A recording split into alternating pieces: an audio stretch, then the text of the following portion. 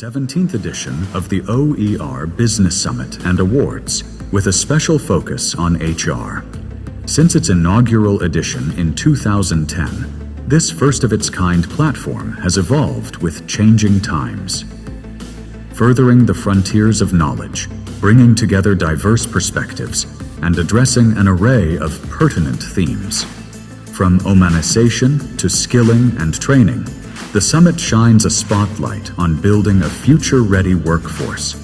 It's where ideas converge, actionable insights are shared, and meaningful dialogue reaches policymakers. This year, we focus on what matters most. On the business front, resilience in a turbulent global economic environment. And in HR, the productivity question.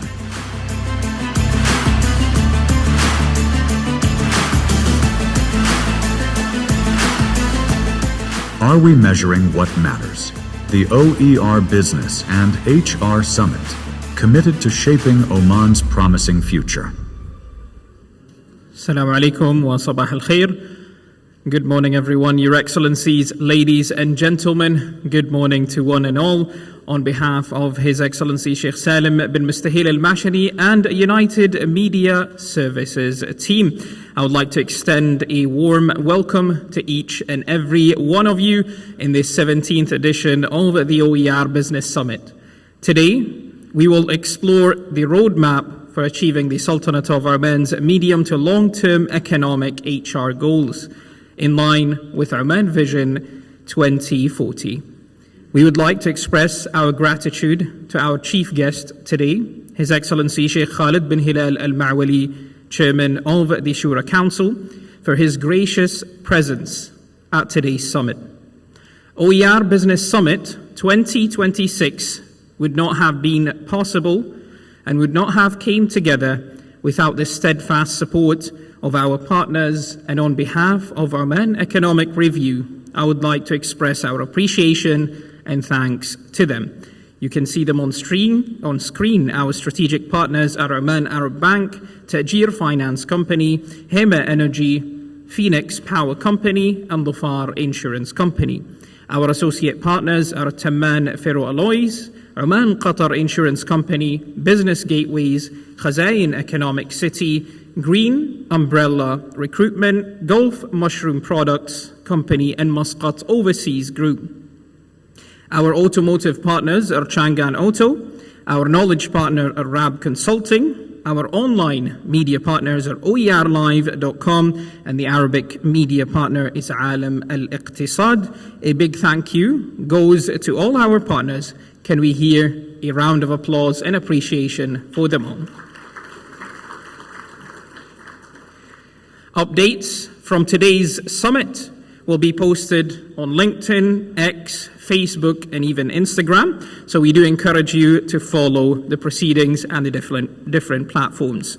It is my pleasure now to invite Mr. Saeed bin Masood al-Mashani, Deputy CEO of United Media Services, on stage to deliver the opening speech.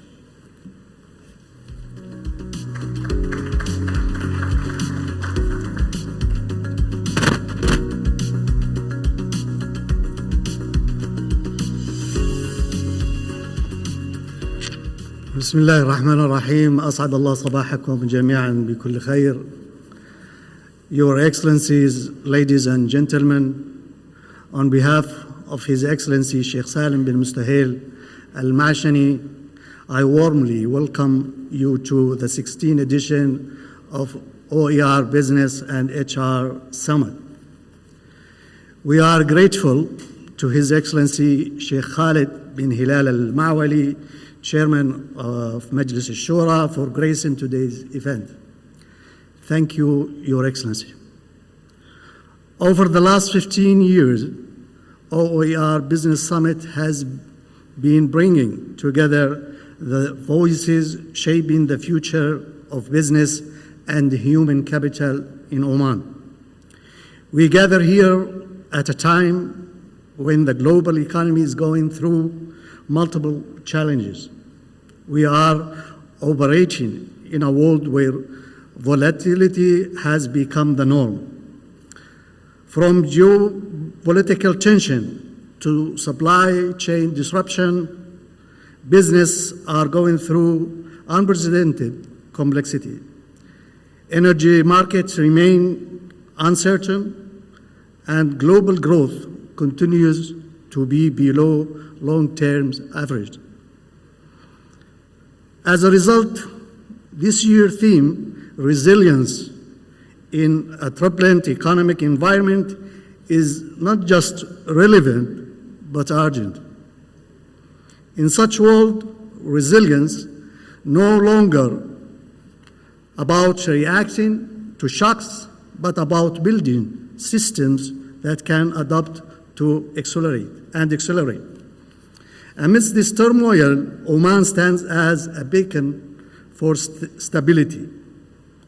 Under the wise leadership of His Majesty Sultan Haytham bin Tariq, the Sultanate commitment to neutrality and balanced diplomacy has reinforced its global credibility and trust.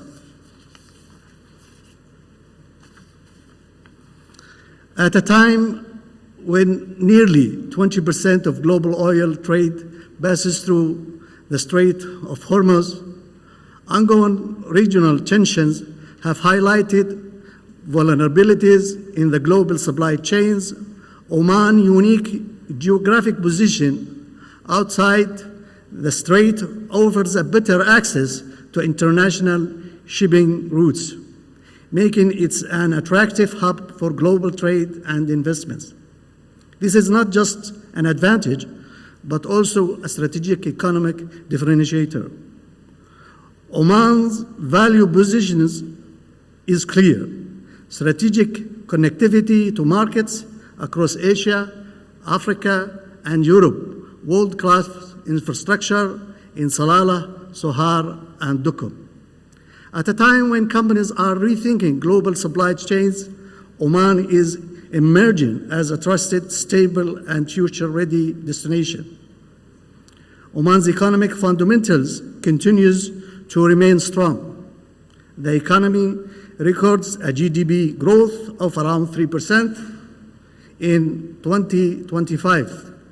Even more encouraging is the performance of non-oil sector, which grew by over 3.5%, driven by logistics, tourism, manufacturing, and constructions. The 2026 budget and the 11th five-year plan mark an important phase in Oman's transformation journey. The plan targets an average GDP growth of 4% per year from 2026 to 2030. It also aims to create approximately 700,000 job opportunities by 2030, including 300,000 for Omani nationals. This is a very important, as economic growth must be matched by human capital. HR today is a strategic enabler for growth. Globally, organizations that align talent with strategy outperform competitors, and Oman is no exception. With strong economic fundamentals, the opportunities is clear to translate talent into measurable business outcomes. What makes this moment truly significant for Oman is the coming together of factors such as stable political environment, strong economic reforms, strategic location, a clear long-term vision under Oman Vision 2040. Together, this creates a powerful platform for resilience and growth. As we gather here today, we are not just discussing the resilience, but we are shaping it. We have the opportunities to redefine how business operates, remains how talent is developed, and reinforce Oman's position in the global stage. Let us use this platform to move from ideas to action. Finally, I extend my sincere gratitude to your to your speakers, partners, and participants. Your presence reflects a shared commitment to excellence and progress. Thank you. Wishing you a fruitful, enriching summit. Thank you all.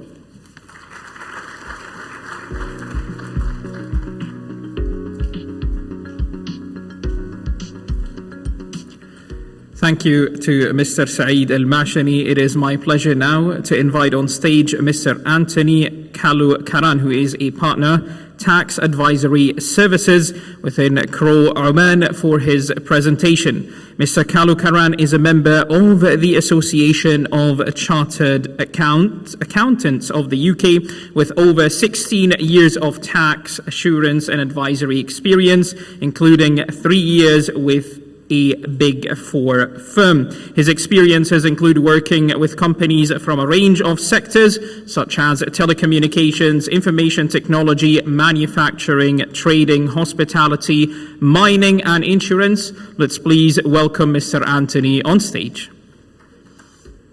Assalamu alaikum. Good morning, everyone. Today I'll be presenting on the resilience in a turbulent global economy, and specifically how Oman's budget 2026 reflects its strong fiscal discipline, economic transformation, and growing investment opportunities. Over the next 15 minutes, I'll walk you through the global context, Oman's fiscal progress, key strategic priorities, and what this means for investors and businesses going forward.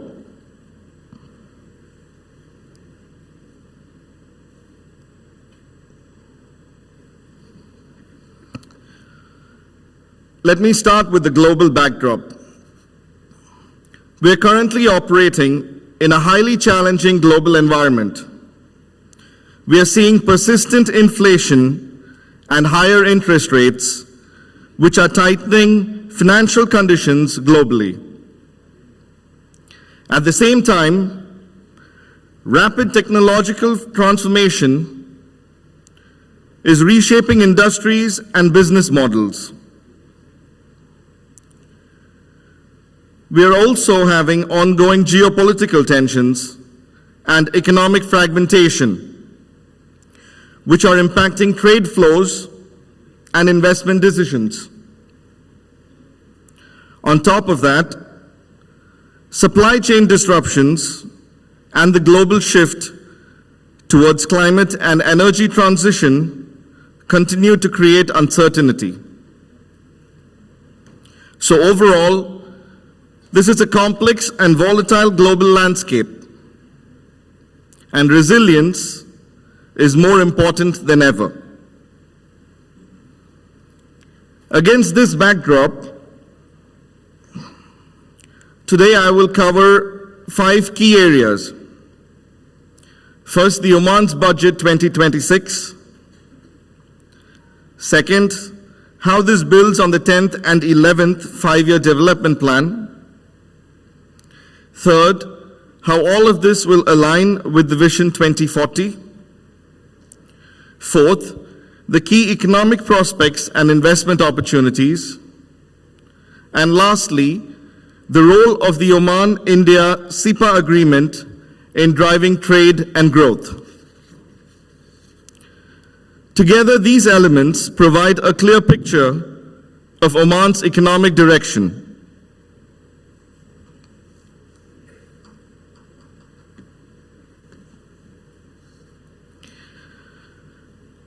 Oman has undergone a significant fiscal transformation in recent years.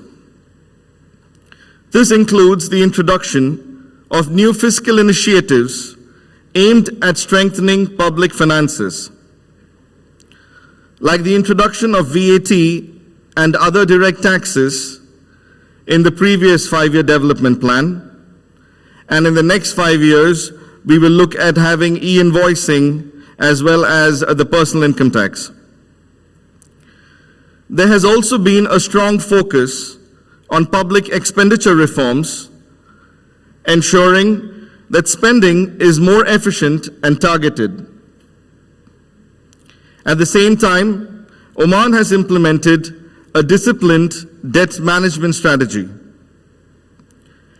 And as a result of all of these measures, investor confidence has improved significantly, positioning Oman as a more stable and attractive investment destination.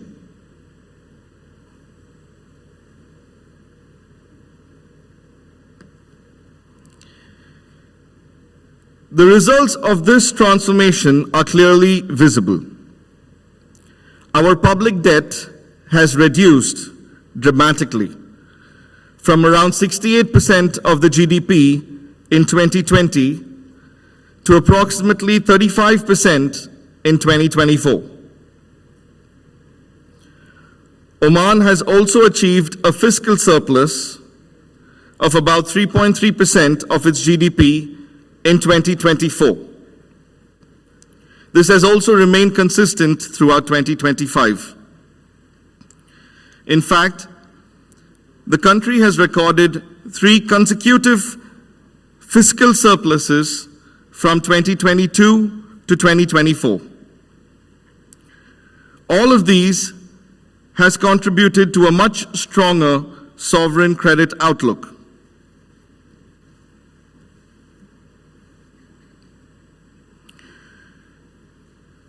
Oman is now first in the Middle East in stability and governance indicators. This improvement is reflected in our international credit ratings. S&P has affirmed Oman's BBB- rating with a stable outlook. Moody's has upgraded Oman to Baa3 from a Ba1. And Fitch Ratings has upgraded Oman to a BBB- from a BB+. These upgrades significantly increase investor confidence in Oman's fiscal stability and economic management.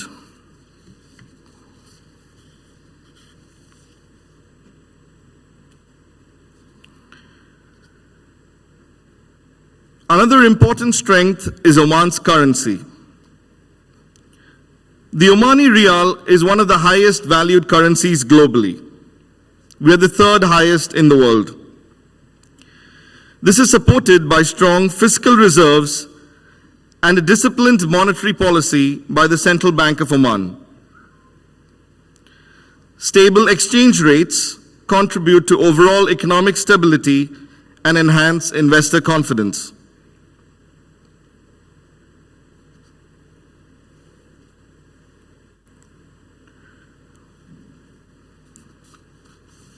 Oman also stands out in terms of infrastructure. It is ranked among the top 10 countries globally for infrastructure quality. There has been continuous investment in transportation and logistics, including ports, free zones, airports, and the road network, as well as tourism and urban development.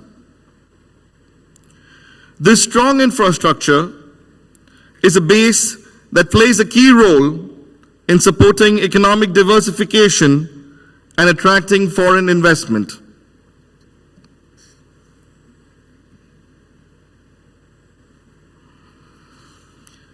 Beyond economic indicators, Oman has also made strong progress socially.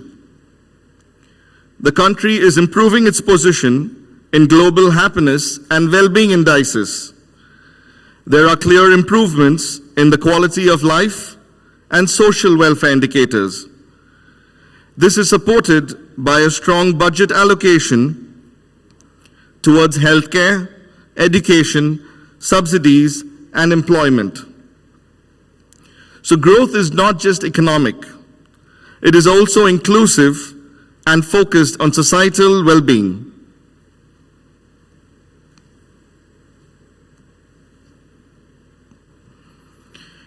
Now, when you look specifically at the budget 2026, there are 4 key strategic priorities.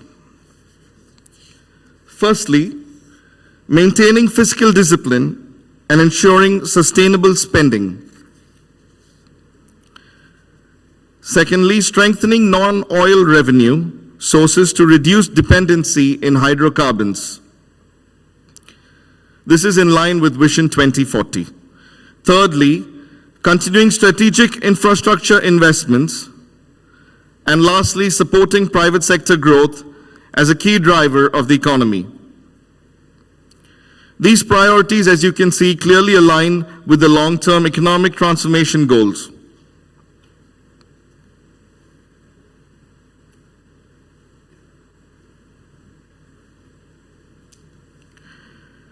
Our 11th five-year plan, the 11th five-year development plan covering 2026 to 2030, builds on this momentum.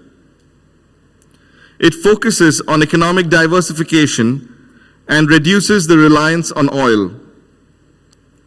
There is a strong emphasis on innovation and digital economy. This plan is also closely aligned with Vision 2040. It promotes private sector leadership, job creation, and human capital development. All of this is critical for sustainable growth.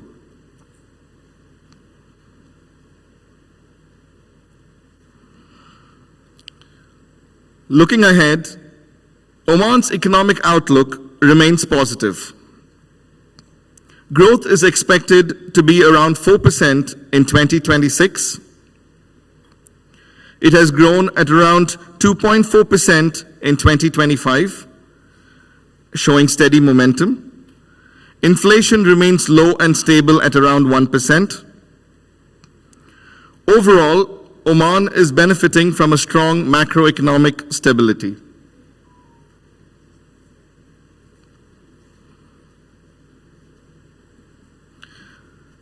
Oman is now entering a decisive phase in its economic transformation. It has strong fiscal foundations and disciplined policy frameworks. There are growing opportunities for investors and the private sector. Vision 2040 continues to drive diversification and innovation. And importantly, the focus is on building long-term resilience and sustainable growth.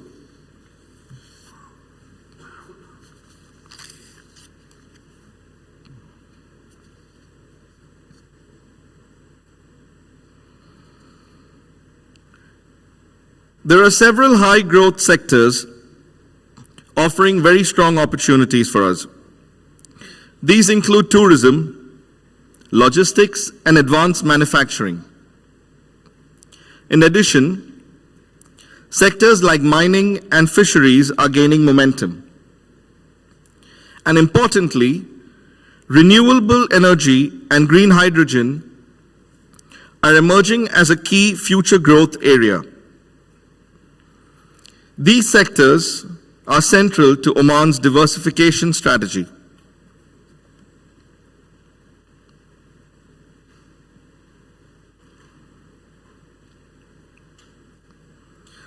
Oman's strategic advantage. Oman benefits from a very strong strategic location. It serves as the gateway connecting Asia, Africa, and Europe. The country has a growing industrial and free zone ecosystem. We have major logistics hubs in Dukum, Sohar, and Salalah, which further strengthen our position. And all of this drives increasing foreign investment into the country.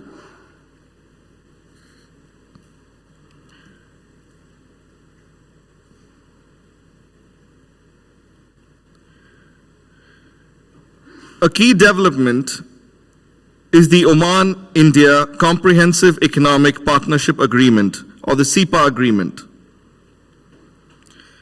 This agreement enables near duty-free trade with over 98% of Omani tariffs eliminated on Indian exports. India is also offering significant tariff reductions on imports from Oman. This will reduce costs and improve export competitiveness. It also provides major gains for key sectors such as engineering, pharmaceuticals, textiles, and energy. Trade between the two countries is already over 10 billion US dollars and is expected to grow further. This agreement also supports services including IT, healthcare, and finance, and it also enables mobility of skilled professionals between the two countries.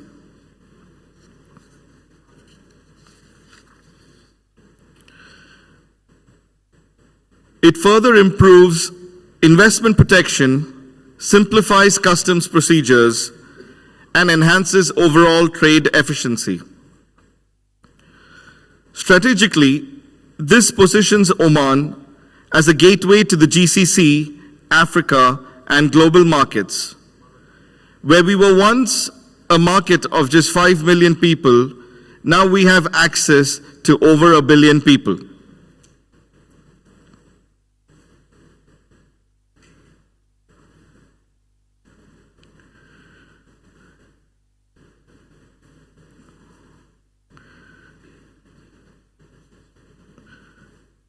I would like to conclude.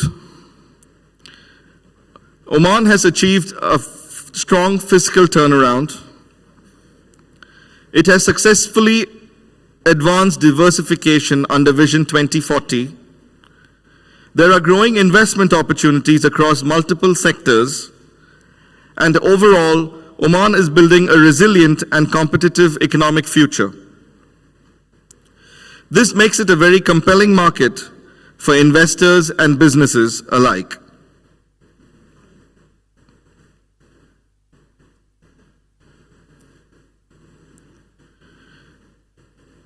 That's all for me. Thank you.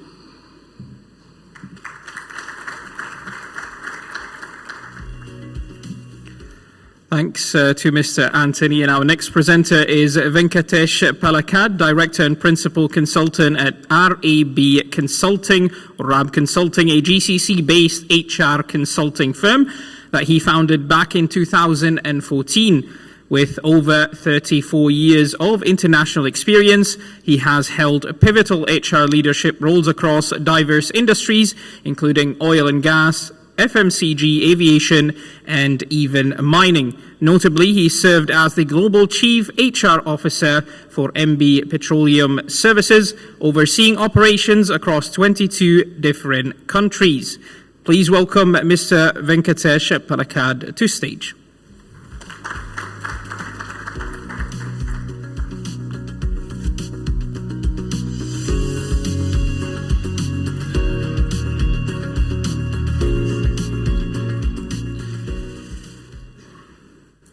Distinguished guests and dear industry colleagues, good morning. Let me start with a simple but uncomfortable truth. Across the GCC, whether it's Oman, UAE, or Saudi, we are getting better at attracting talent than ever before.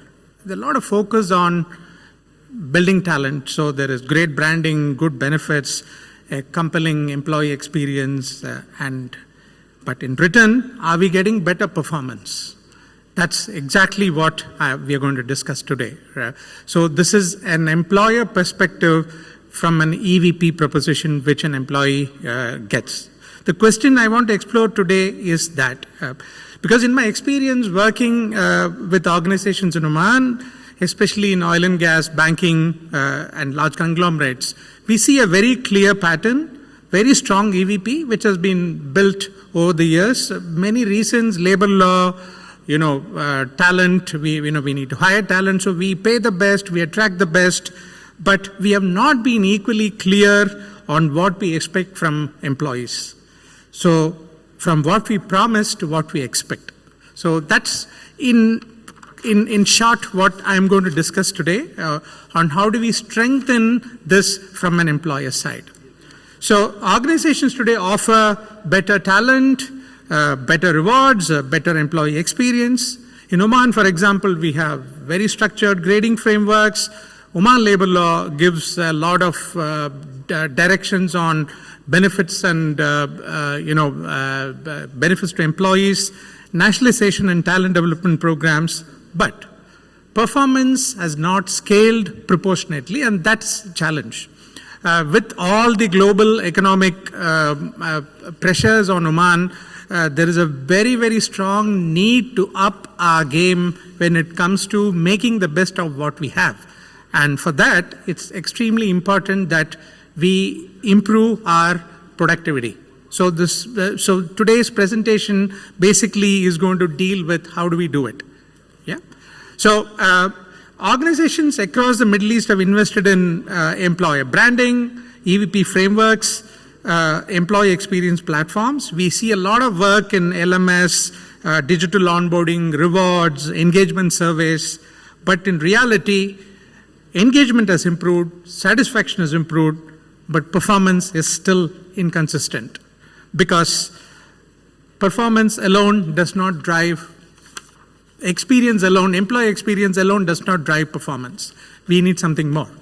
Yeah. So again, in HR terminology, there is this concept called as employee value proposition, which is very strongly advocated by a lot of companies. It is a promise which organizations make to employees, what they get, how they grow, how they experience work. So in short, it answers why should an employee join an organization and why should and do a good job here. So the blind spot is what we rarely define clearly is once they join, what success looks after hiring, what outcomes matter, what ownership looks like, what good performance really means. In many organizations I have worked in Oman, job descriptions are clear, benefits are clear, but performance expectations not really defined. So employees enter clearly but operate in ambiguity. So the real problem is not talent, is not capability, is not engagement. The real issue is clearly defining consistently enforced expectations. So, ladies and gentlemen, I wanted to introduce this concept called as employer performance expectation. Like how you have EVP, every employer need to have something called as an employer performance expectation, right? Which is basically clarity on outcomes, standards, and behaviors. So it answers what success looks like when an employee joins an organization. It is not theory, but it is a sheer roadmap for good execution. Yeah. So when there is an alignment gap, we see a performance variability because organization is in a different tangent, the employees are in a different tangent, there is no alignment.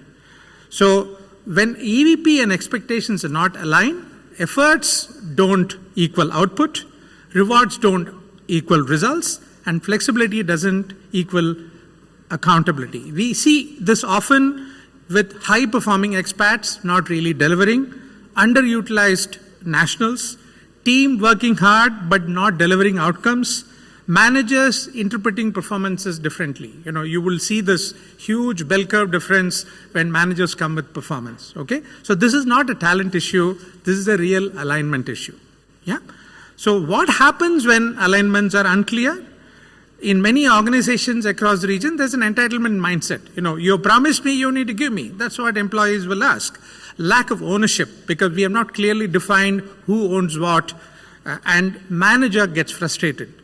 And inconsistent delivery. These are very, very clear, very common problems we see when we look at productivity and we look at performance. And the most dangerous outcome, performance becomes negotiable and accountability becomes optional. So we came up with this very clear model of EVP on one side and EPE on one side. The core idea is while EVP creates engagement, EPE creates direction, and the alignment between them brings in very strong performance. We are going to see some very good examples. In the Middle East, over the last many years, we have invested heavily in engagement, but not really the same amount of investment in improving productivity. So let's look at these 5 pillars. Number 1 is when you are defining productivity, there need to be clarity. I'll give you examples immediately after this, which defines your outcomes. Again, this is a very, very important element in the productivity journey, which is to look at whether the guy who you are put in position is really able to deliver, whether the match meets the role demand, job fit of an employee. Measurement, okay? A very clear measurement metrics on what are we tracking. And the 4th one, which is my most dearest one, which is always a challenge, where we enable managers on execution, right? We always assume that a good manager also would know how to write a good KPI, how to do a good performance conversation, which is not mostly the case. We need to train managers in working with good productivity techniques. This is a very, very weak area in a lot of organizations in our observation. So in many organizations, we have 1 and 3, but 4 and 5 are very weak, which is the managers and the accountability on how do you document it, how do you tell somebody that, hey, you are on an on-target performance or on a high performance. We need to have metrics and execution standards. So what we really need today is to move from job descriptions, which is task duties, to performance contracts. Okay, we need to move beyond responsibilities with very clear deliverables, measurable outcomes, and defined success metrics, because clarity drives ownership. So let's take a very practical example. So without clarity, efforts are misaligned, output is inconsistent, and with clarity, defined deliverables, measured outputs, and better trust. I'll show you, so this is an example of a very, very structured KPI matrix which could be defined. If you see here, there is a perspective, there is a KRA, there is a weightage assigned to the KRA, and the measure which is looked at, and there's a very clear target and what to measure and how to measure, the metrics which will be used to measure, and what is considered as outstanding performance, on-target performance, needs improvement, below expectations. All these are very clearly laid out, and this performance contract is signed with an employee, and managers are trained in terms of how do they run this. So this is a sample of a performance contract for a sales and marketing position. We have covered major areas. I will also show you one more sample of an operations position. Here again, very clear KRAs, weightages, measures, targets, which clearly covers production areas. You could look at efficient production management, cost reduction, capex management, and very clear measures and targets. So what happens is the minute you give a contract of this sort to an employee, then there is no ambiguity in terms of whether they delivered or did not deliver, which makes the EPE concept, which I said, much more stronger and good. Yeah. So the takeaway we need to go today is we need to clearly define performance contracts, not just job descriptions, very clear KPIs, enable managers to have proper KPI conversations, have proper performance conversations, record performance conversation. This is again a very weak area, and a lot of work needs to be done if we need to really ensure good productivity and reinforce. Also have a proper performance management system. Even the labor law, the latest amendment has very clearly specified that organizations should have a proper performance management system. And the EP is the backbone of the performance management system, because that clearly mentions on what to expect. So the good news is today, after the session, we have an interactive workshop where Hueda is going to speak on how do we set performance targets, how do we re-engineer performance systems. It's a hands-on workshop. She's going to use a Lego serious play. So please stay back and attend the workshop. So you would get very clear hands-on techniques on working on what we are speaking, which is the employer performance expectation. I thought I'll mention it. So a quick diagnostics to just, you can do a self-introspection on where are you. Do your employers clearly know what success looks like? Have you been able to articulate it in your organization? Are performance expectations consistent across managers? Somebody doesn't consider something exceptional, and so you will have to moderate it. Yeah. Are rewards directly linked to measurable outcomes? While we have salaries, incentives, etc., are we able to link it directly to outcomes? And do managers define or assume expectations? Okay. If the answer is no to even one, then you are sure that you have an alignment gap. So I would want to close with this. Organizations don't fail because they lack talent. In Oman and in the GCC, I've seen we have enough talent. We fail because our expectations are unclear and accountability is inconsistent. So the formula is simple. Define the promise, which is the EVP. Define the expectation, which is the EEP, and relentlessly align both. Because performance is not accidental. Thank you. I put in a self-assessment questionnaire. You could just scan it. So you could do an assessment of where your organization stands when it comes to defining performance expectations. It's a self-assessment of where you stand. You could scan it. And happy to get connected with you. This is my LinkedIn link. Thank you very much. Thank you, Mr. Venkatesh, for your informative presentation. And indeed, we do want you to stick around to the end for the interactive session at the end. UMS is organizing the Oman Insurance Summit 2026 on 28th of April under the theme Resilience, Innovation and Inclusion, Shaping the Future of Oman's Insurance Industry. This high-level platform will convene influential stakeholders such as regulators, insurance leaders, brokers, reinsurers, technology providers, investors, and even policy makers to explore transformative trends, examine regulatory developments, and also highlight different digital innovations and showcase success stories for a future-ready ecosystem. And we look forward to seeing you there. It is now time to commence for the first panel discussion, and that comes with the topic, Resilience in a Turbulent Global Economic Environment. And for that, I would like to bring on stage Mr. Mayank Singh, who is the Executive Vice President and Group Editor within UMS Group, to come on stage and invite all his panelists. But let us give a few moments for the setup of the panel discussion to go on. And then after that, we'll bring on Mr. Mayank to take over and get us engaged with this session titled Resilience in a Turbulent Global Economic Environment. Good morning, everyone, Your Excellencies, ladies and gentlemen. In the interest of times, I will introduce the panelists, and by the time the setup is ready, and I'd request all of you to join at the same time. Sorry about this.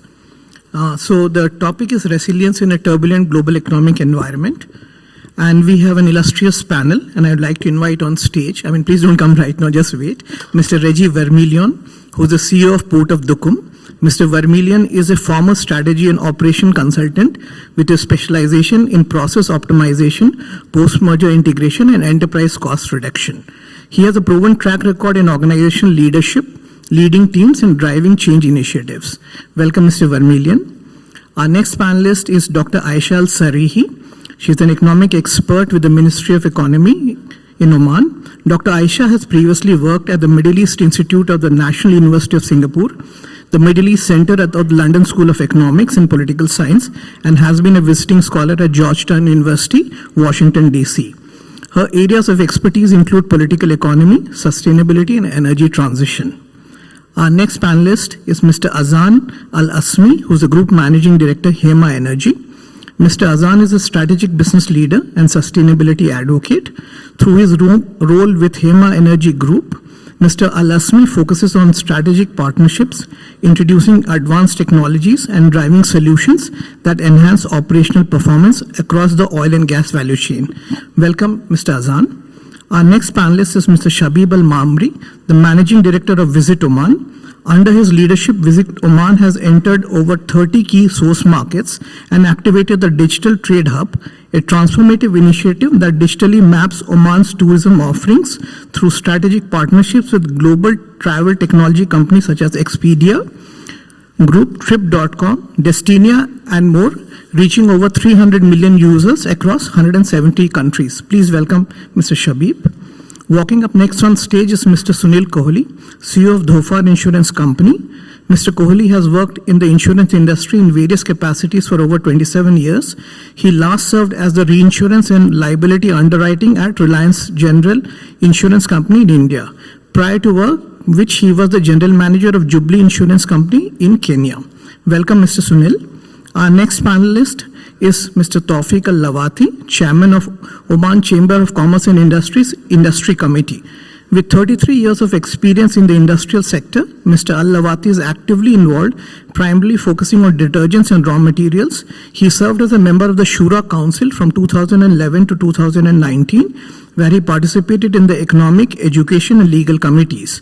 Additionally, he was an elected board member of the Oman Chamber of Commerce and Industry from 2007 to 2011. Please welcome Mr. Tawfiq. Finally, it's my pleasure to invite on stage Mr. Muhammad Al-Salmi, Business Development Manager, Khazan Economic City. Mr. Muhammad has over 5 years of expertise in special economic zones with a bachelor's degree in international business and service managers. He has been instrumental in the development of Khazan from its inception, contributing to landmark projects such as the Khazan Dry Port and the Khazan Central Fruits and Vegetable Market. Please, can we have a huge round of applause for all of them, and can I request all the panelists to please join us on stage, please?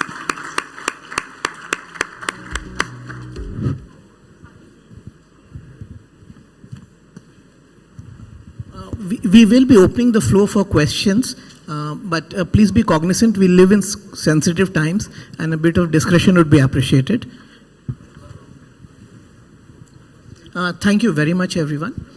If you can start with Dr. Aisha, because let's start with the macro perspective.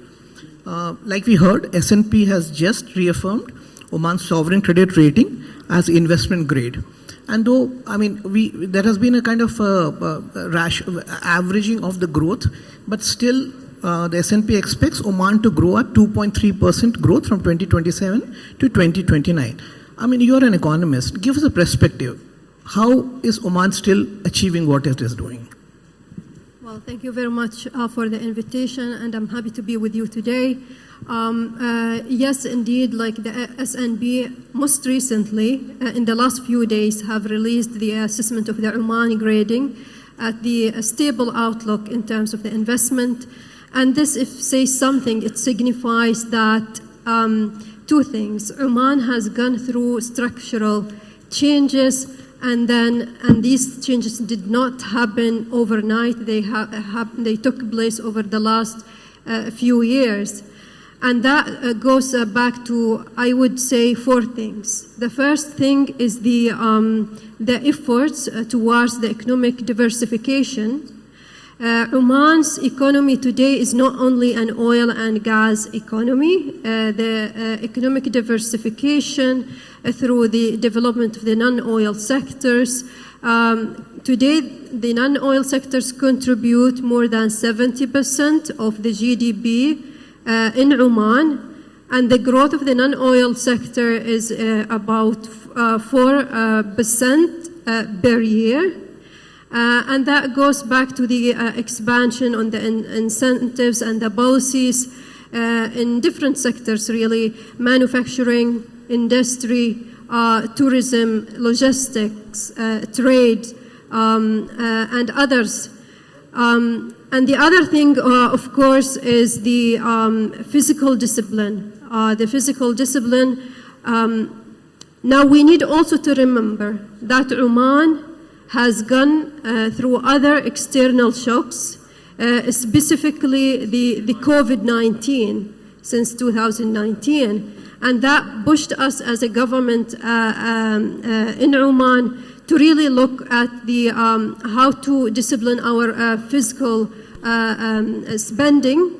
So since that time, the Omani government has improved the physical reforms, focusing really on developing other streams of revenue rather than the only dependence on the hydrocarbon revenues. For example, the revenues that comes now today from the value-added tax And there are plans also to have the income tax starting from 2028. Also, the third thing, of course, the geopolitical location, the geographical location of Oman that makes its access to the Arabian Sea, to the Indian Ocean, connecting Oman with the East and the West. And this is the geopolitical events that happens today, that they signifies the importance of the Oman geographical location that bypass the choke points, for example, the Strait of Hormuz or the Bab el-Mandeb.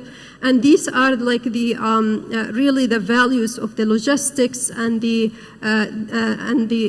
boards that we need to tap on to really leverage in that geographic. And fourth, I would say Oman is known for its diplomatic neutrality. And that helps a lot really in terms of giving the investors the confidence to come and invest in Oman. And indeed, most recently, the foreign direct investment in Oman has increased over the last few years. That's brilliant. I mean, you really summed it up. So 4 points: diversification, physical discipline, location, and political neutrality. I mean, you summed it up beautifully. One of the big contributors has been tourism, and I'd like to bring in Mr. Shabib there. In 2025, 3.9 million tourists came to Oman, which was an all-time high. You surpassed the 2019 record of 3.5. Visit Oman plays a very important role in that. What is the role that you're playing, and how have you enabled this achievement? Good morning, everyone. Assalamu alaikum. Thank you for the opportunity to be among these great panelists. We're part of Umran Group, which is part of Oman Investment Authority.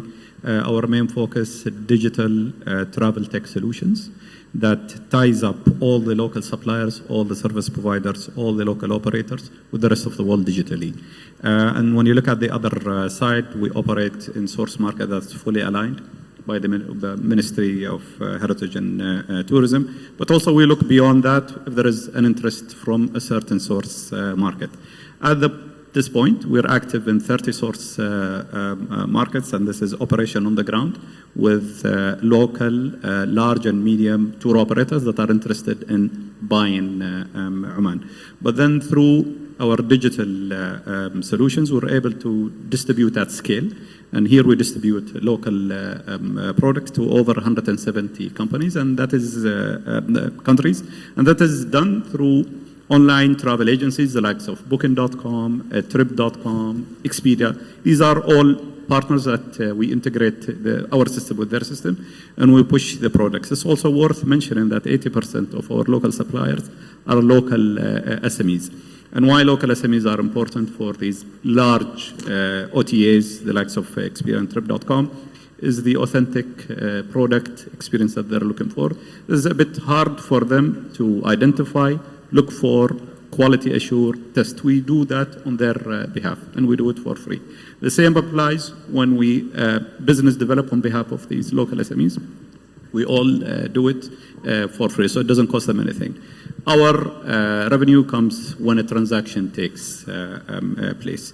There is a lot of B2B business development happening in alignment with the Umran business plan and in alignment with the OIA and also with the Ministry of Heritage and Tourism. We look at also sub-segments in tourism. One of the growing segments, as we've seen the past few years, is the MICE segment. Very interesting. We look at the gaps, and then we identify an opportunity. We look for a local supplier. We're not an operator, but we open up the market. The highest number of tourists we were able to attract in 1 year was over 155,000 tourists. And all of these happened because of the partnerships that we've created abroad and then through a great local SMEs that provide these services. How long have you been working on this? I mean, how long has this taken? The initiative started back pre-COVID with Oman Aviation Group and then paused and then relaunched under Umran Group in 2021. Sure. Let's go back to the diversification play, and I'd like to bring in Mr. Tawfiq. Sir, you represent manufacturing. How can manufacturing sector attract foreign direct investment into high growth industries? Assalamu alaikum wa rahmatullahi wa barakatuh.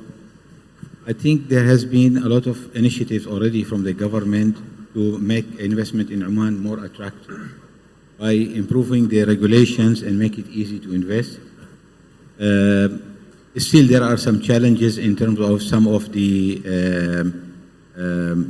procedures, legal procedures, and they have been highlighted with some of the consultants. How can we become, because we are not the only player in the region. There are other also neighboring countries, and on the regionally or globally, there are other economies who are also attracting investors. So we need to be adding value to the investors and providing them the best environment for the investment. Our size of economy locally is less in manufacturing. So we will be dependent on imports of raw materials mainly, and today this is one of the challenges for us with the current geopolitical situation, and also for exports. Today, I have been already involved in some of the discussions where many manufacturers, especially in the steel business or other metal, and even small and medium-sized industries where we have businesses but we are not able to fulfill due to the lack of availability of the shipping, the solutions today, not availability of shipping lines, or even the rates are very high if they are available. So I'm coming back to your question. We need to know what are our weaknesses, what are our strengths, and how can we capitalize on our strengths. We have good ratings, we have a good, political stability, proximity to the area here. We have infrastructure developed. So we need to capitalize on this one and make it investment in Oman more attractive and easy, and especially with all these free trade agreements and partnership with the other countries. No, great. Reggie, two things. This logistics is a big part of diversification. Secondly, like Mr. Tawfiq said, that there is a problem with having shipping lines. Tell us your perspective. What is Port of Duqm doing? How are you facilitating trade and economic diversification? I think in general, not only Port of Duqm, but I think Oman has been positioning itself, and you mentioned it just before, of the logistic advantage that it can give.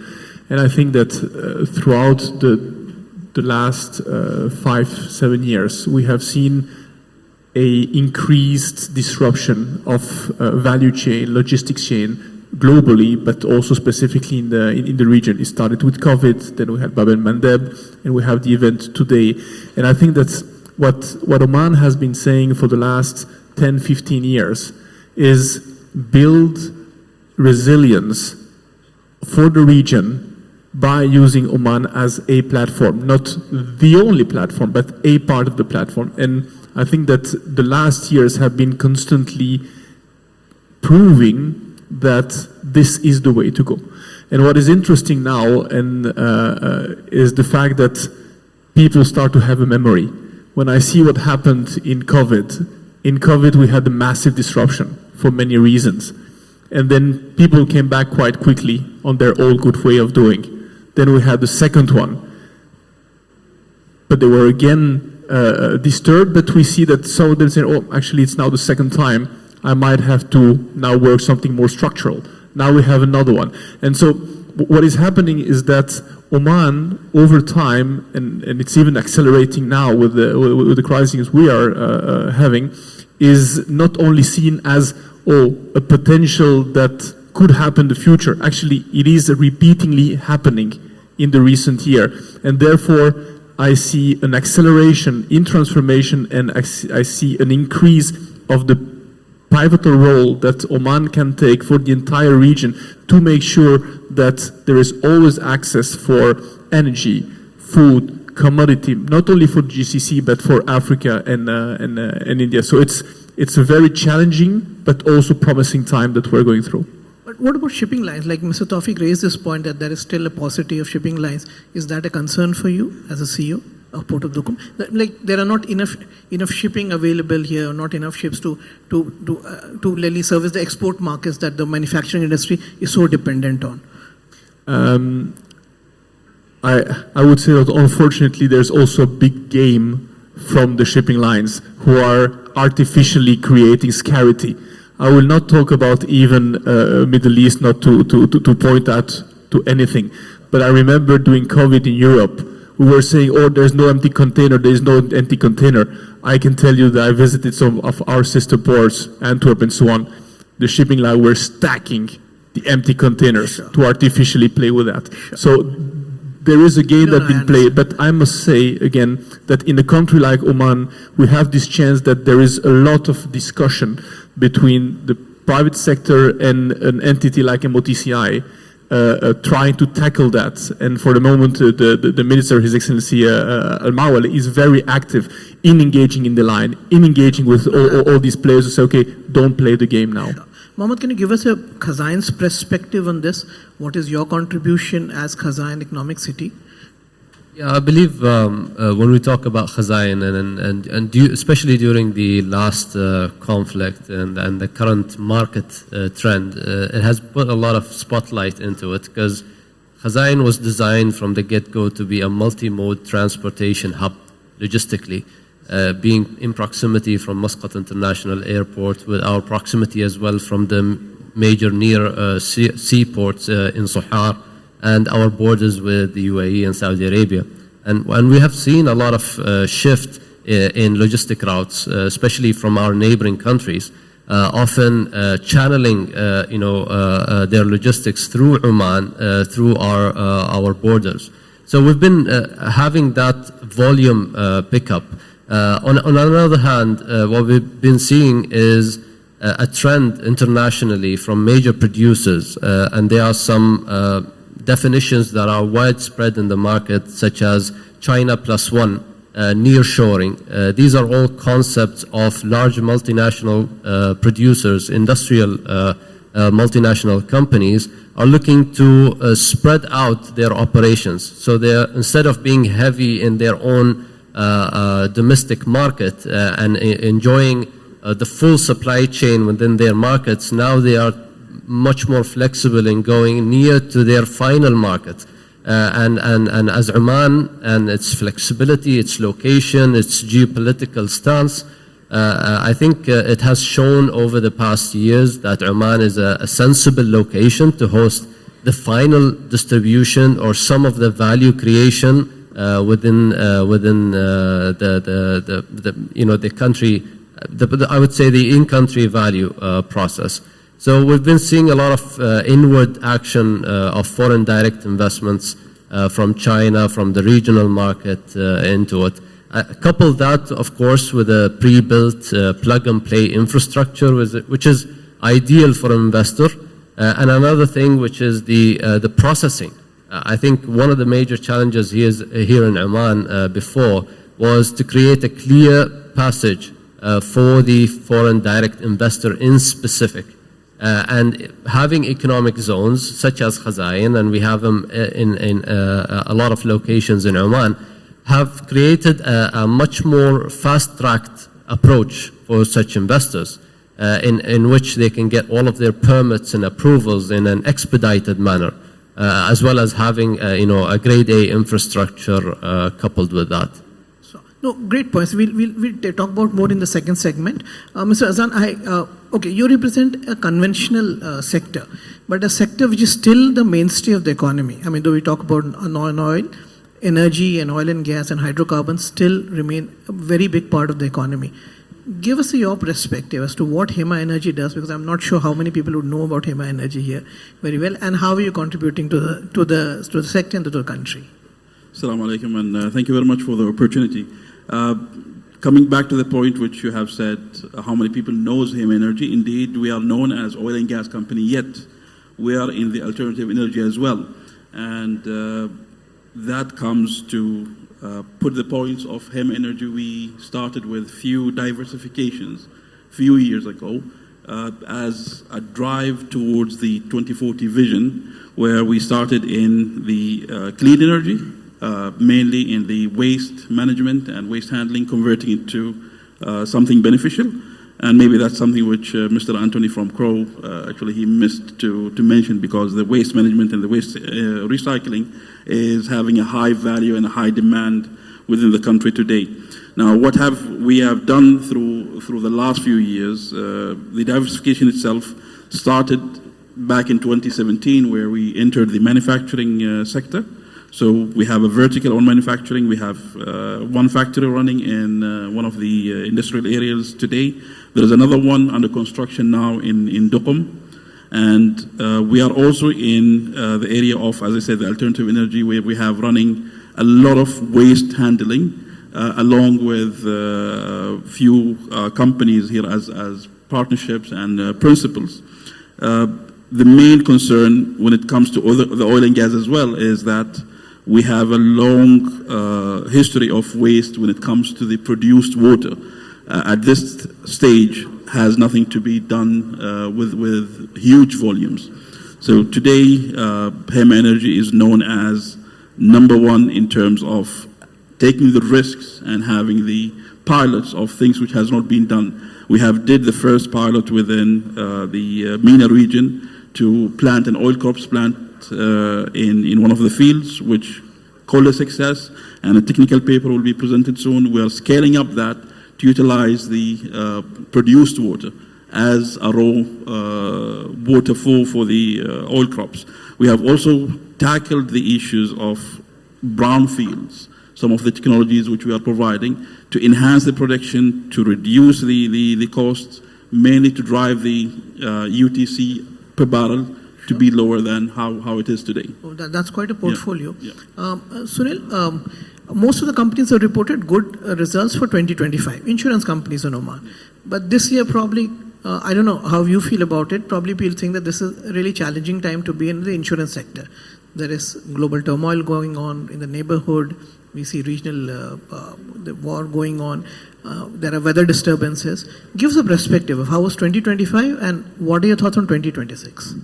As you mentioned. Sure. No, please, Mr. Azan, go ahead. Yeah, you can finish, Mr. Azan. Mr. Yeah, as you mentioned, 2025 was a good year. Sure. But 2026 started with a few issues which I believe everyone is affected. Nevertheless, this is the right time for everyone to move, especially when you are in the logistics part and when you are in the manufacturing area. Those are the areas which you need to increase your market share if you're not there yet. No, that's good and heartening to hear, because that's the whole purpose.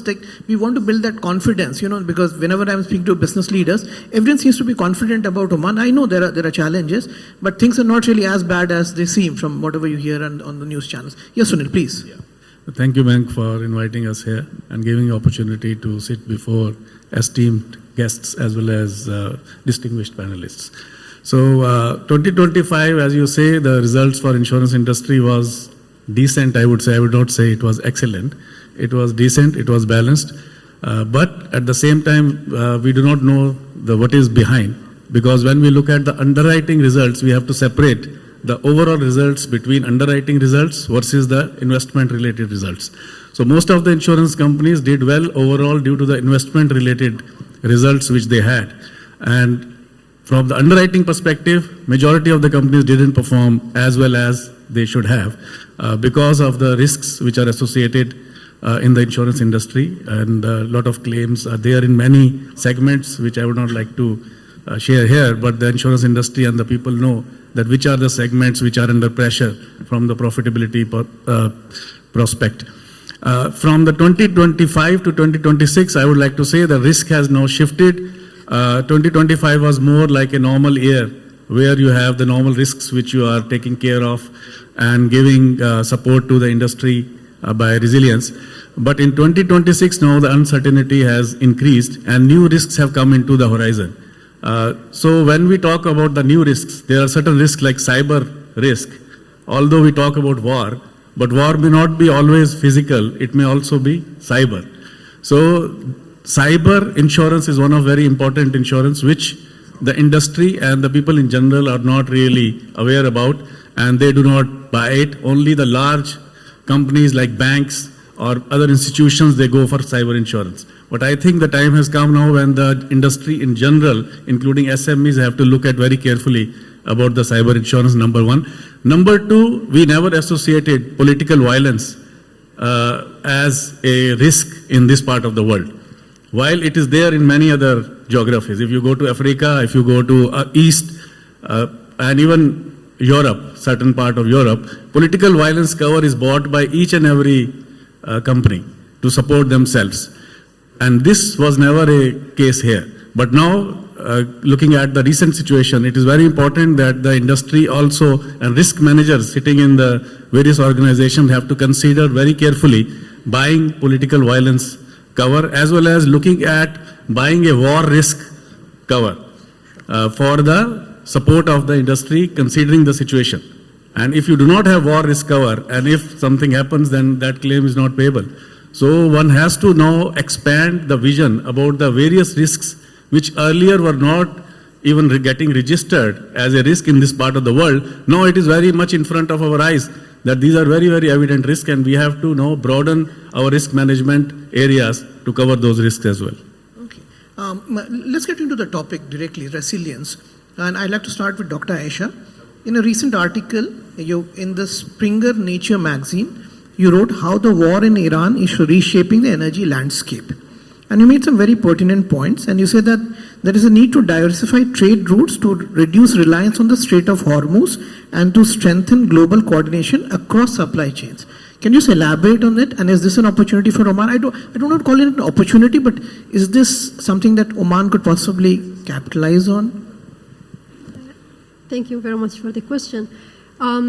Yeah, exactly. Like for Oman, this like strategic location has been there forever for Oman to tap in, and the current situation really signifies the importance of this strategic geographic location of Oman. Now Oman has 3 ports, the port of Suhar, port of Duqm, and also port of Salalah, all of them outside the Strait of Hormuz. What Oman can do today is really to work with the regional partners from the UAE, Saudi Arabia, to build the logistics and the connections with Oman through the pipelines. Now there is a pipeline, for example, for Saudi Arabia, the east-west pipeline to transfer the oil from the east to the west to the Red Sea. But then there is a risk there. There is the possibility of the Houthi attacks and then the blockade of the Bab el-Mandab. But for Oman, Oman does not have that kind of risk because it is also away from, and it has a good relations with the Houthis in Yemen. So connecting with the regional partners through the pipelines, and also the possibility also to expand the role of the storage, as our colleague has mentioned from Khaza'in. And also if we look in terms of the supply chain, if we look at what is affected today is the oil production. There's a reduction in the oil and gas production. There is an issue with the transportation, and there's an issue of the storage. So all of these challenges actually create an opportunity for Oman. And the other thing also we see the effect also on the food supply chains, right? And here in the Gulf and in Oman, we depend significantly on the imports of the food. So Oman, because it is bypassing the choke points, it can leverage also on the storage of the food, and this should be really and storage and import and re-export to the global market. And this actually goes or aligns with the other products like the fertilizers and the other products that are affected by the current situation on the supply chain. Again, we have access to the Indian Ocean, to the Arab Sea, and we need to leverage on that. Sure. No, Reggie, you're a practitioner. Whatever Dr. Aisha is saying, the port of Duqm was considered to be a port which is going to service the energy supply lines internationally. Does this, what is happening around us, does it strengthen Oman's story and port of Duqm? I mean, yeah. Yes, undoubtedly, it's very clear.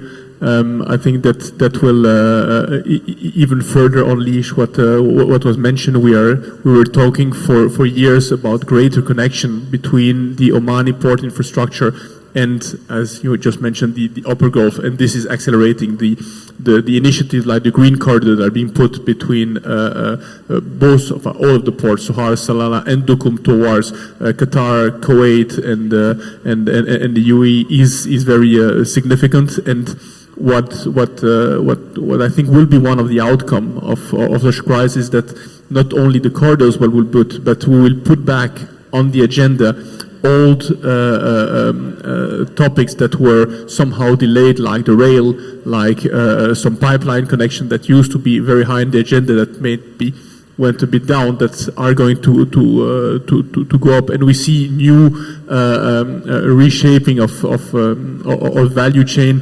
To give you an example, some of the movement, for example, of white meat. Used to be very much centralized in the UAE. Now it's going completely towards Oman, been feeding the rest of the GCC. So some of these movements, I think, although are made in urgency now, show to the players that actually Oman is a viable alternative and might actually be really considered for the long run to avoid these kinds of instability. Great. Mohammed, you talked about nearshoring. Dr. Aisha talked about saying that how you can have warehouses for food and then transport to kind of domestic markets which are nearby. Oman is also doing a green channel where it is kind of connecting the region because what's happening. Are you strategically looking at what you're doing as Khazain and you see that this is an opportunity that we could leverage and increase resilience for Oman or for the economy? Yeah, absolutely. I think when we initially planned out Khazain in the first place, there were some key sectors that we were focused on a long time before such a geopolitical scene has established in Oman. But there are some major characteristics that differentiate Oman for major international operators. Oman is not a saturated market. It's easy to enter. It's relatively less expensive to operate in. And it offers you great accessibility. And it opens up market. And over the years, Oman has been well known for its neutrality over the past decades. So Oman is open to trade to everybody, essentially. And the accessibility or the investments, the major investments that the government has done in upgrading the ports infrastructure, the logistic infrastructure, and the highway system. Of course, it's quite unfortunate that we don't have a rail backbone that has been, maybe very important at this stage. But I think we have the capability, we have the capacity, and we have been building resilience or the capacity to offer resilience for the past 20 years. Right now, for Khazain, what we've been focused on in the past 5 years is really specific sectors, and it contributes as well to our ICV contribution. One is food and food security. Of course, a lot of the participants will also know that today Oman's major platform for fresh produce is being has been developed in Khazain and is operating from Khazain, and we have a cold chain capacity to accommodate our national domestic use of fresh produce.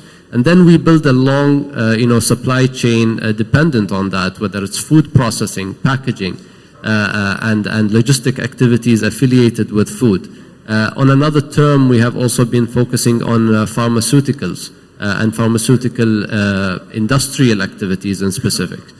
So those are things that we have been trying to attract foreign direct investments due to these nature of these sector and the know-how required, and them to operate in Khazain or in Oman generally, servicing the regional market from a relatively better vantage point.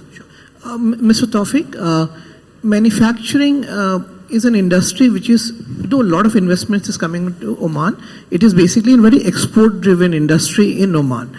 Now, when something like this happens, your export markets kind of get hit badly. And if you have 80% of your produce going out, obviously you're in a spot of bother. How do you increase self-sufficiency of the industry in Oman, given the constraints? Can in-country value Omanization also play a part in that? Well, let me make a comment first about the logistics issue, because I think that will also solve our export problems as well. It's very easy, we can highlight what we have, but that is not going to solve the problem. We do have a problem. And unfortunately, we are still not equipped to capitalize on the current situation. I will be a little bit more critic here. Today, Salalah port is handled by one shipping line. So we have a lot of opportunity for other vessels to come and serve the Gulf. Today, you know, if a cargo is going to Qatar or Kuwait or Bahrain, which is the port is serving them? It is Jeddah port. It is not us. Most of the cargo, even though the land transportation from Jeddah to these destinations is 3,000 riyals per container, but people want immediate solution. I am talking about my own personal experience. We have 5 containers. We were struggling 2 weeks because they were shipped via Dubai to get them delivered, and they are by Maersk, to be delivered in Salalah, and Maersk was refusing. By the time we convinced them, it was only last Wednesday, and then we had a surprise during the weekend, and then again up to yesterday, they suspended the operations. So today, even for our local work, we don't have realistic solutions. We are able to work with Khorfakan more easily because instead of going to Jabal Ali, it's coming via Khorfakan. There are other players who are able to give solutions rather than just making talks that we can deliver. They are delivering. This is the gap which we have. And unfortunately, the answer for that is 2 words, DP. We are not there. So we do have a challenge. Today, not today, a month ago or 40 days ago, we were importing a container from India via Jabal Ali and Abu Dhabi. It was coming for $600 to $800. Direct shipping to Oman, it was double the price. Today, if we bring it directly through our local shipping line, it is 1,800 riyals per 20-foot container. Now, we are ready to pay. The manufacturers are ready to pay because we have commitments. Yet, still, it is not streamlined. So we do have a gap. And imagine I am bringing a chemical which has a FOB value of $300. I'm going to pay an ocean freight of another $300. It's going to increase all my costs by 100%. Sure. So I just want to mention, it's not only each one should capitalize on his availability of containers or try to increase the rate or no.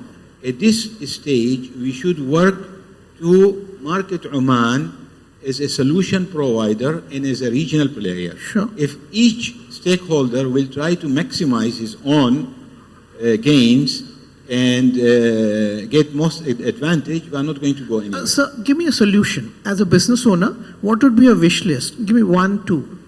Because we have too many players. You cannot convince the shipping line. Each port has a different manager. And today, you want to attract these major shipping lines to Oman be the hub. And to be honest with you, what is our total handling capacity of the containers? If you add all the 3 ports, we are hardly 20% of the neighboring country. Sure. So we have our challenges, and we need to know what are our weaknesses and how we convert it into strength with the current situation and expand it. Sure. Please, Dr. Asha. Can I have a suggestion? I Yes, think please. what we need today is an emergency task force that brings the different stakeholders or players so we can find quick solutions and implement them very quickly to tap on the current opportunities.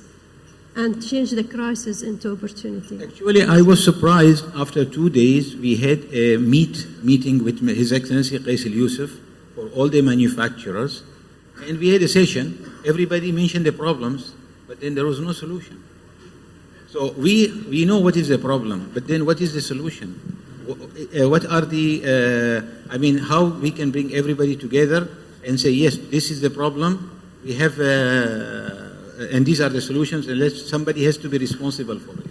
No, I understand, and that's a good suggestion about emergency task force. So going ahead, you could call it something else. And I want to bring in Mr. Shabib. Tourism is another sector which would get affected irrespective of whatever we may think about or talk about. Airspace closures is a reality. Flights cancellations are a reality. Going ahead, how do you ensure that Oman's tourism still goes ahead? Is it domestic tourism is the way ahead? What do you do? So if we look at the season, as we call it, and it starts from September onwards all the way to 2027, we have cancellations up to Q1 next year. And these are large groups that bring thousands of people for MICE-related activities, business travel, and which is very important for us in Oman because these customers come back then with their families as leisure tourists. One event that has taken place in November, 2,500 people completely cancelled. We tried to mitigate, tell them don't cancel it, postpone, they refuse because of the situation. The good thing, there is a good thing to highlight that we had a really rough training during COVID on resilience and what are the other solutions that we need to look at. At the end of the day, we can't just shut down and assume things will progress. We need to adapt and move forward.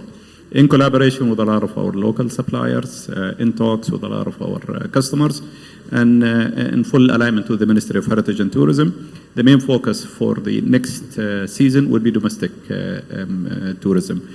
We've seen how people enjoyed their staycation during COVID. And we came up as a sector organically with new products. Farms all of a sudden became trendy. People are investing in their farms and turning them into green stays. That's one of the segments that we're digitizing and we're providing through our booking engine. Short stays became something very relevant to a lot of people, especially families.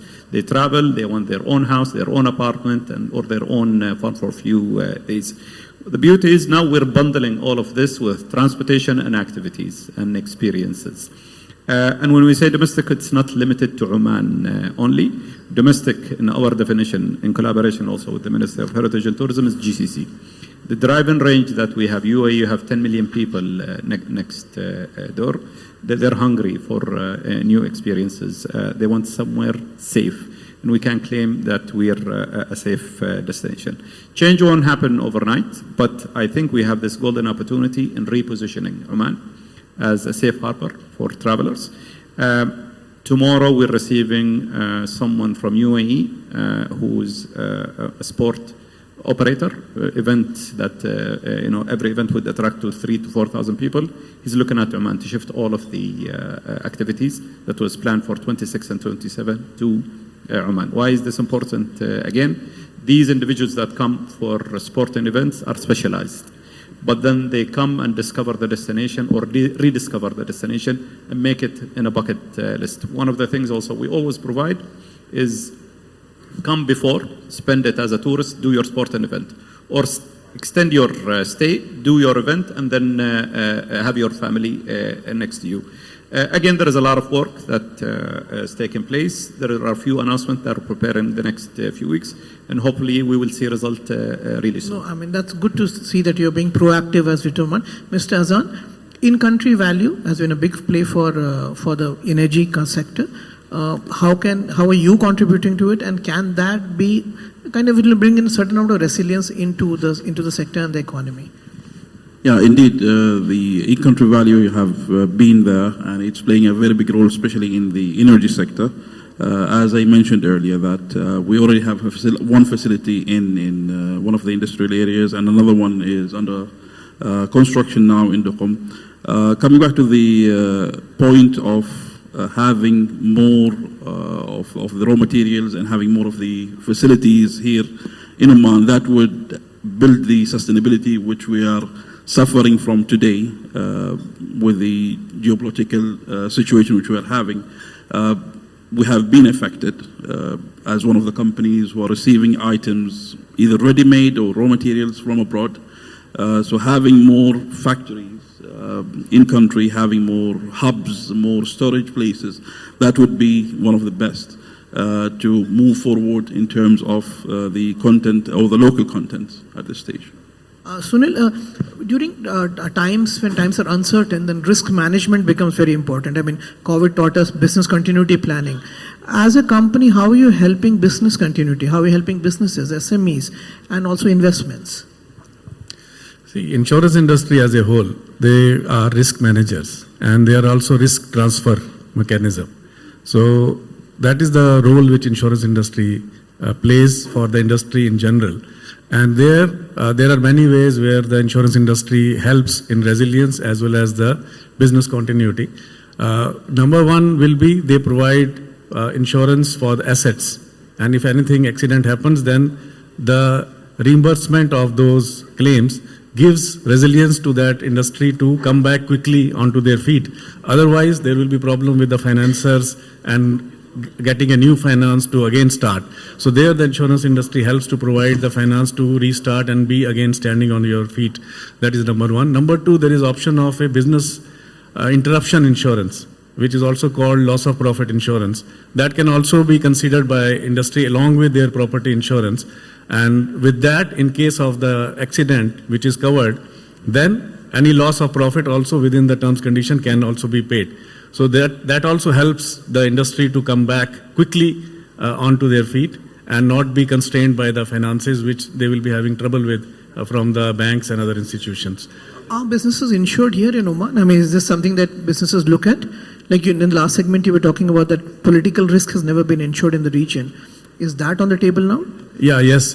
Now I have seen in the last 15 days, a lot of industry people are coming forward to inquire, and many, at least 5 or 6 have, which I know, they have bought the business interruption cover, they have bought the political violence cover. Some of them have even bought the war risk cover as well. It's opportunity in adversary. It's a good industry to be in right now. Are there any questions from the floor? Otherwise, we need to close the session. Any questions, please let us know. We'll reach a mic to you. We have to close now. I mean, this already flashing time is up. Can we go from probably left to right or right to left? One recommendation that you want to make to the policymakers, to industry colleagues that needs to be done now. Mohammed, you can start.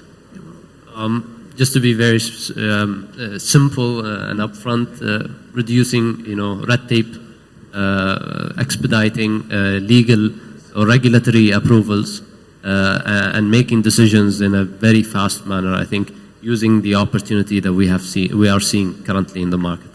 Mr. Tawfiq? I wanted to highlight about the investment in the human capital, and I think that is very essential for not only manufacturing but for all different segments of Omani economy. We need to develop more talent. There is a gap between, especially if you are going for rapid growth, where the talent, we are lacking that kind of talent. We do have challenge of providing jobs for Omanis, but at the end, and also we bring more expats because we lack this kind of talents. So we need to bridge this gap and invest more on developing Omani talent. Sunil? I think International Financial Center, which has been recently mooted and also launched, I would request the authorities to fast track that mechanism, and it will be a great opportunity to make Oman as a hub for financial institutions, where many of the institutions which are elsewhere may be very much inclined to come and have their back office or middle level management at least in Muscat, and it will be very, very helpful for the financial sector. Sure. Mr. Shabib? I would say tax cuts for tourism-related activities and operators, government incentive program, again, based on performance. And a quick fix would be events. Events are a phenomenal catalyst for ecosystems. Take example of this room and see how many people are benefiting, how many SMEs, how many local entrepreneurs can benefit from one event. You scale it up. Sure. Yeah, Mr. Azan? Yeah, it's one word, but have a wide range. But I would say governance when it comes to government sectors. So when you issue project, it should be, I would say, a one complete project governed by all the entities. Dr. Aisha? I'll say it again. We need an emergency task force where it doesn't only discuss ideas, it doesn't only discuss opportunities and challenges, but brings solutions. And most importantly is the execution. In Oman, we have a lot of ideas, promote for the geographic location, but we don't execute. We need to do it very quickly and to tap into the opportunities very quickly.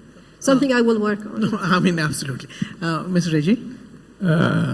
I think the most important, we're in the middle of the crisis, everybody is finding solutions, but I think the most important is that after the crisis, especially for the leaders, not to forget that there has been a crisis, to learn the lessons on it and implement alternative measures, implement alternative flows, not to be caught up again.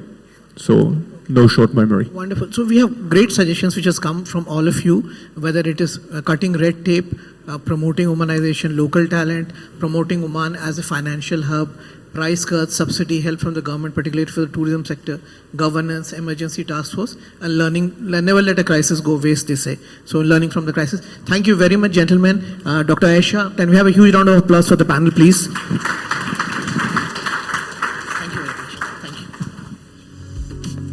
Thank you to Mr. Mayank and his esteemed panelists for this engaging session that we had, this panel discussion that added a lot of value. We thank them all for that. And if we can clear the stage for the awards, that would be really good. Yes, so we'll give only 1 minute and then we'll start with the most important part, which is the awarding. Let's get the team on stage to clear. Thanks is due to these hard-working gentlemen for helping us clear the stage. It is now time indeed for our OER Business and HR Excellence Awards, and it is my honor to invite on stage our chief guest, His Excellency Khalid bin Hilal Al-Mawali, Chairman of the Shura Council, to present the awards, along with Mr. Saeed Al-Mashani, Deputy CEO of United Media Services. If you can join me on stage so we can start the awarding session. Starting off with the first award that goes to a bank that accelerated its strategic contributions to national development, community empowerment and digital innovation in alignment with Oman Vision 2040 in 2025. The bank supported economic growth with over 100 million Omani Riyals in SME financing, participation in the Hafid rail project, and partnering with Sohar Port and Free Zone to provide financing worth of $220 million. The winner of the OER Business Excellence Award for Leadership in Banking and Financial Services goes to Oman Arab Bank.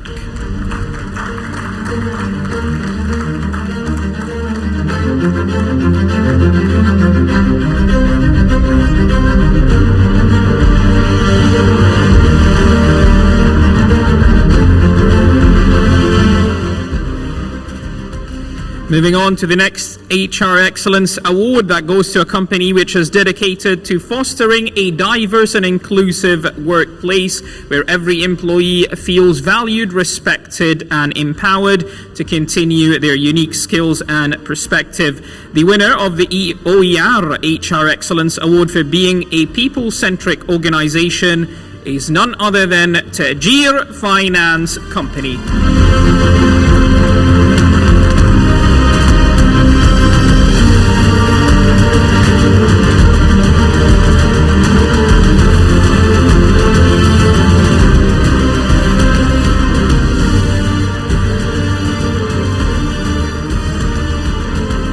Congratulations to Oman Arab Bank. Congratulations also to Tajir Finance. The next award winner delivers IT platforms that meet national objectives through digital transformation and in-country value enablement. The winner of the OER Business Excellence Award in Digital Enablement for National Value Creation is none other than Business Gateways International.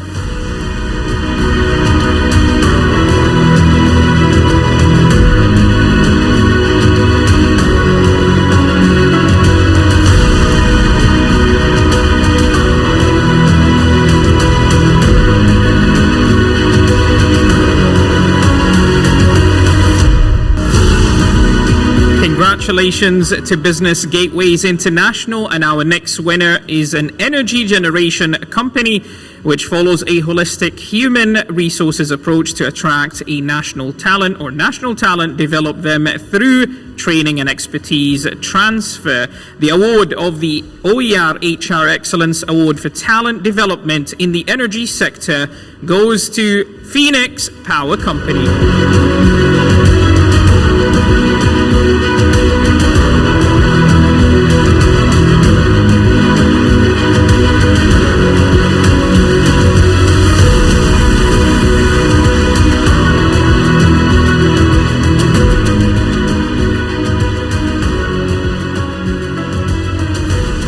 Congratulations to Phoenix, who has a nomination rate of 93%. Moving on to the next winner, who's an Armani company that was founded in 2011 by internationally experienced Armani engineers to provide different solutions in various aspects of upstream petroleum industry.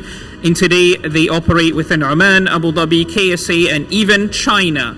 So the winner of the OER Business Excellence Award for Enhancing Energy Sustainability and Security in Pursuance of Vision 2040 is Hema Energy.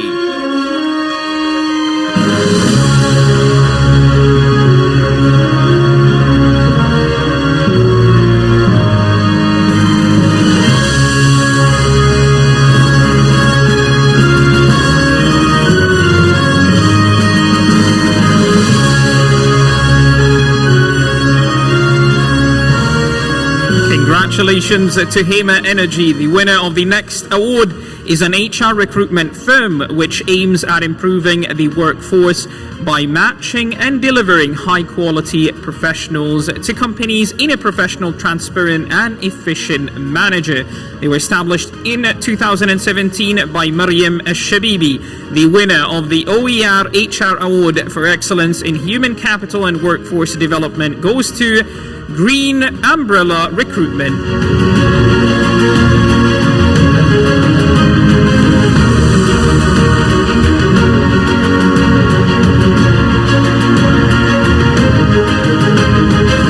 Let's welcome Maryam Shabibi and her team on stage.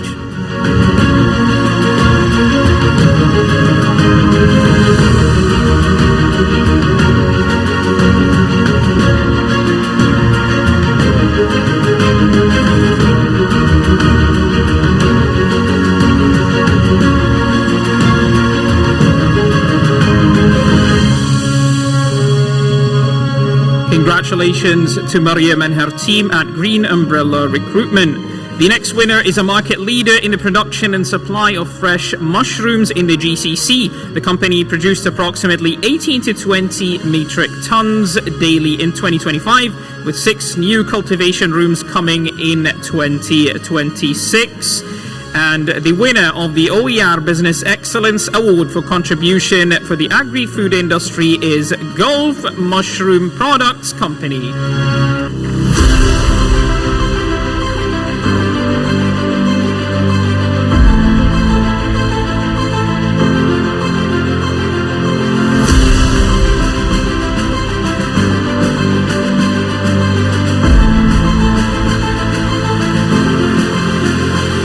The next award goes to one of the largest business conglomerates in Oman, which accords the highest priority to national priorities of the country like Omanization and national skill development. The winner of the OER HR Excellence Award for Strategic Human Capital Development is Muscat Overseas Group.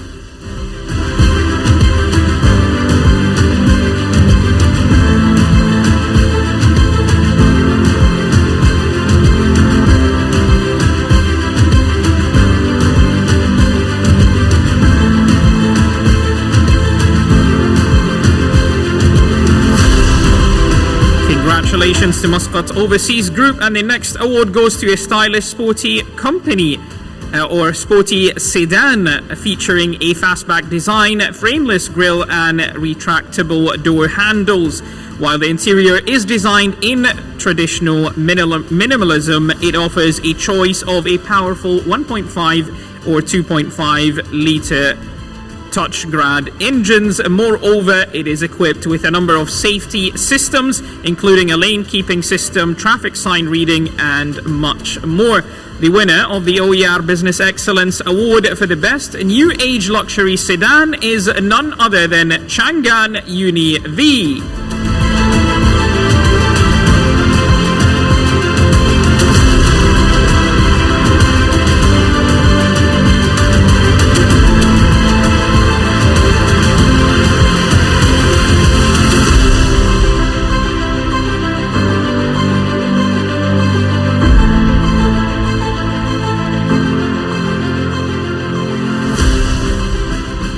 Congratulations to Team Chang'an Uni V, and you can see some of their vehicles displayed here. Thank you for bringing them along with us. The next award goes to an organization which continued to prioritize its human capital as the primary driver for innovation and operational success in 2025. Key areas of focus include talent acquisition in specialized technology fields, upskilling initiatives for the existing workforce, and much more. The winner of the OER HR Excellence Award for People Development in the insurance sector is Dhofar Insurance Company.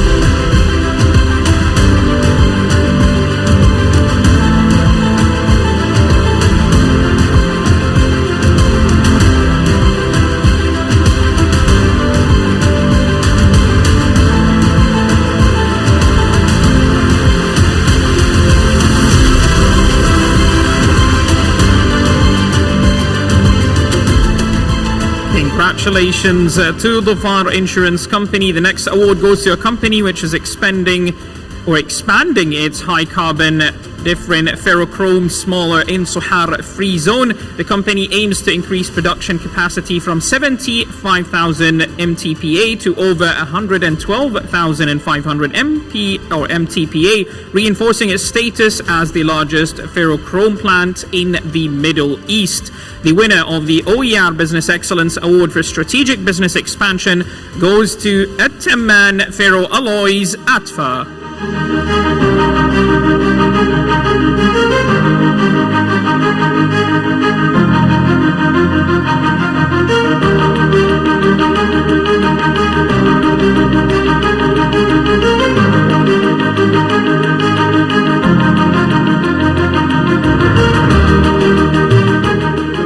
Congratulations to ATFA. The next award goes to a bank which places strong emphasis on human capital development, employee well-being, and organizational culture, reinforcing its internal talent pipeline and national commitment.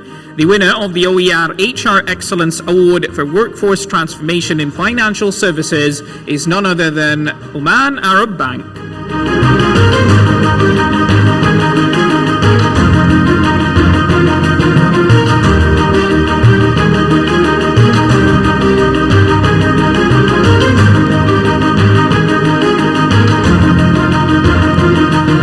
Congratulations to Oman Arab Bank, and the next award goes to a company which continues to strengthen its digital transformation initiatives to enhance customer convenience through digital channels. It continues to pivot towards a digital-first business model, cloud technologies, and advanced data analytics across all systems. The winner of the OER Business Excellence Award for Customer-Focused Insurance Solutions is once again Dhofar Insurance Company.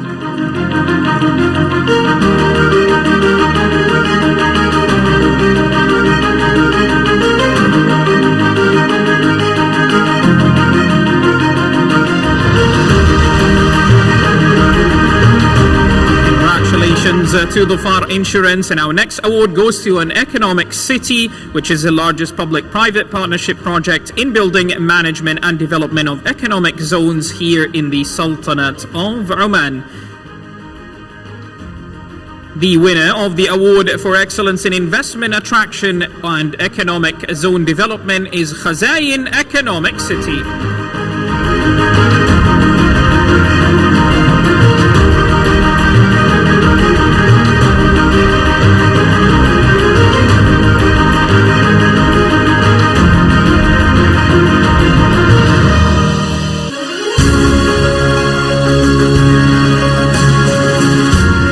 Congratulations to Khazain Economic City. The next award goes to a personality who has featured in the top 50 prominent personalities in Oman and is included in the Forbes 30 CEOs under 30. He became the youngest person to ever chair a sports club here in the Sultanate of Oman at the age of 25, further demonstrating his leadership skills. And when he joined MHD as a director of automotive and quickly advanced to a CEO level with a lot of achievements. The winner of the OER Business Excellence Award for Strategic Business Transformation is none other than Mr. Muhsin Hani Al-Bahrani, CEO of MHD Automotive, Construction Equipment and Renewable Energy, or ACRI. And on his behalf, we would call someone from MHD ACRI to join us on stage.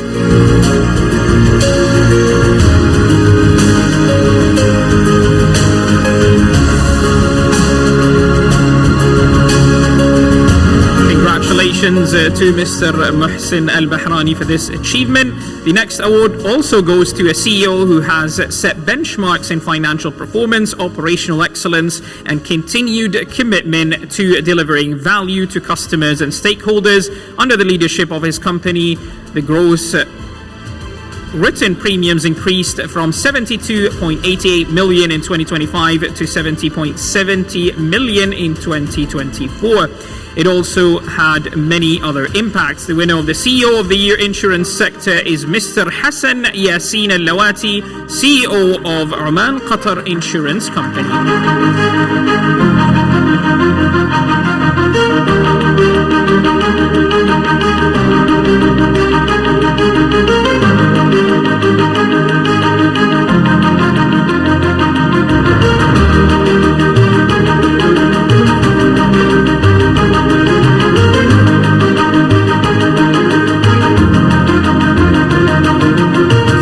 Congratulations to Mr. Hassan Yassin Al-Lawati and all the winners. I would like to request all the winners to please come and join us here on stage for a group photo with His Excellency. And I would also request kindly and humbly His Excellency Sheikh Salim bin Mustahil Al-Mashani to join us as well for the group photo on stage. Congratulations to all winners, and please do join us for the group photo.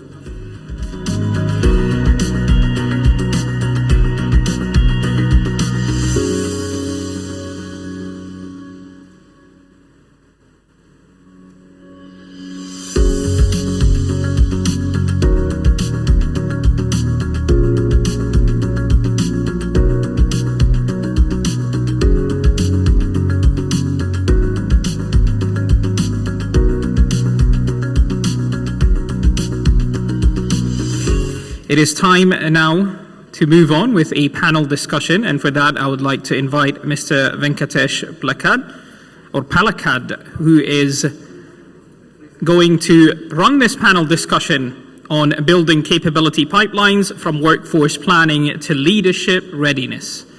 So he will have an esteemed list of panelists, but I'll welcome him on stage so he can bring on his panelists, and let's enjoy this engaging session. Yeah, I'll do that. All the best. Thank you.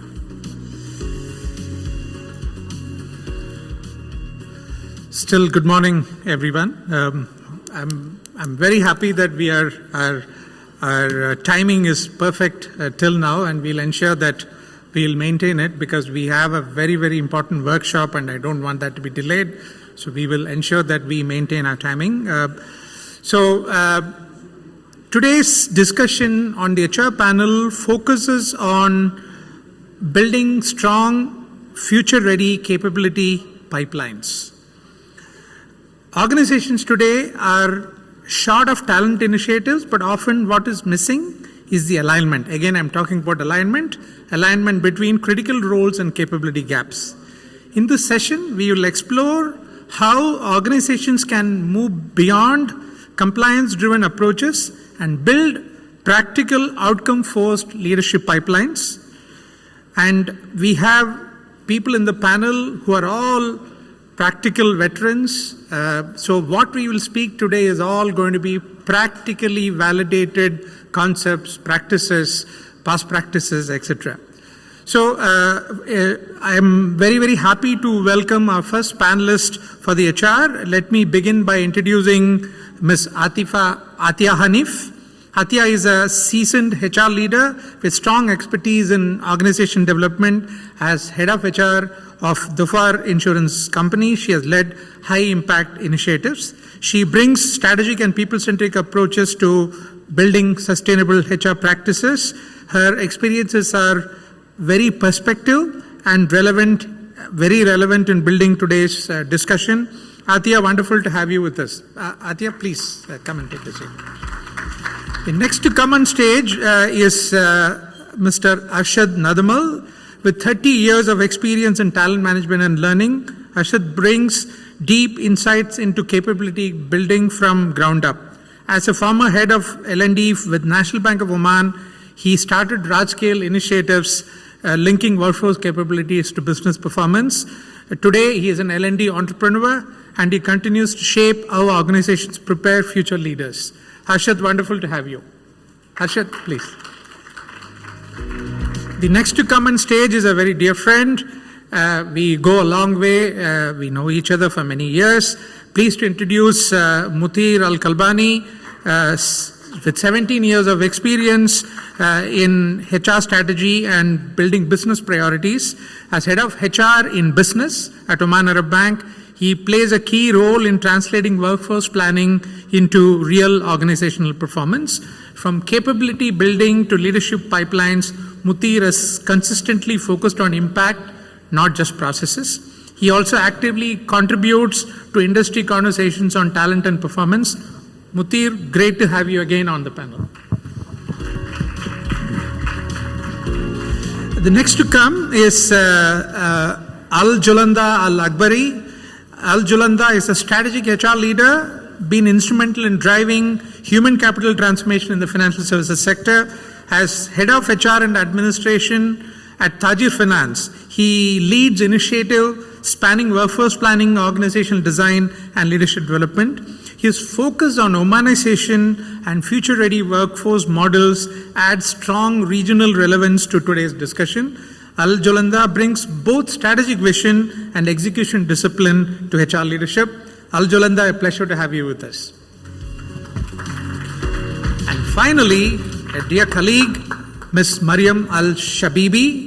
Mariam is an award-winning HR strategist and an entrepreneur and the CEO of Green Umbrella Companies. She has been at the forefront of redefining recruitment and workforce solutions in Oman. From talent acquisition frameworks to organizational consulting, she bridges strategy with execution. Her passion for empowering youth and developing employability makes her perspective especially valuable. Mariam, delighted to have you with us today. Mariam?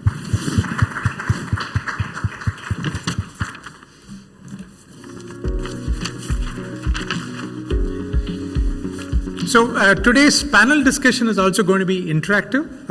We use digital media to take your views while we speak to the panel. So please participate. Good morning, all of you, and very, very happy to be here and talk to all of you on this very, very interesting and important subject of what we have taken today. So the first question I'm going to ask a couple of panelists and also the audience, and I wanted to see how much of experts' views match with what the audience say. The first question to the audience is, in the Omani context, what are the biggest capability gaps you are seeing today that could impact business performance in the next 3 to 5 years? So you scan the QR code and you will get an interface in which I would like you to put words. Do not write sentences. Capability gaps in words. You can add multiple, words. And what do you see as the biggest capability gap which you see today? Even in the finance panel, esteemed panelists spoke about improving human capital to improve our competitiveness. So it'll be good to see how the audience feel about it. And I would like to ask the same question to Mariam first. Yeah. You come from the recruitment industry and you would know, your views. Thank you very much. Actually, when they told me that you are the moderator, I said, oh my God, you will challenge us. Thank you. When we speak about the challenges, right? The first thing that I would look at, I started in 2010 and I could see the changes. I could see the graduate struggle. I could see the market struggle, the client struggle. I believe that for the future, if we look at it now with what we are going to until 2040, let's say, the first thing is leadership readiness into being transformative. First of all, the leaders need to be ready for the future jobs, not to be traditional, to be agile in change management. They have to have the agility to accept that changes are required and to be transformative and innovative. They need to include innovation into the market. The other thing that they need to have, the challenges that we are facing, we need to be digitally fluent. That means every day technology is growing, technology is progressing, and if we stay as leaders behind, we will not understand what the next generation is putting on the table. So if you hire at the moment Gen Z, there is so much language gap there that is a challenge for the leaders. So the leaders need to be ready for the changes that are happening in the future. Oh, lovely. Great insights. Two very important points, digital fluency and leadership readiness when people move from supervisory to managerial roles. Al-Jalanda, we would like to hear your views on the same question. Just to add what Mariam said, leadership readiness is a key skill gap. But going back now, most of the specialization require a digital fluency. So basically, you don't do your job without having the mindset of how to transform, digitally. And the other part is, as Mariam said, is the leadership readiness. And now, we need to create a layer of successes. And we have seen, the market does not have, future-ready leaders, and that's where we need to focus. Also, from the other part of it is, soft skills. Soft skills, yeah. Is the resilience. The resilience today is not like before. The old generation has more resilience. The new generation, the resilience is much lower. And, we have seen it in the new the Gen Z. They get a burnout easily, not like before. So this is also, we need to consider not only on the technical part, also in the soft skills part. Oh, lovely, lovely. Let's see what the audience basically said. Lamia, can we see, so adaptability and talent. These are two very commonly used words.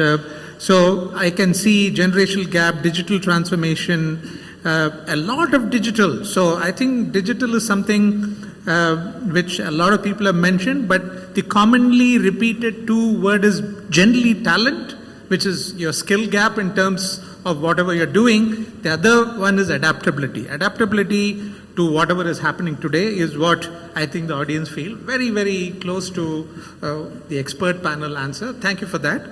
The next question is on workforce planning and capability gaps, and the question is to Mutir. What does strategic workforce planning actually look like in practice beyond headcount forecasting? Because most of the times people feel the strategic workforce planning is nothing but headcount, projection. So what is strategic workforce planning in practice? What do you do? Yeah. So first of all, thank you so much, Venkatesh, for the opportunity, and pleasure to be part of the esteemed panelists.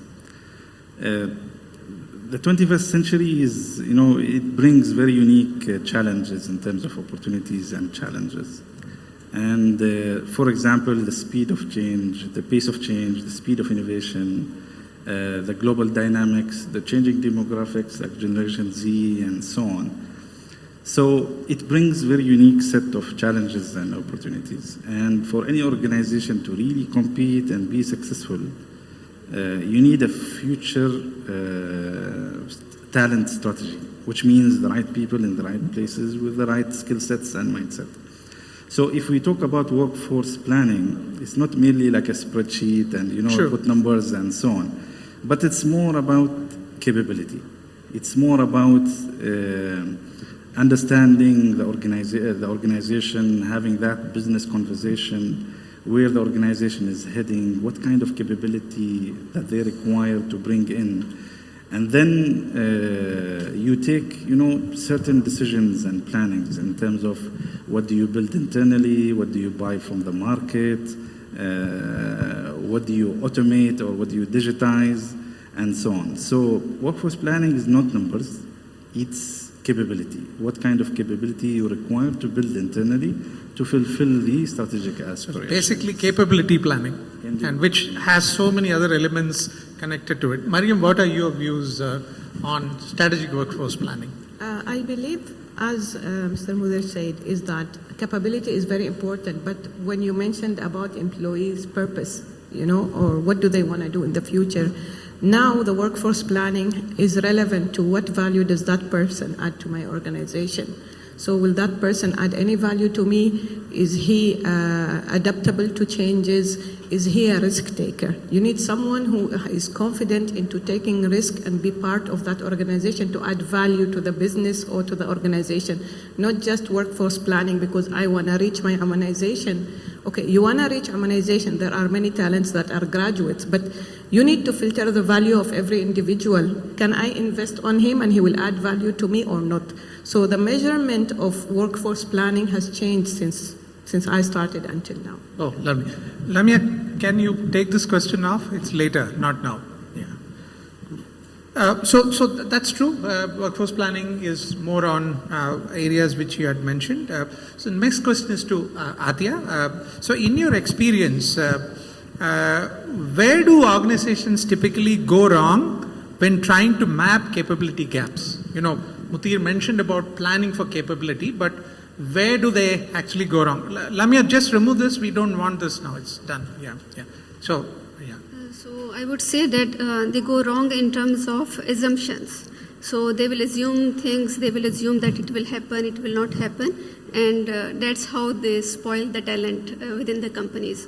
But however, at the Far Insurance, we have a very structured approach of competency assessment. So we have a competency metric for each department, and that is specific to the roles and responsibility of a person that is required, and a career path based on that competency assessment is developed.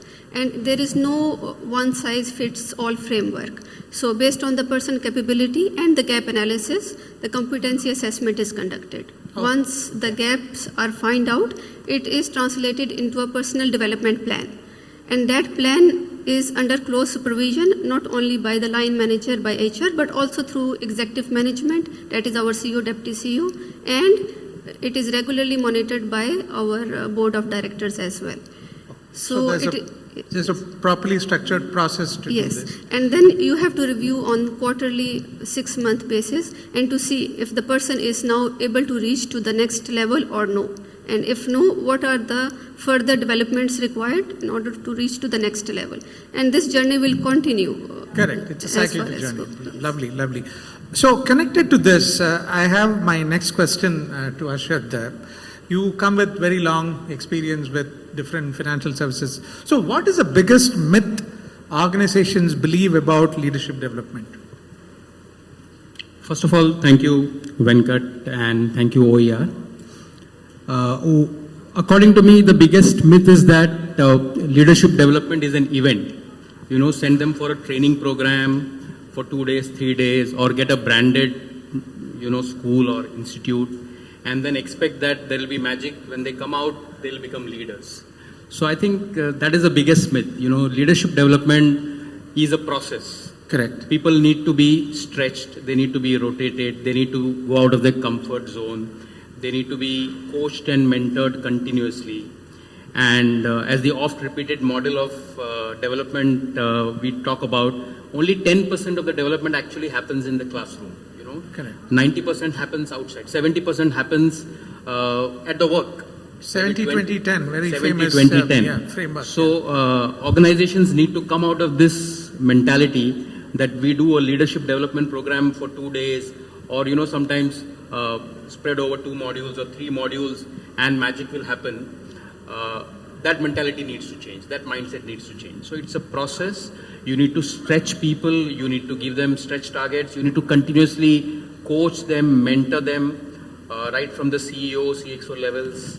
They should be involved in mentoring, and that is what will build. True. And for that, you need a structured process in an organization. Absolutely right. Yeah. Aljunda, what is your view on that? Yeah.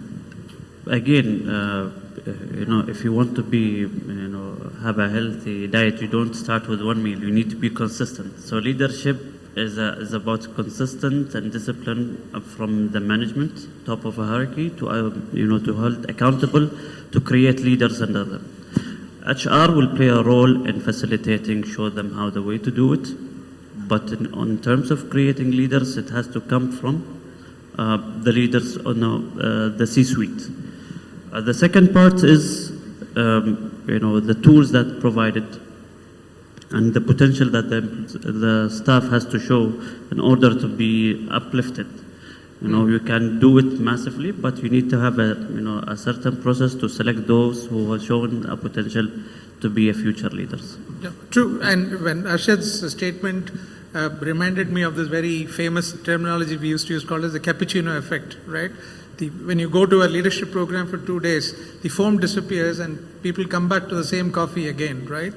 So that should not be the case, isn't it? So true. Venkatesh, if I may add, please, my colleagues, even in terms of leadership, leadership is a moving target. So what makes you successful as a self-contributor will not make you successful as leading others or leading a function, leading a business. Yeah. So by nature, the leadership is very dynamic. So as you move up the ladder, or horizontally or vertically, the capacity to be successful is very different. The qualities, the skill sets are very different. So by nature, it's dynamic in terms of movement. And true, and this also need to be properly tracked and identified. Yeah, a good business leader need not be a good people leader. You're absolutely right. Yeah. So the next question is to Jolanda, again to you. So how do you identify critical roles?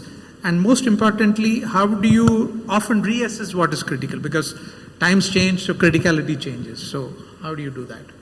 Critical roles it's not by title, but to identify critical roles, you need to put a certain criteria. One is the business continuity impact, the revenue impact, the growth impact. And lastly, the availability in the market and internally to replace, that position. So the criticality, it needs to be assessed regularly and frequently to see whether, for example, if you talk about 10 years, having someone with a digital mindset was very rare. Today, it is available in the market. People are starting to build up that literacy. So the criticality change as well, as you said.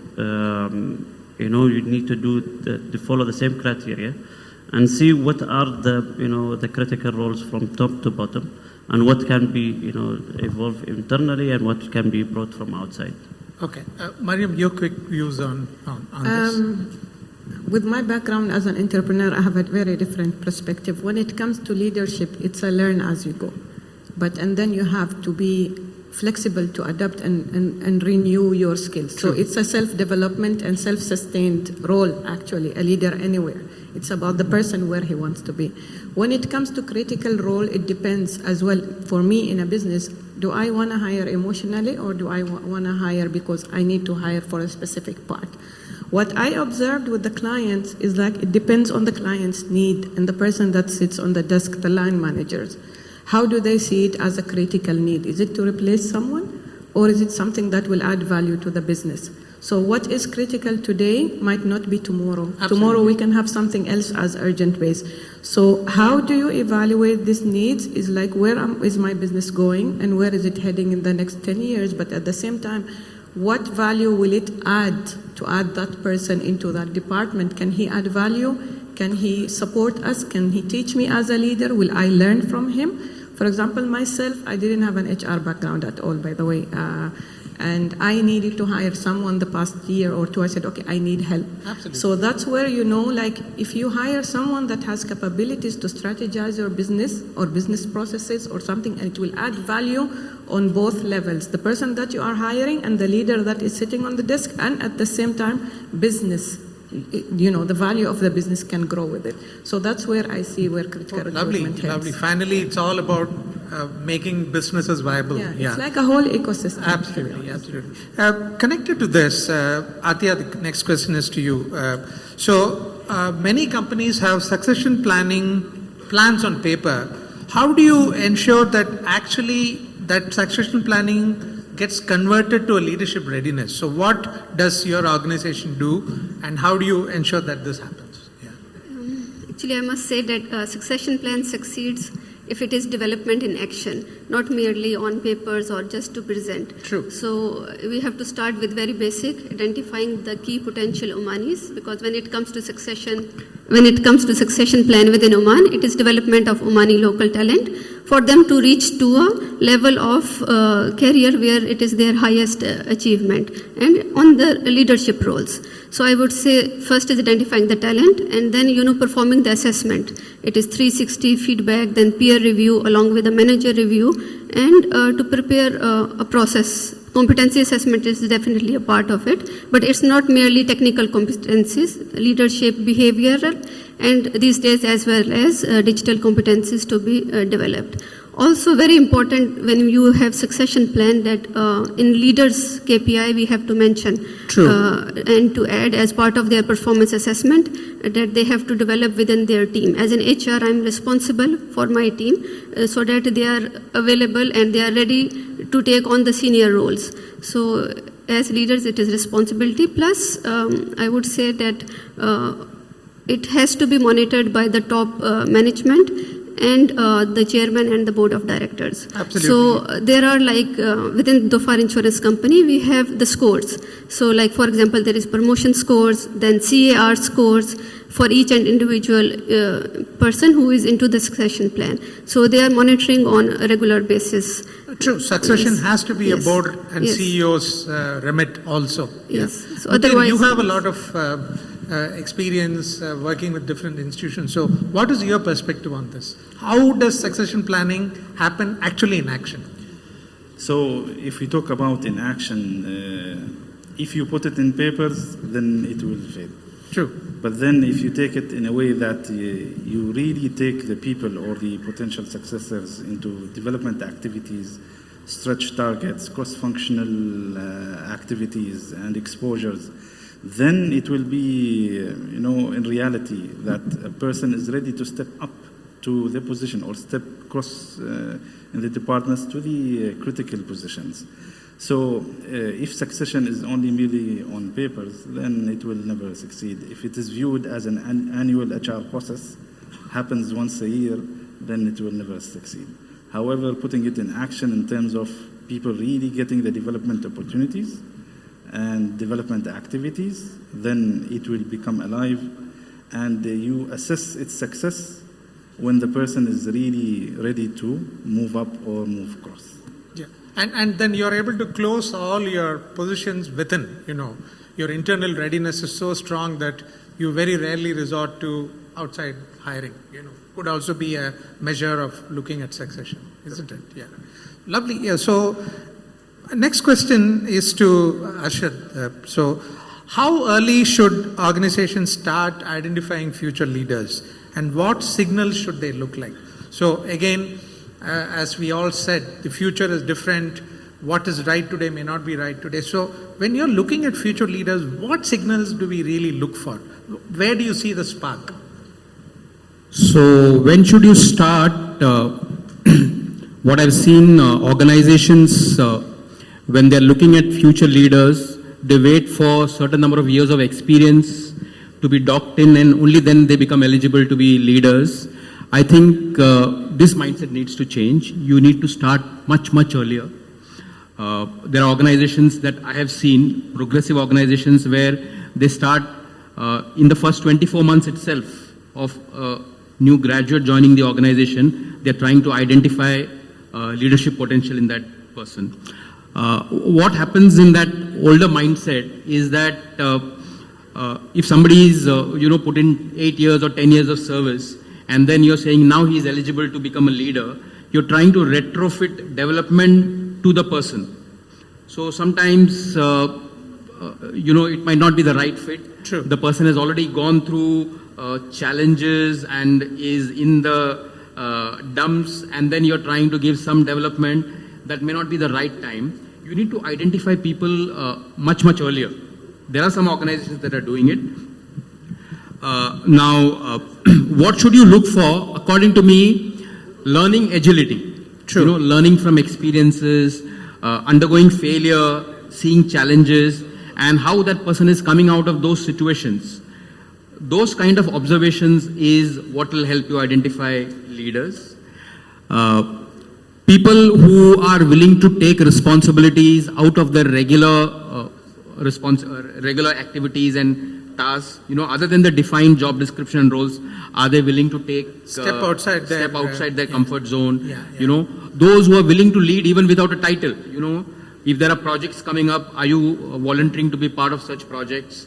If there are, let's say, sometimes IT related or digital related initiatives that are short term in nature, we need cross-functional teams. Are people volunteering to come forward to be part of such teams, to go through extra work rather than what they usually do? People who are curious, people who ask questions, those are signs in individuals that they are willing to go the distance. Lovely. Great HR leaders sitting here, please take note of this. These are great signs of hypos. So our next question to the audience and to all the panelists. So this is a question which a lot of CEOs ask, a lot of ourselves ask. Okay, my question to all of you, we'll start with Adya, is let's be honest. As HR functions in our region, I'm mentioning this, are we truly enabling strategy or are we still largely managing processes? Yeah. So again, as experts, let's express our views. I would like all the audiences to reflect on what you really think is the HR function in this region doing. So take a stand and let's see whether we and the audience match. Yeah. Atya. I would say that we are into transition stage where digital transformation platforms are implemented. However, they are still maturing. Like, okay, as an HR, we might be aware of AI function, this Microsoft Copilot, and so on and so forth. However, we need to train. It is our responsibility to train our team members, where the training is ongoing, but still it has to be completed for all the team members within the companies. In terms of HR processes, yes, you can see the national talent getting developed and humanization percentage are getting increased specifically into our sector as well as the fire insurance company. So the strategies are being implemented and it is in accordance with the company strategy.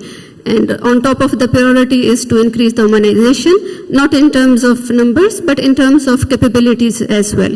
So in that sense, yes, we are growing and there is experts are required because, the technical capabilities needs to be transferred from those brains to the national talent.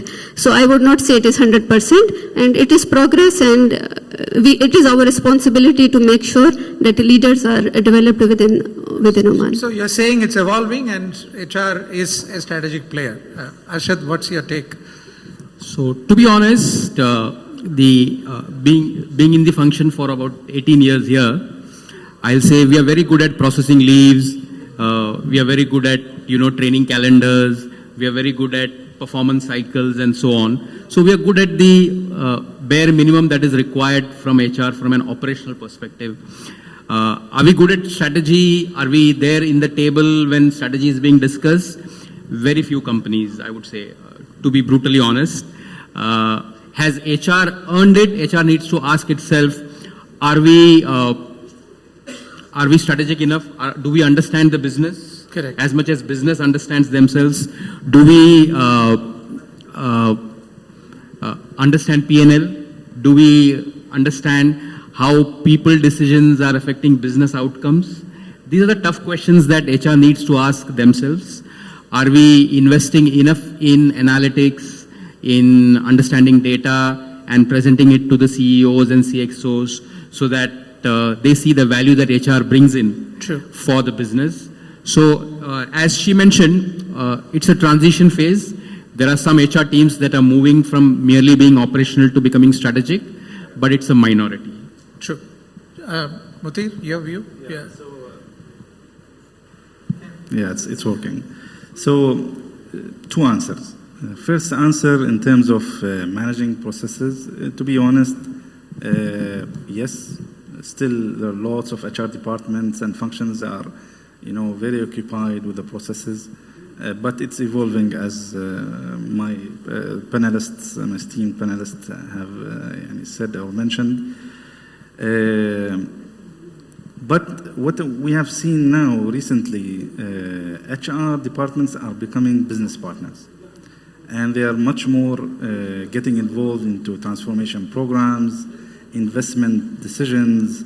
For example, now currently Oman Arab Bank, if you notice my title, it's Head of HR. I was very happy to see the title. Yeah. In business. So we are fully engaged with the business in terms of their day-to-day operations, strategies, decisions, including business decisions, where people are cornerstone in terms of enabling such decisions. So I think the transitioning is happening. Whereas from the impact point of view, I believe there are three things that HR departments need to have or do. First, they need to understand the operating model well.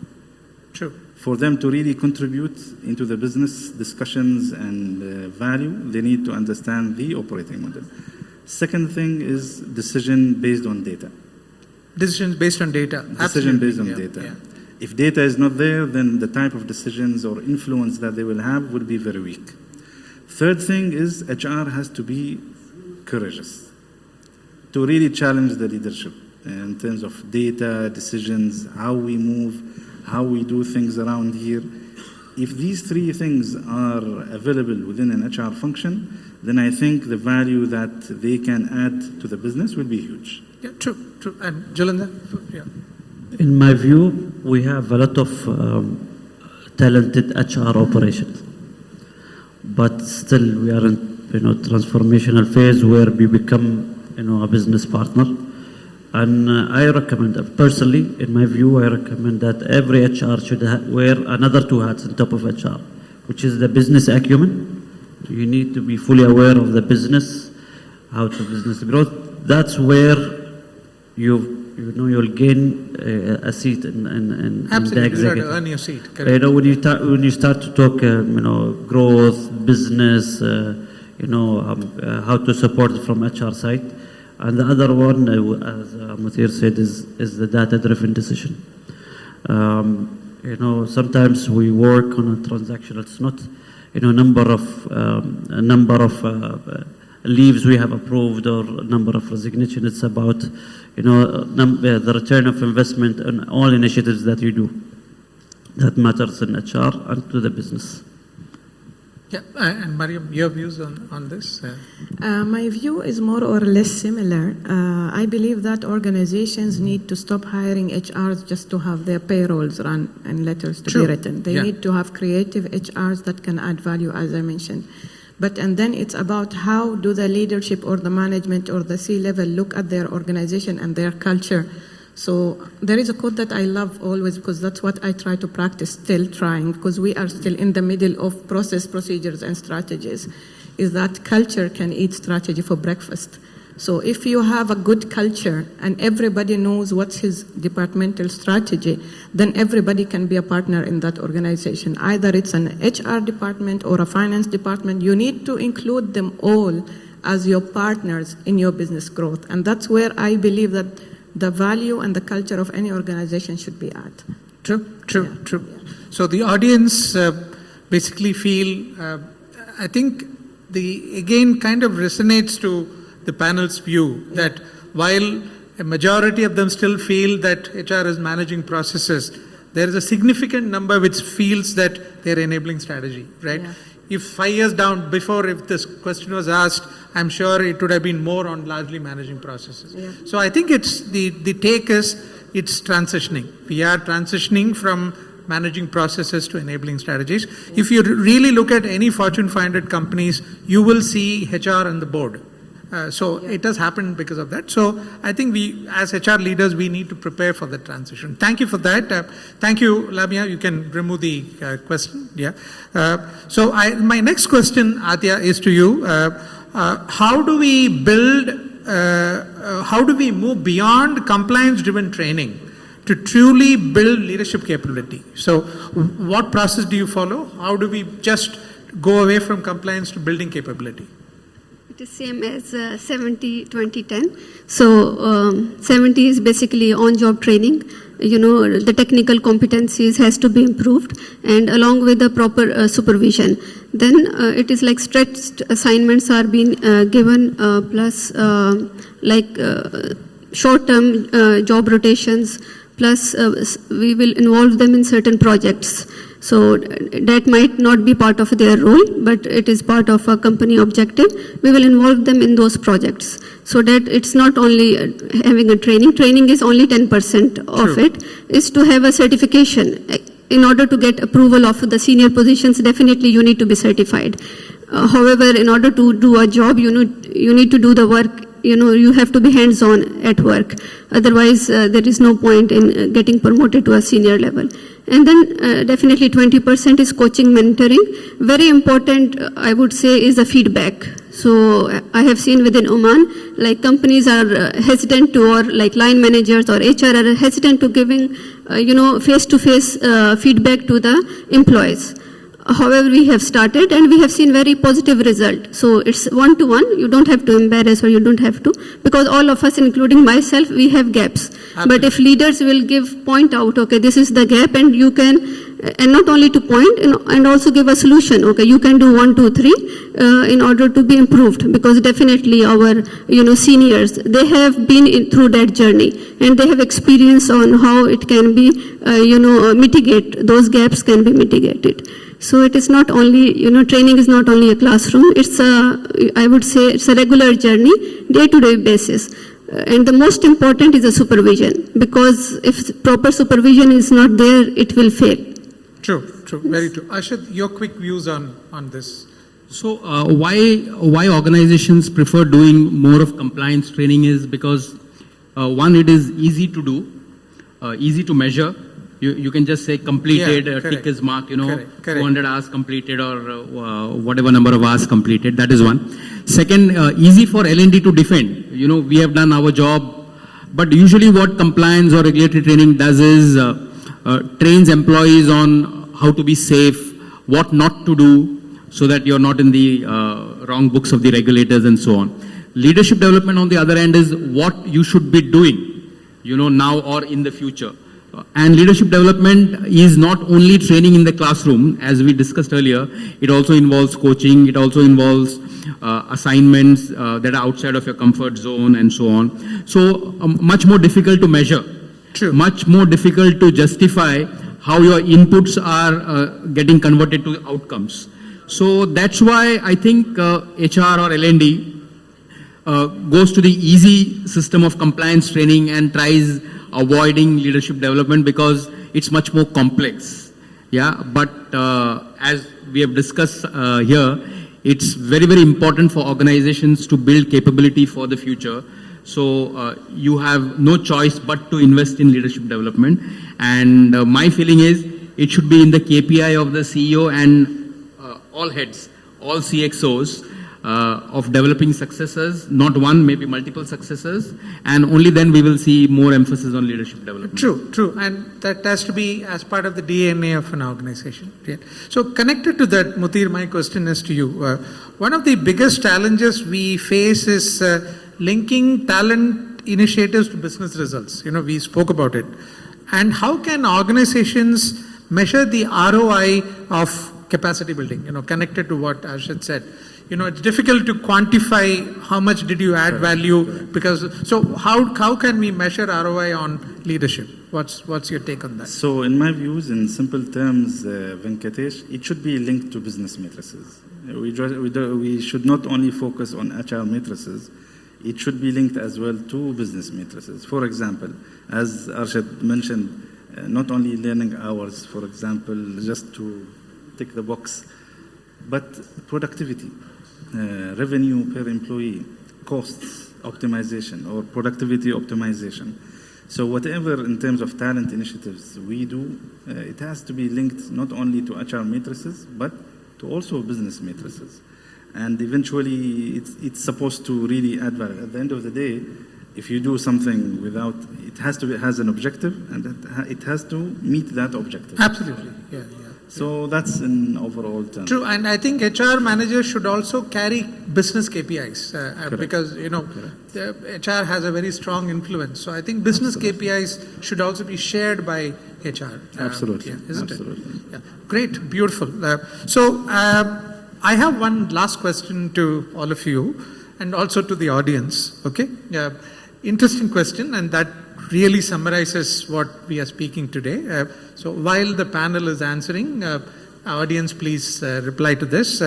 If you had to advise the CEO in one word, what is one thing they must do today to strengthen their leadership pipeline for tomorrow? I'll repeat the question. What is one thing CEOs should do today to strengthen their leadership pipeline for tomorrow? So again, try and give your result or your answer in one word as much as you can. The panel can can be a little more elaborate. So we'll start with that, yeah. So what is one key thing which you would advise your CEO on they must do today to strengthen the leadership pipeline? So I would say provide meaningful responsibility. Meaningful responsibilities. Yes, backed up with structured framework. Yeah. Yes, and provide executive leadership. So meaningful responsibility within a structured framework. Yes. And what was the last point? Executive leadership at the same All time. right. Yes. Oh, lovely. Arshad? So I'll tell the CEO, don't delegate leadership development to people down the line. You make it a personal act. So you yourself demonstrate, spending time with young talent, high potential talent, coaching them, mentoring them, or even going into programs and sharing incidents, growth incidents from their life, their career. That will encourage people to be, more bought into the idea of leadership development. So be a role model yourself. Be a role model. Yeah. As a leader, be a role model. And okay, walk the talk. Yeah. Muti? Yeah. For me, I would always say build leadership today before you need it tomorrow, before the gap occurs, so that tomorrow you are, in a good and... You're not caught by surprise. Exactly. Yeah. So build it today. Don't wait for tomorrow. That's what you would message to the CEOs. Jalinda, for you. Just add one line of KPIs to the C-suite. You will be accountable for developing of leaders, future leaders. And just leave it with them, and you will be surprised at how many leaders will come out, because it is in their accountability instead of, it's an agenda they have to serve. So make the senior leadership responsible for people development also. Yes. Yeah. And Mariam, for you. It was accountability for the good and the bad. You have to be accountable for the decisions. Also, you need to be agile when it comes to changes and accept the changes and improve. So this is what I think all CEOs should look into. Oh, lovely. And let's see what the audience have said. Develop trust. These were two things, messages to the CEOs on, one thing they must do to strengthen the leadership pipeline. Develop and trust. This two tremendously stands out, and probably if CEOs are there, this is your takeaway in terms of people development that the audience and us would like to give. Great conversations. Very, very happy to talk to you. I hope people gathered here have got something out of our discussions and sharing of knowledge which you can take back to your organizations and also implement in your organizations. All of us are available for discussions, queries, questions. We have 4 minutes, so if there are any questions to any panelist, feel free to ask. We are very well within our time, so we can take 1 or 2 questions. So if there are any questions which you want to ask anybody specifically, just put your hands up. So there's a question. Yeah.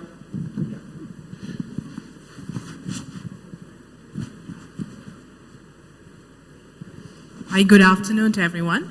I am an AI practitioner, and I use AI on an everyday basis. My question is for all of you.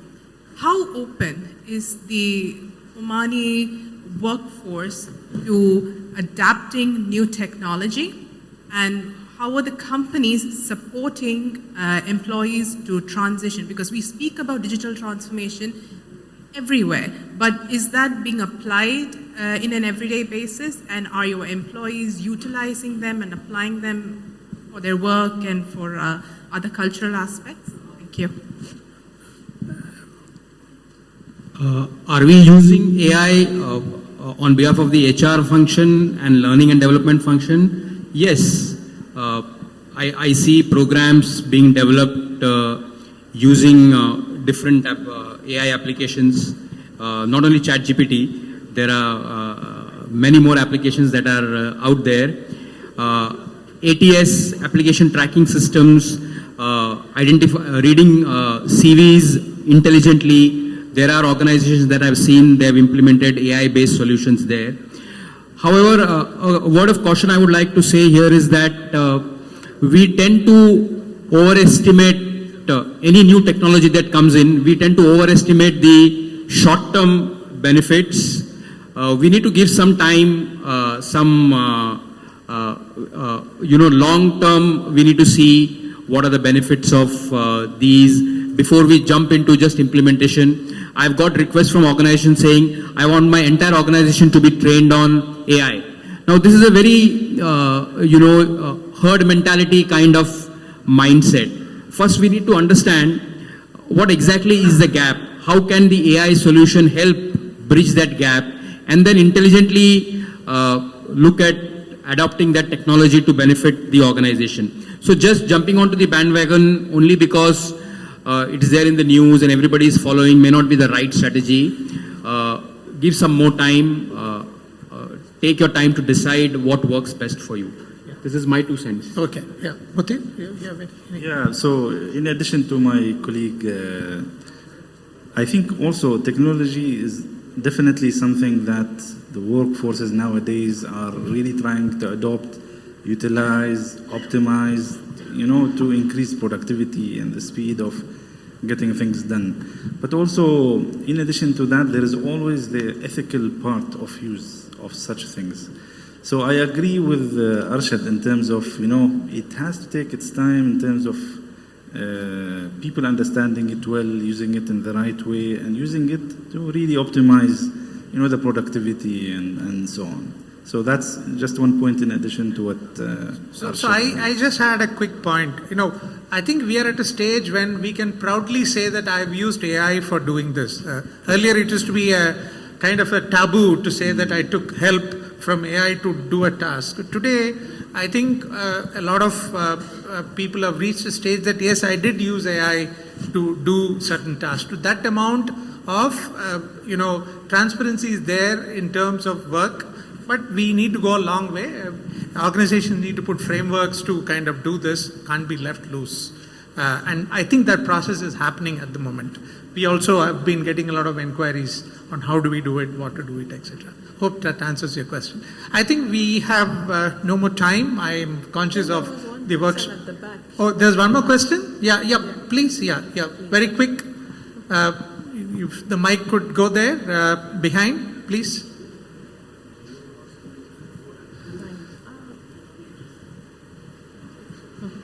Gallop. First of all, hello everyone. Thank you for the chatting and everything. So because we have an HR here, we have a leaders as well. So my question is, who is accountable when talent pipelines dry up? Is it the HR, the leadership, or the business itself? Mariam, I think you should take this. The talent pipeline dries up in which way? Can you please explain to me? Is when you have someone is so talented and he has the capabilities and everything, but somehow it dries. Okay. There are 2 roles here. There are 2 people involved or 2 entities involved, the talent himself and the organization. So the effort has to come from both parties. It's like marriage. Husband and the wife have to make an effort. So when an organization develops a talent, they have a specific budget that they want to develop that person, right? And then it comes to the personal effort. How much do they want to grow? And where do they want to see themselves? Talents never dry out, I believe. There is always things to do online. There is always things to do on the side. But when a person feels that he has run his efforts in that specific place, there is always room for improvement to create something new or to move to the next organization where it gives you the thirst of growth. So you have to keep your prospects open, and the organization needs to evaluate, does this person add value to me? If I add their income or I add their incentives, will that be what they are looking for? Because every person has a different need. Some people need emotional support, some people need financial support, some people need social, to have to be social in the work. So what is the talent, what does that person need in that organization? So I believe there is always a way to overcome it, and I believe that HRs also need to look at why is this person not giving any more, or what is going on there, and then evaluate. If the organization is big, then I'm sure there is so much to look into of how to motivate the department or that specific person. But I believe if I dry out, I leave. I left 15 years ago and I can leave again. So it depends on the individual as well. Yeah. I think it's a joint responsibility, and development always, I think, at least in my view, is with the individual. The individual plays a major role. Yeah. Thank you. Thank you. Thank you. Thank you very much. Thank you very much, panel. Thank you for your contributions, and I enjoyed listening to you, and we hope to see you in the conference in the coming years. Thank you very much. Thank you very much. We'll pose for a photo.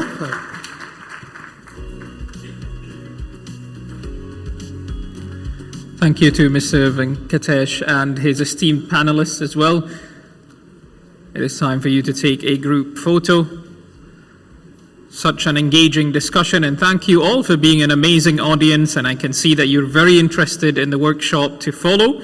So as they are taking this group photo, I'll be introducing this beautiful interactive workshop that will happen, and it's titled The Productivity Question, Are We Actually Measuring What Matters? The workshop will be conducted by Mrs. Huwaida Ashhemi, who is a certified Lego Serious Play and Design Thinking workshop facilitator. And in addition to her expertise and experience in HR across multiple or a number of companies here in the Sultanate of Oman. So with that said, and without any further ado, it is time to welcome you, Mrs. Huwaida, on stage to conduct the workshop. And let's clear the...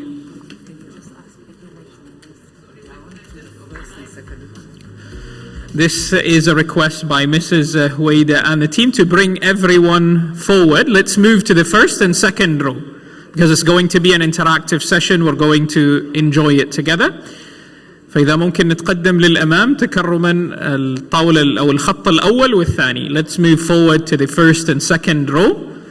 Let's get your beautiful energy in, and then we will have an amazing lunch.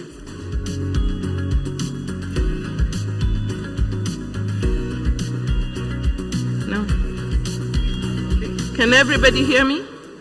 Ladies and gentlemen, give a big applause to Huwaida and Sandy, who's going to make you all play some serious games. Yeah? So, yeah. Okay. Over to you. I've got to learn how to do this first. Okay. Assalamu alaikum and good afternoon. We are going to use today Lego Serious Play to actually do a little bit of activities. And through this, we're going to learn a couple of things. Okay? It's not a lecture, it's not a course. I will be just a facilitator, and you do the work. Okay? So let's start. Has all of you registered who's participating in the workshop? If you're not there, just ask us, we'll give you the QR code. Okay, this morning there were a lot of discussions concerning productivity and basically all to do with HR. Here we're going to explore and redesign productivity, and we're going to use Lego I'm sure a couple of you have used this before as kids. Yes, no? Okay. So today we're going to use Lego, but in a serious way. Why do we call this Lego serious play? Usually Lego is used by kids, but now as adults, we're going to use it for learning. That's why we call it Lego serious play.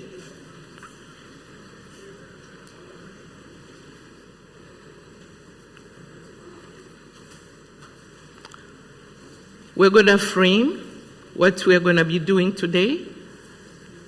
I'll introduce Lego Serious Play. We're going to do skill building.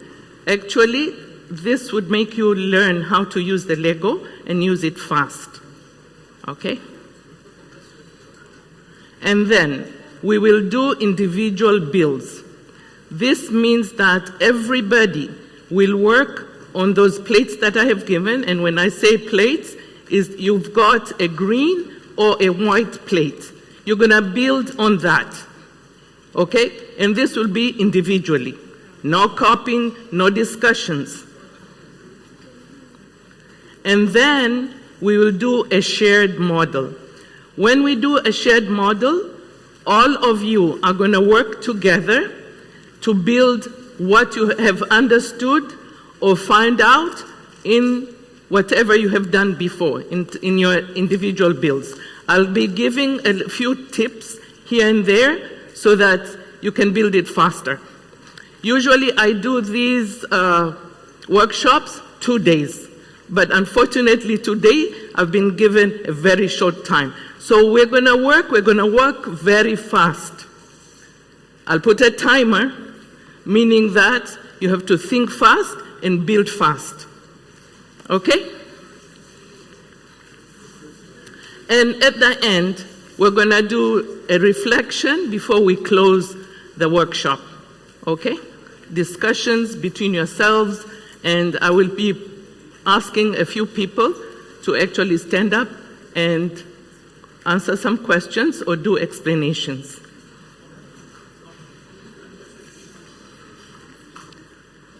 Okay, we will look at what is the purpose and what are the outcomes that we're going to be looking at today. So we're going to look at the meaning of productivity. By looking at the meaning of productivity, you are going to build it today. What do you see as productivity? And you will build it. And after that, we will share all what we found out in one single build. Okay, my expectations today. Everybody should participate. Everybody should be part of the discussions on your table. This is not a workshop that people sit, some people talk, and others just sit back. There's no sitting back. Okay? So be active in whatever you're going to be doing today. Lego actually makes everybody in a safe place. You can build whatever you want, and you can discuss it openly. And that's why we actually build. We don't talk. After that, you're going to explain your models honestly, truthfully. Okay? So we are in a safe place for you to do this exercise. This is a Chinese proverb. I liked it. It says, I hear, I forget. And a lot of us do that. We hear, we forget. I see, I remember. Today, when you build these, you see them. You will remember whatever you have built. And lastly, I do and I understand. Because once you've built or done whatever you have done there, you will understand why you have done it. So we're going to think with your hands. Every voice matters because everybody has an opinion, and please share it. And the models tell stories. Whatever you build, you're going to tell a story on your work. So, I've set, I hope everybody has understood. Any questions before I go ahead? Oh, some people are already building. You don't know what I'm going to...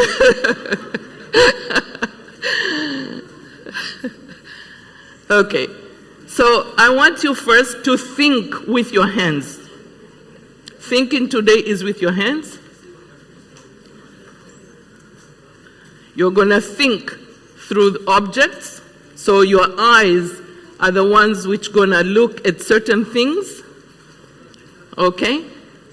Don't start building, please. Don't start, because I'm going to give an exercise. I see other people. I can see people building. Don't build.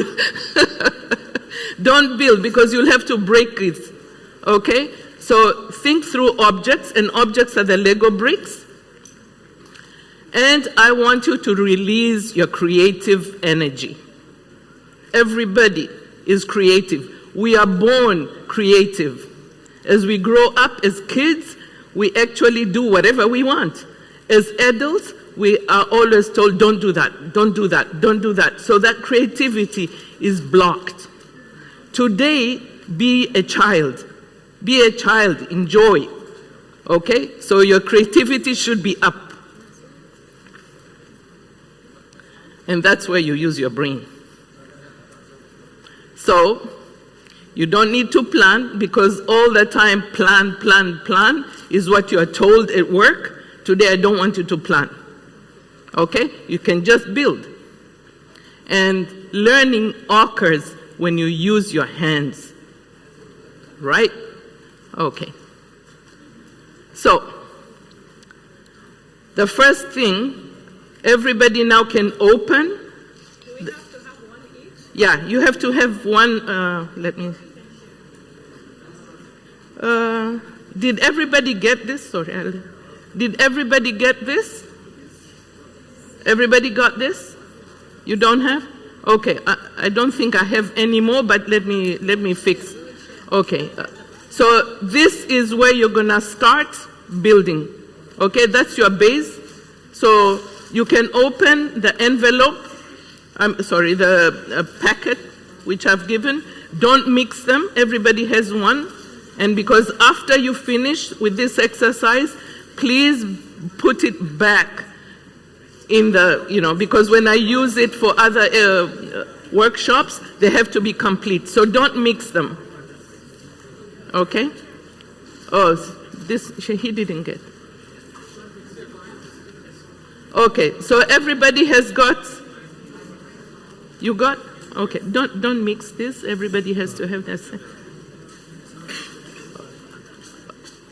Okay, so everybody needs a plate, and everybody needs a packet with Lego bricks. Yeah? Can you put this inside? I think the photos are not coming properly. Oh. So just take it out and put it inside. Yeah. How will I put it? No, put it this way. Oh, this way. Just plug it to your this. Okay.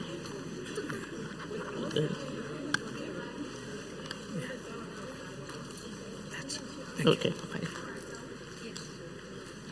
Okay, is everybody ready? Everybody has the plate, and everybody has that white packet with the bricks, right? Okay. So, I want you to build, wait first, listen to the instructions before you start. I want you to build a design, and this would be a tower. Okay? I will tell you. First, let me give the instructions, and then I will put that. So just look first, pay attention, okay? You're going to build a tower. The model you'll build individually. You'll start on the base which you've got either green or white, okay? And then at the end, you will put a Lego kid, a figure. You have a boy or a girl, okay? So each packet contains this, Okay? And then after that, between you guys, on the table, you're going to discuss and everybody will share the story of how and why they built it that way. Okay? So, I'm going to need the timer. I'll give this 10 minutes. So, you have 10 minutes starting from now. Please put the timer for us.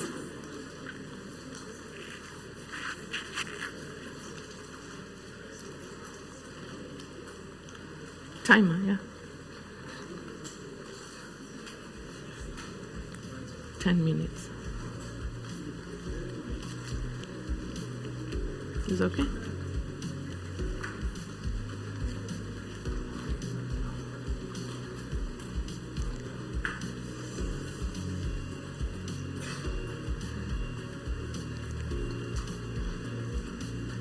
Okay, concentrate on what you're doing, but build fast because you've got 10 minutes, and after 10 minutes, you've got to stop. You're building a tower. At the top, you need to put the doll, the figure. Don't talk, concentrate. I'm fine.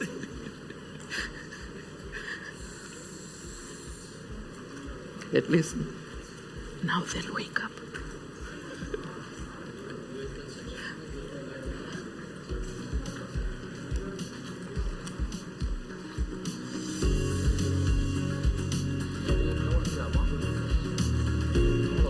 You didn't get? You don't have that?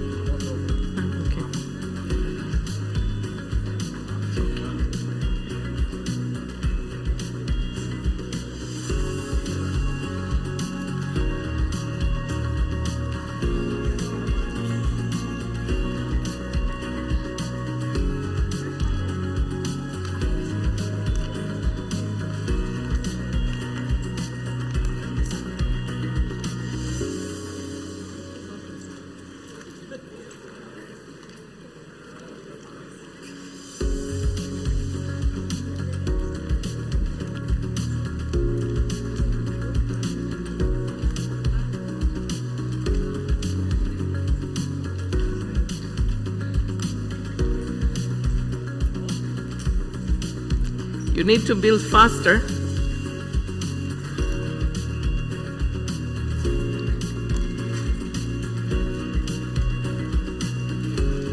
You have to finish all, and then this would be on top. Yeah, you go up.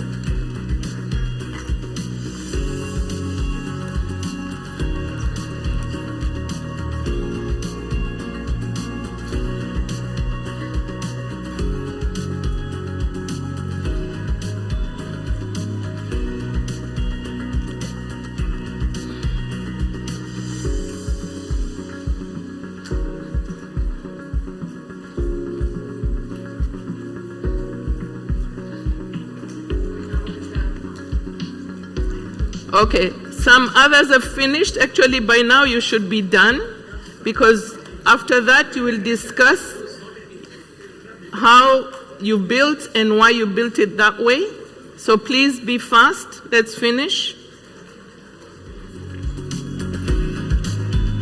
After they finish now, put like a dot on each table, and each one will get a packet. Then next they'll be in that one. Yeah, I will tell them to put, those back, and then those are taken, because if they are mixed, then I have trouble, because each one I use that.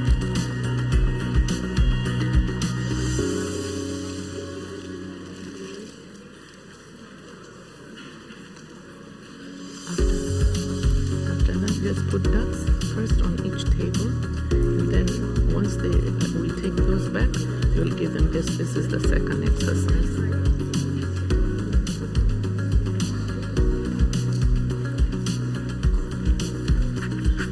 Are you finished? Once you finish, please take a photograph using your phone, take a photograph of what you built.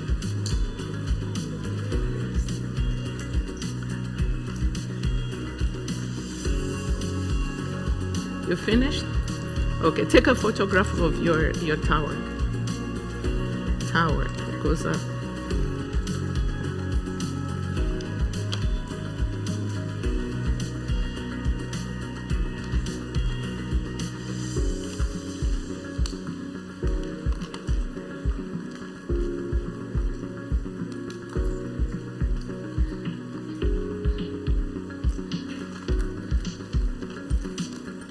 Okay, by now we should finish because the next 5 minutes, each one take a photograph of what you've built and explain to your colleagues on your table what you built it, why you built it that way. So each person has like a minute to discuss it.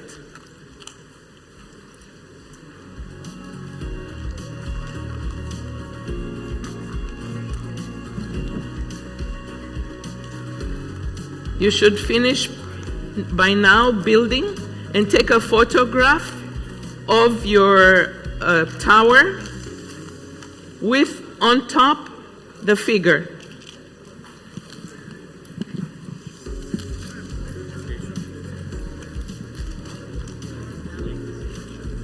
Whoever finds it difficult, please go and play with your kids. Okay, are we finished? No, we should be by now. Take a photograph of what you've built. Start explaining to your colleagues why you built that tower that way.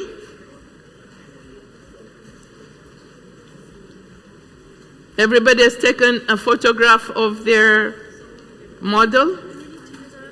No, not necessary, yeah. Whatever you haven't used, take the packet and put them, because after that you need to put, don't throw those, each one, yeah. Have you finished? Has everybody finished? Take a photograph of what you've built. Okay, once you've finished, please discuss. For example, he has done a short one, you've done a taller one, okay? There must be a reason why you did it that way, okay? So please, each person gets a minute to discuss within the table, okay? And then, because after that, we're gonna put those back and go to exercise 2, okay? I want each person to discuss, each person gets a minute, okay? To explain to their colleagues why you built it. There are some who have built their towers tall, there are some who have built their towers short. So each person has a reason why they've built it that way. So please discuss within yourselves why you built your tower that way. Okay? Is everybody ready? They've already built their tower. I'm gonna pick somebody to explain their tower. Okay, so please pay attention. You don't know who I'm gonna pick. Everybody has finished their tower? Take a picture of your tower. Okay, I'm gonna pick somebody to explain their tower. I hope everybody has finished because we're nearly done by now. Okay?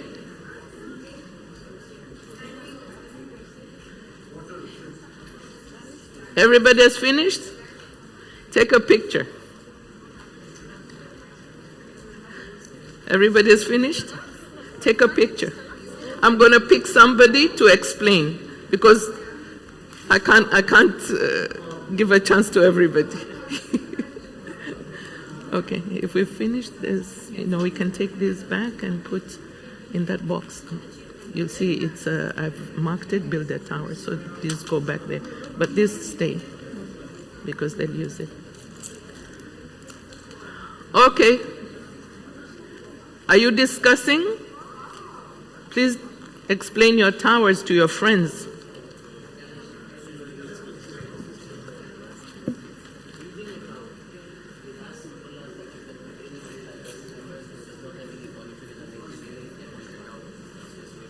You're discussing? Yeah. Are you discussing? Wow.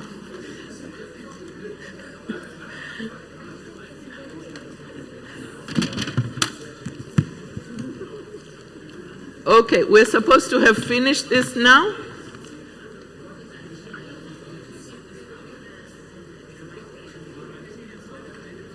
Are you discussing? You need to, yeah, we should finish. As I said, we're going to be working fast. Yeah, he's finished. Did you take a photograph? Yeah.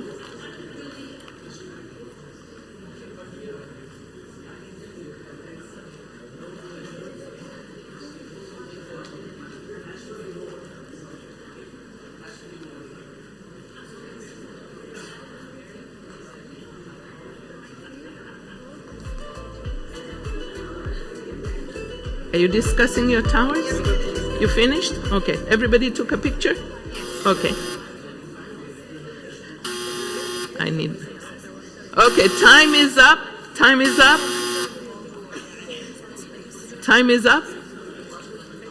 Okay. I hope everybody managed to build a tower. Okay?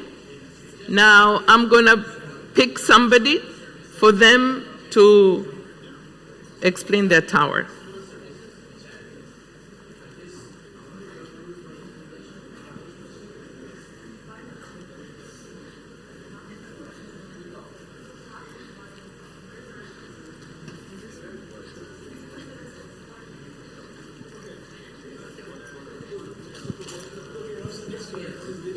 Okay.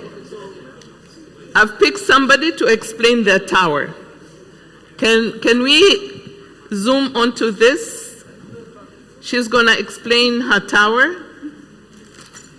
Okay, let's see her tower. Okay. Please explain your tower. Why did you build it that way? It's like someone got top of Burj Al Khalifa. I can't hear. Can everybody hear? Yeah, like someone went to top of Burj Khalifa. Oh, okay. What else did you think when you were building it? Okay, let me just share. Let me just help her. Just show, can we see the tower there? Yeah, okay. She started, can everybody look there? She started with a bigger, wider base, okay? And going up, started becoming more narrower, okay? Which means, what did you think when you were doing this? Why didn't you start with this one? You started like this. I want you to explain it. Here needs something. Talk louder strong. Because everybody should hear. Here something need to be strong. Then here, like foundation.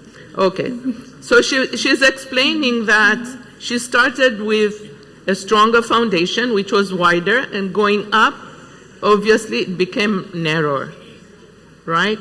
So one of the things that we learned from this is whatever you do, start with a strong foundation, okay? As I said, when we do these models, usually we go deeper into them, but today we are doing it faster. We actually learned something out of building these models. Okay, I want you to explain why yours is like this. Okay, can we zoom onto his so everybody can see? Yeah, actually this is a small, small explain yours. Okay, can you zoom onto his so that we can see it? Show the model.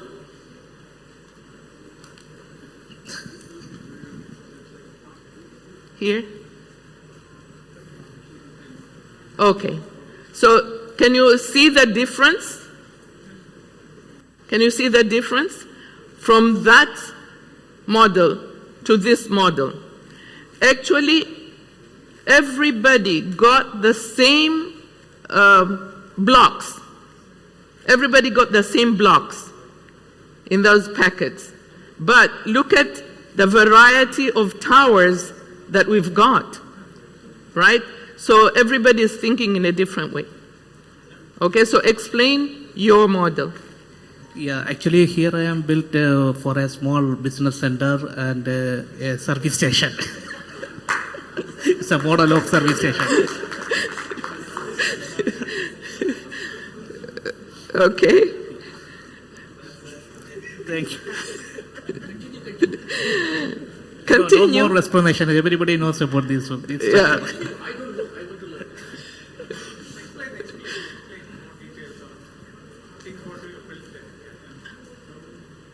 I want the details. There is no more explanation. Actually, see this one. This is a small design. There is a this environment is based on the Oman building structure. It's a small business center. Yeah. Okay. Okay. So in Oman we don't build towers, right? Correct. Okay. So look at the interpretation. She wanted, okay, I will get there. We don't have time, so I have to really, okay. Thank you.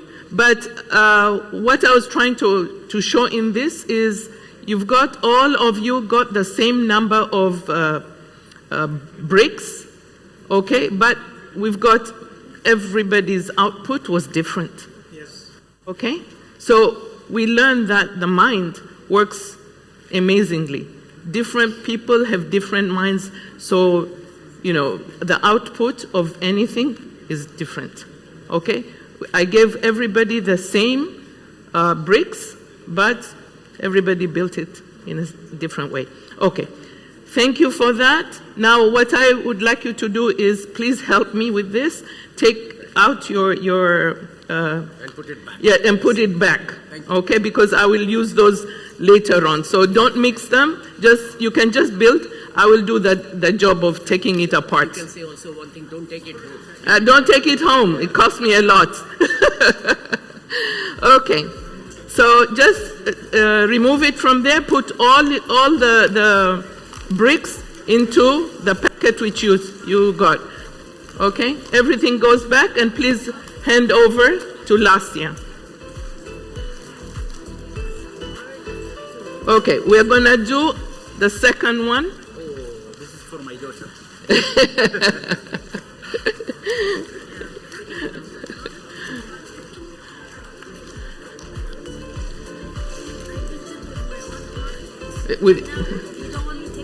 No, please.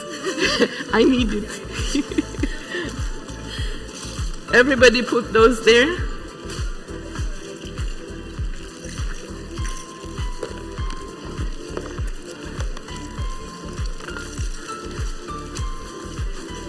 Okay, everybody gets this, huh?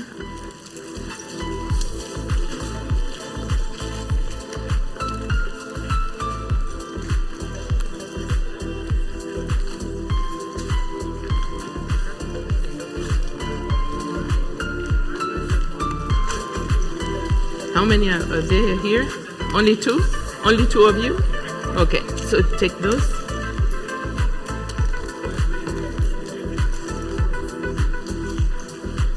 How many of you are here?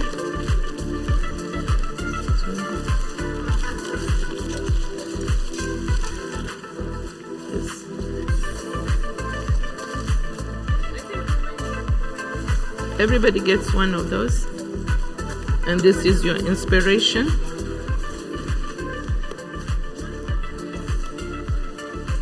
Yeah, hand these over to Lasya.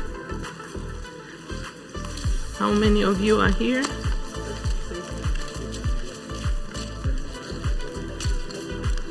Yes, sir.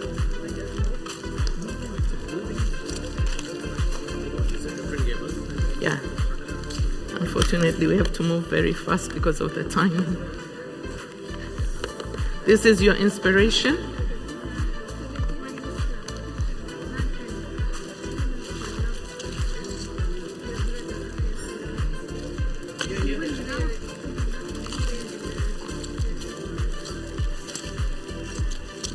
Everybody got?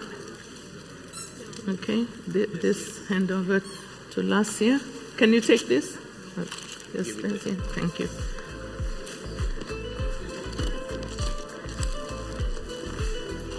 This is your inspiration.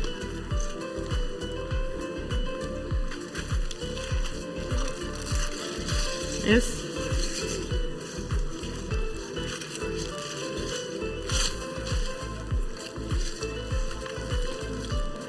Everybody gets this?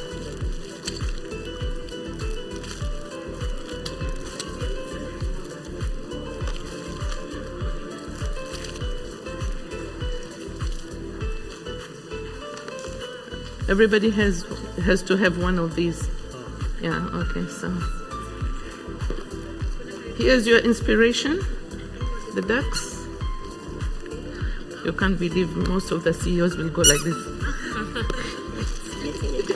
Most. Okay. Okay.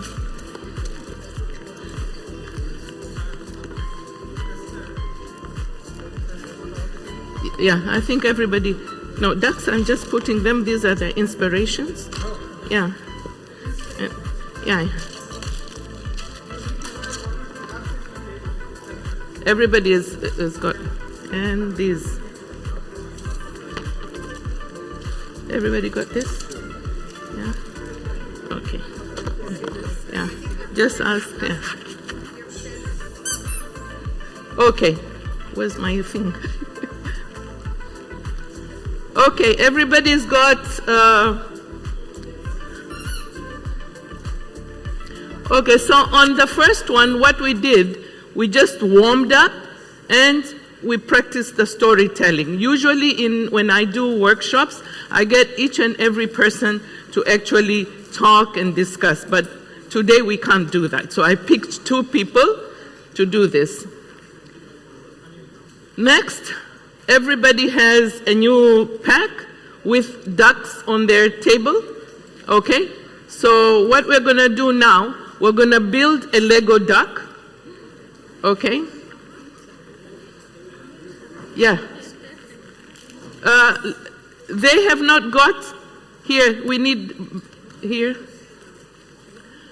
Okay, I'm gonna go fast, sorry. Everybody would have already got these bricks. They're all equal number of bricks in the packet that you've got now. Look at the duck there. With that, with the bricks that you have now, you are going to build a duck. Okay? Give it a beak, it's got eyes, and see how it comes out. Okay? Everybody got the same equal number of bricks. And this now is going to be fast. We're going to do it only 2 minutes. Okay? Am I clear? 2 minutes, everybody builds a duck. Let's go. 2 minutes, the timer goes on.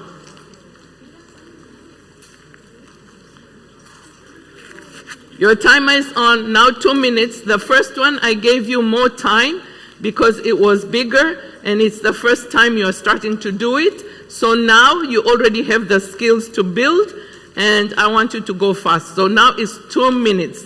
Don't talk. Look at the duck which I've put on your tables.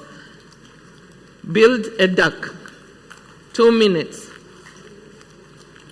When you finish, take a photograph of your duck and then put those ducks in a line.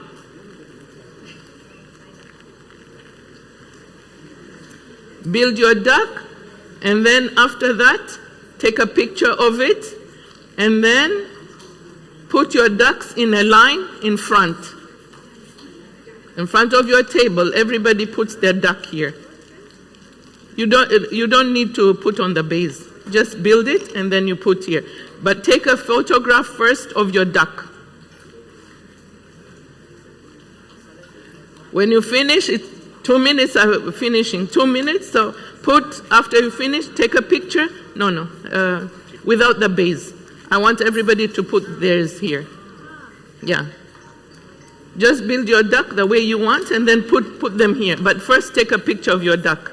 Take a picture of your duck when you finish. Without the base, put them here in a line, all of you.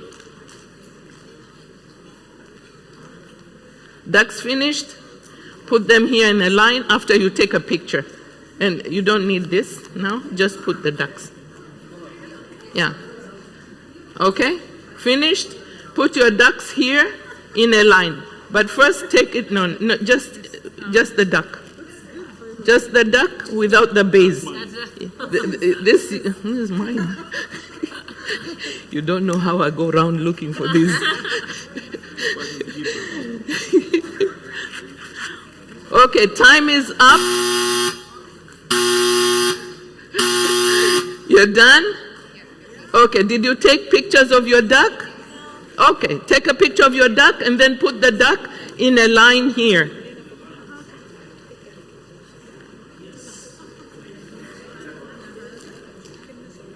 Okay, take your picture individually, then put them in a line. And then take a picture of that, your line of ducks. Okay, has everybody finished? Time is up. Wow.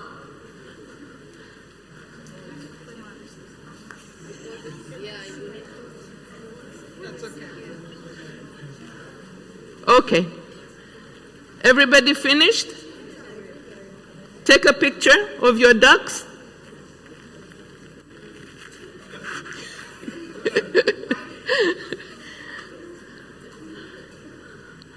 Okay. I see different ducks. Okay? Look at the mind. Look at the mind.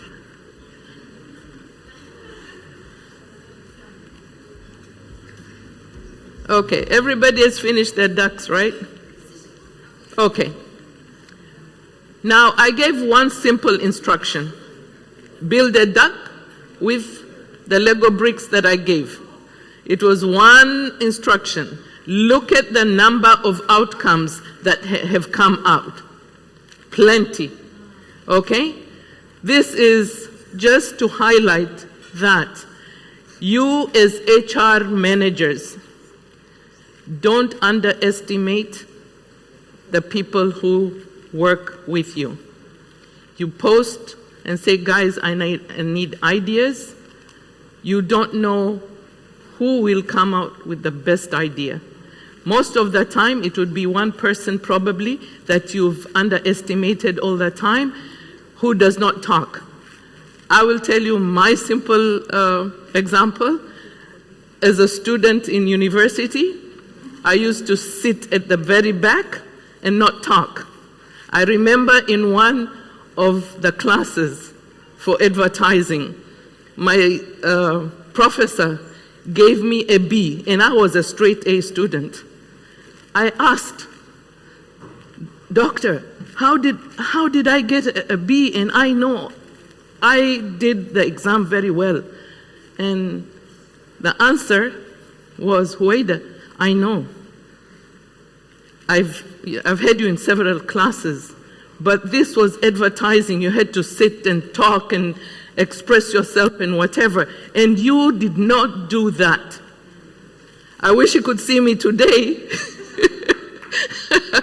standing in front of how many people presenting. But that for me was a lesson. I had to stand up and talk. So in HR today, you get some of the staff who are very quiet and some talk.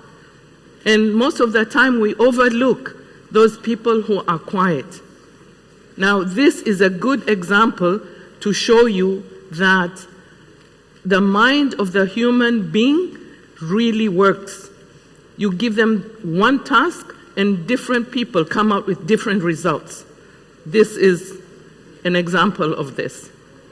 Okay? It's a takeaway that I want everybody today to go back and think that one person who's at the back keeping quiet could be one day talking in front of a group of people.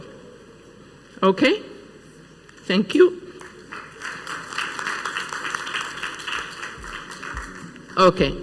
With this, I'm going to go fast because we are running out of time. What is metaphor? Here, I look at this picture. One is the Lego person in a box, okay? And he's like put inside and very timid, right? The next is the same, but on top of the Lego box. So with metaphors, it actually gives you a chance of explaining, okay, while building what you want to say, what you want to portray. So this could be, the second one is like victory. The other one is like I'm closed in.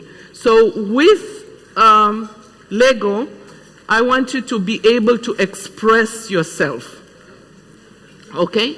So we can communicate all these ideas by just using the Lego, okay? And we do this with strategy, we do this with team building, we do this, you know, with so many things because it gives the chance to the staff or the participants to actually express themselves without being scared, okay? You build it, and this is example of whatever you want to talk.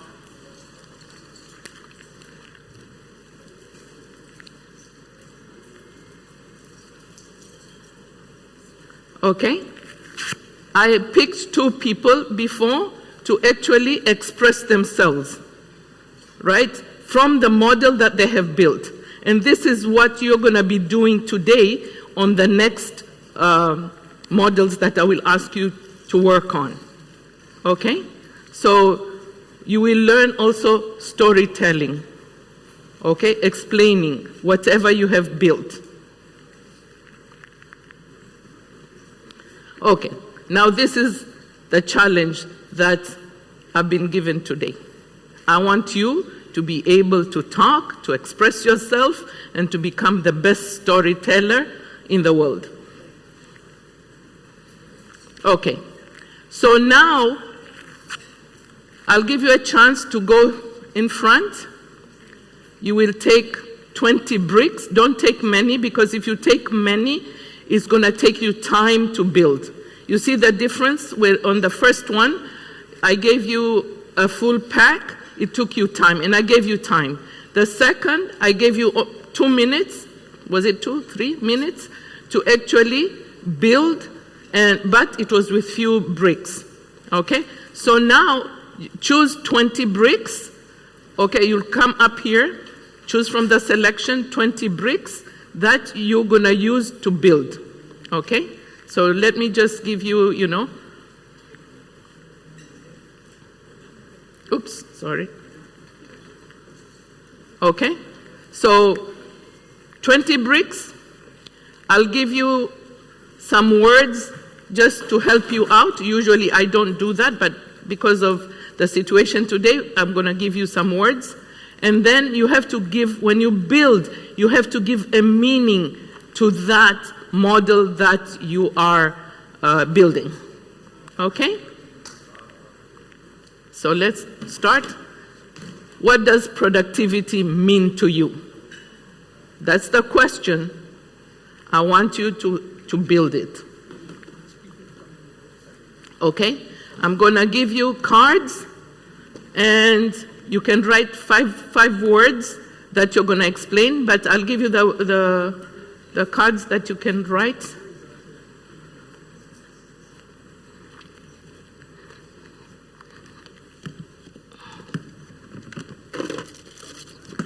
Just give each one a card. Do they have pencils, pens? Yeah, okay. So you're going to explain your model later on, what you built and what elements it represents, what enables productivity and what blocks it. Today we talked about productivity. So you're going to build a model on productivity. Okay? Take 5 words, which I'm going to give you here. You can scan and you'll find a handout there. Choose words which you're going to build. I have my papers there. Yeah. No, I have. Okay, so when you scan, you're going to get a handout which says themes and words that capture the essence of productivity at work. Okay? And this, keep it because it will help you even later on at work. Okay? These are things that you need to think of. So from there, take 5 words, write on the card. That will be the focus of what you're going to build as a model.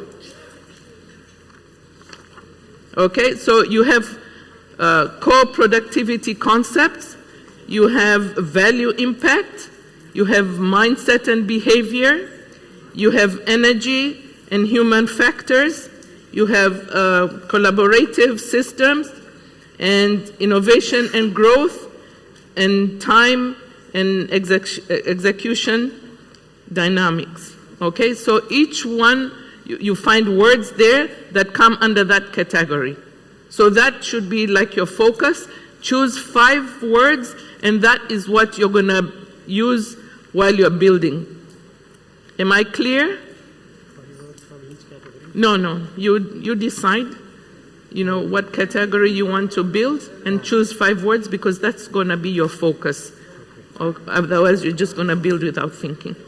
Okay? Any of the categories.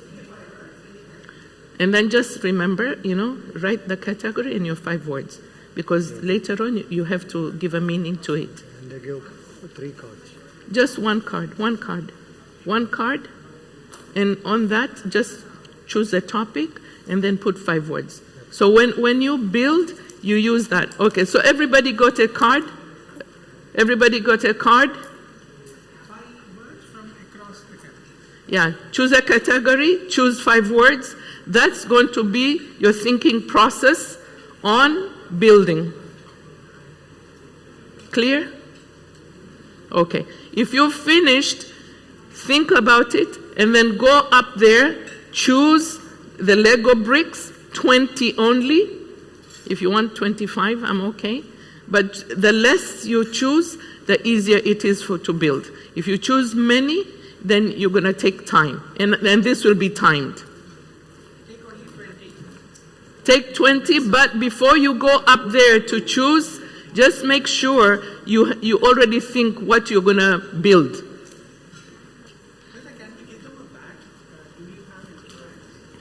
I don't have more bags. No, it's okay. It's okay. Take a mix of 20 pieces. Choose your pieces because before you come, just think, what do you want? Choose those words because that is where you're going to focus on. Has everybody accessed this? I'm going to go back. Has everybody accessed this? Yes. Okay. You've written your 5 words?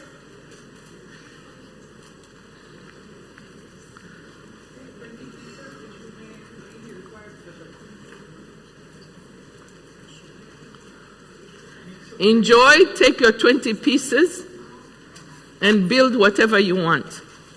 But remember, you have to explain it. So I'll just put here. Yeah.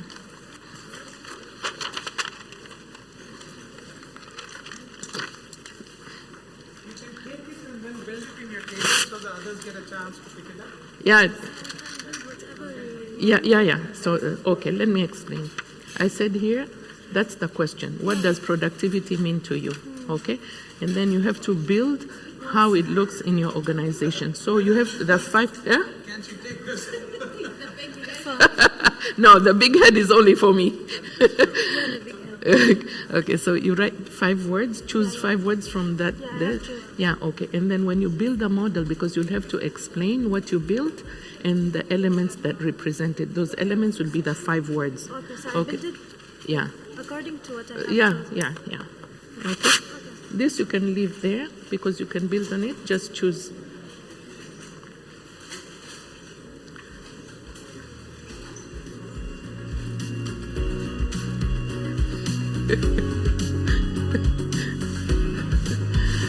With this usually it needs time, you know. Like I'm trying to really move fast.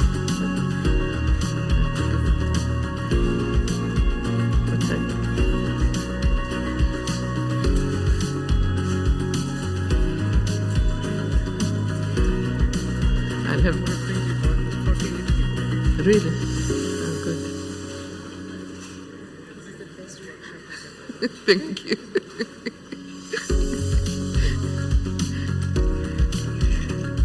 People who were sleeping now woke up.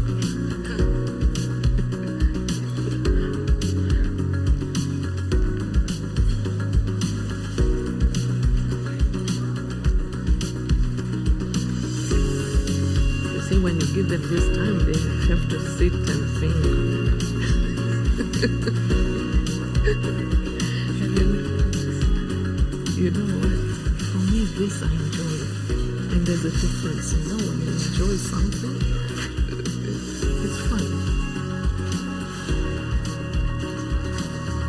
Even for the participants.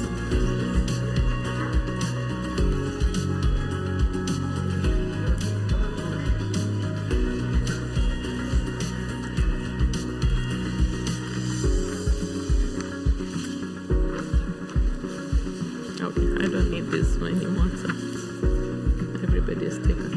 You'll be a little bit late.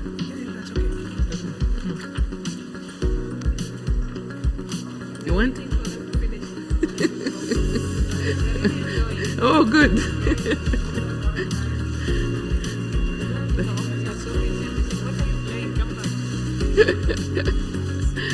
No, the only.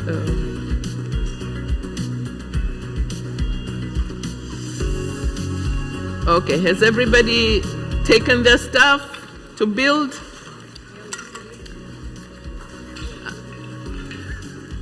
Did we take the ducks back? The ducks, we need to, yeah, okay. My kids were like, Mom, 2 days you're sitting on this, you know, because I was segregating them. It's easier than if I put all in the,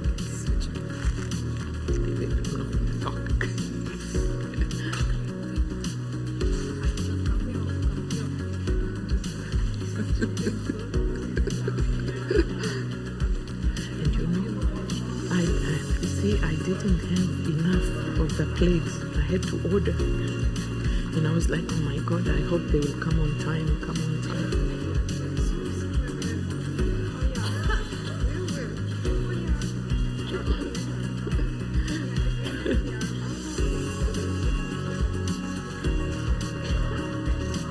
Okay, has everybody finished taking their things to build?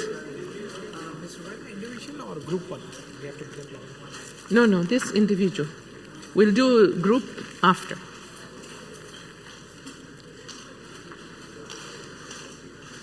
You haven't picked yet? Yeah, okay.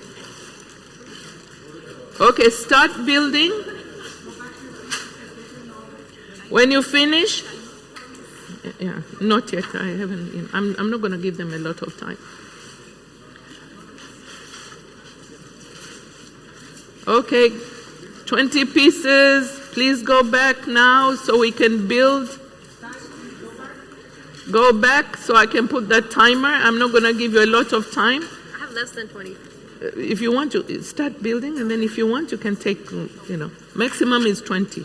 If you take many, you're going to spend more time. It's better for you to take less. Okay, by now you should start building, please.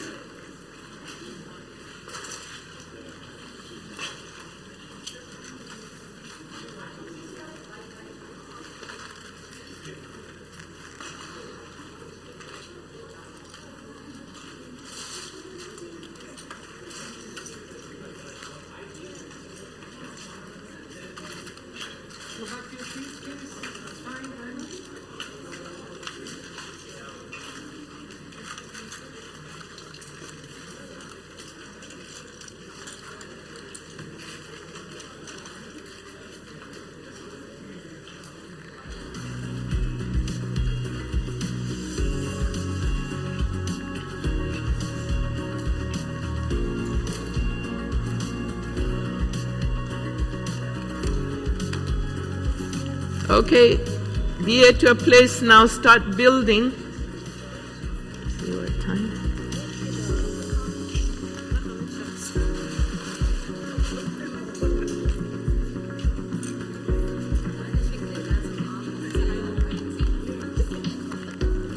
No, I'll tell you what, look, build, and then if you need to go back and take more.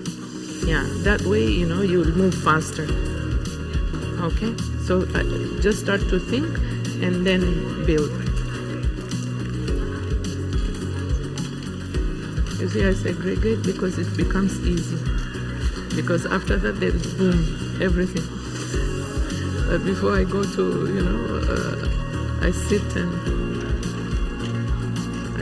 try to, because if I put like that, it's difficult.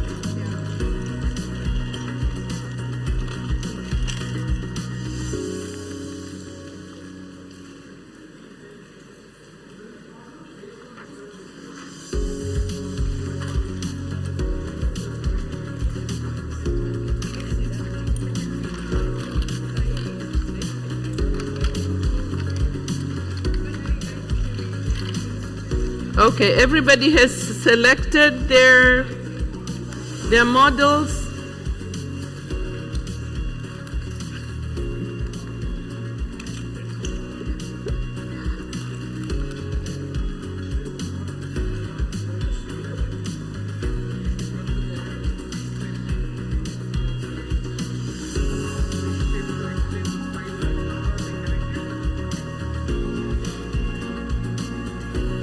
How is it going?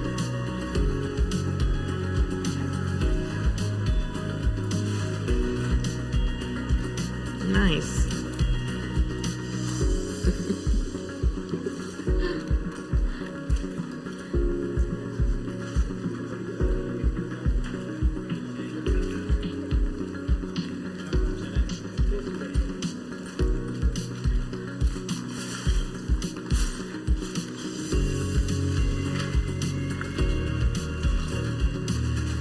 I hope everybody is halfway through, because now I'll give you like another 5 minutes for you to finish. Has everybody selected what they want? Back to your seats.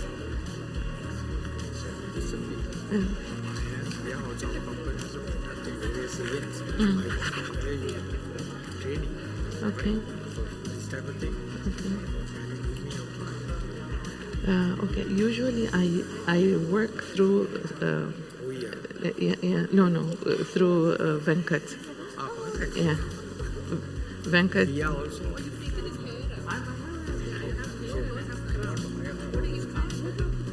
You contact him.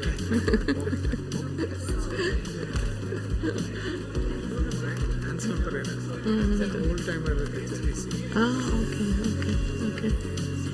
Yeah. Oh, really? Yeah, we haven't met.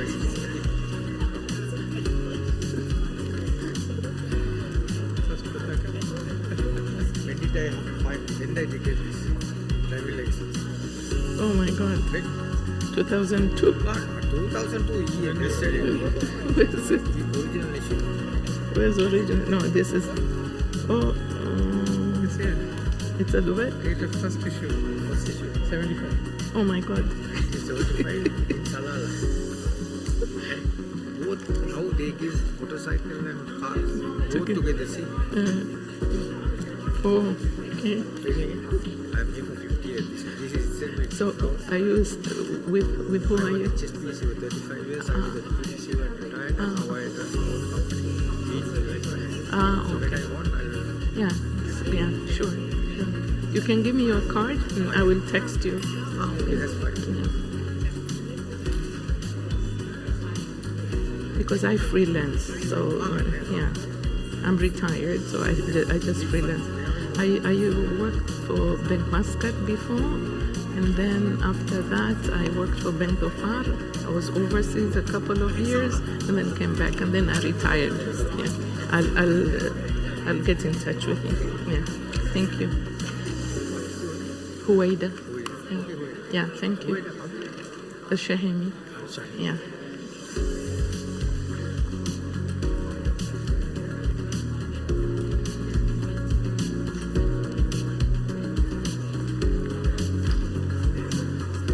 Okay?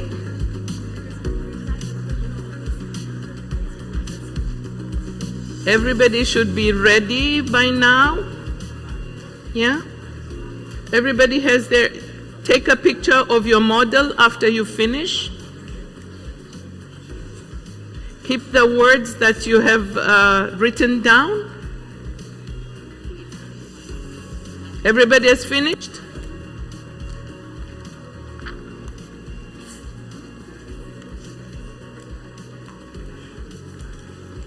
Has everybody finished? So we can proceed?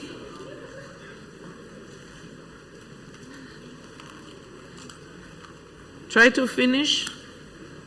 We have a few minutes.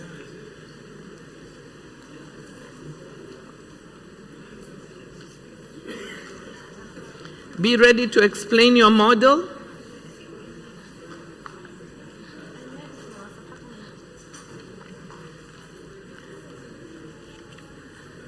Keep those two last things, what I said, what enables productivity and what blocks it or limits it.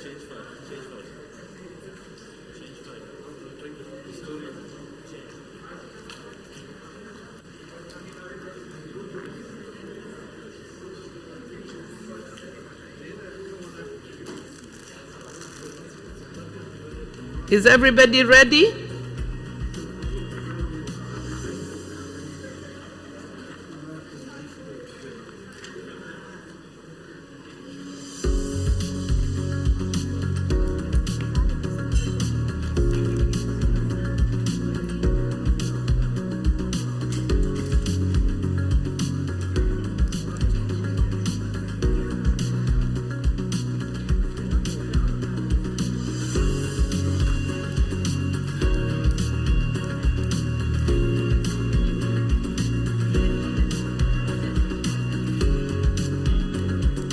One last minute. Done. Keep your 5 words. Remember, you're going to be able to explain that.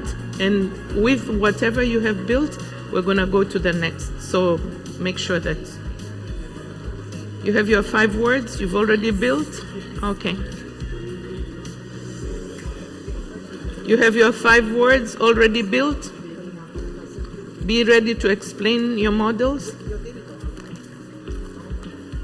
5 words? Wow.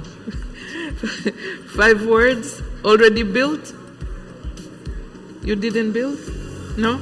Because I took you, huh? No. She was afraid you'll ask her to explain. No. I already took one time, I won't repeat. Okay, 5 words you've already built. Make sure you're ready to explain. Okay, time is gonna be over just now.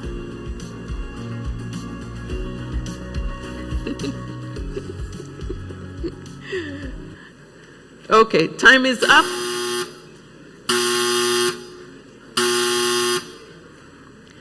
Okay, keep in mind, we're gonna do another build.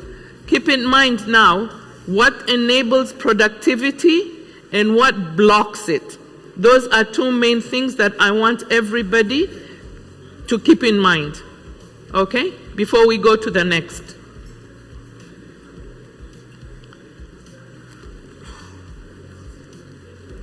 Okay. Now the next question, what does your organization measure? Okay? Keep that in mind. I want you to build. But here now, I want you to take only five blocks, not many, okay? So, means that you're gonna be here just a few minutes. I left you to build the first one. Now here, what do you measure? What does your organization measure? Very short, you will build it next to your model which you've built now. So basically you're going to have 2 models for the first question, and the second question, what does your organization measure? Okay? So This one, I'm going to give you, all in all, only 5 minutes and 5 bricks. Quickly come and pick up 5 bricks. 5 bricks? Yes. Take a corner of whatever you've built and keep. Now the question is, what does your organization measure? I've given you some ideas. If you're going to use KPIs, you're going to use, visible versus invisible work, output and outcomes. What does your organization measure?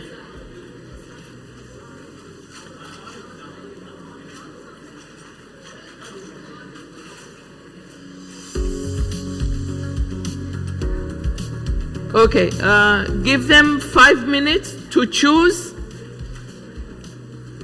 I'm going to time you now, only 5 minutes for you to choose, and then I'll give you 5 minutes to build, because after that you have a big task. And remember, what does your organization measure is the question that you have to build.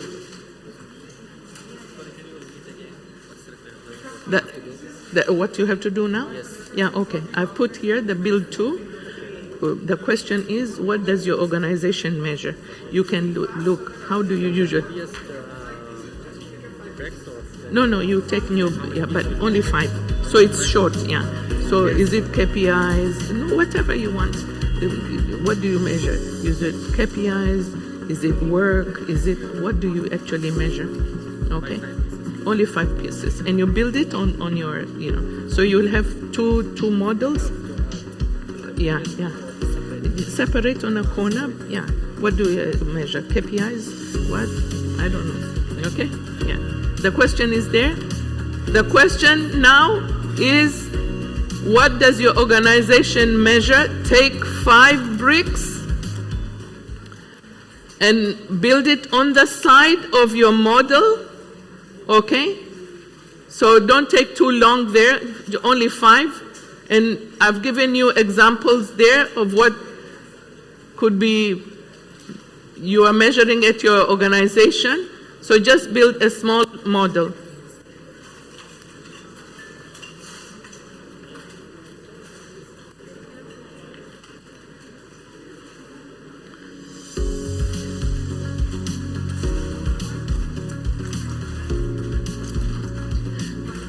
The reason I made it short is because we need to finish fast. Yeah, I know. I think one can describe everything. Take only 5. What do you want to? First of all, you have to decide what is it. You can have actually models of masala, with a leader and 3 people. Okay, and look at it. One leader decides everything. You see?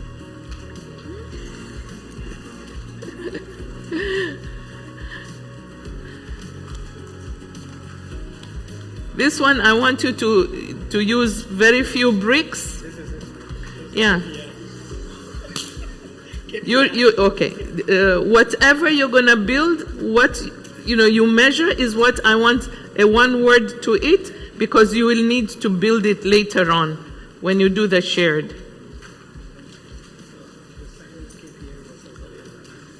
Okay?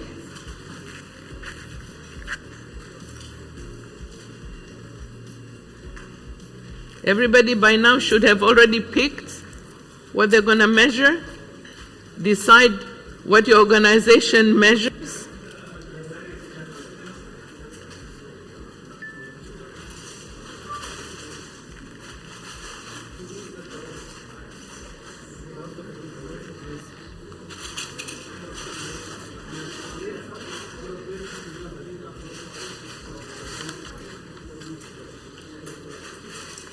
These are very good usually for strategy, because a lot of organizations do strategy and they really don't visualize it.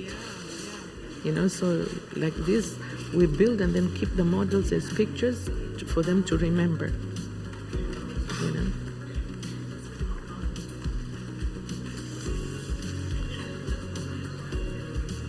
Okay, 1 more minute to go, few seconds. So you should have already picked and gone back to your seat. I'm going to give you 5 minutes to build.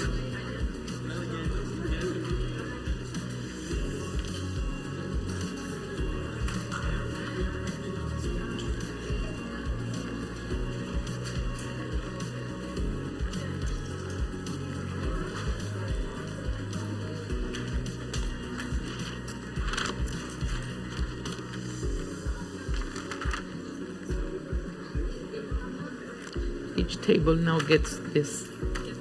Yeah, gets one of these. You can take there, I'll give some.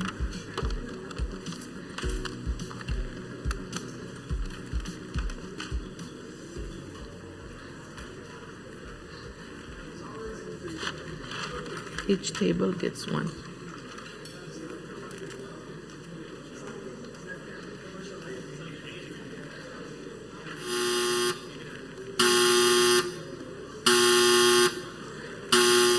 Okay, now I'm going to give you 5 minutes to build if you haven't built yet.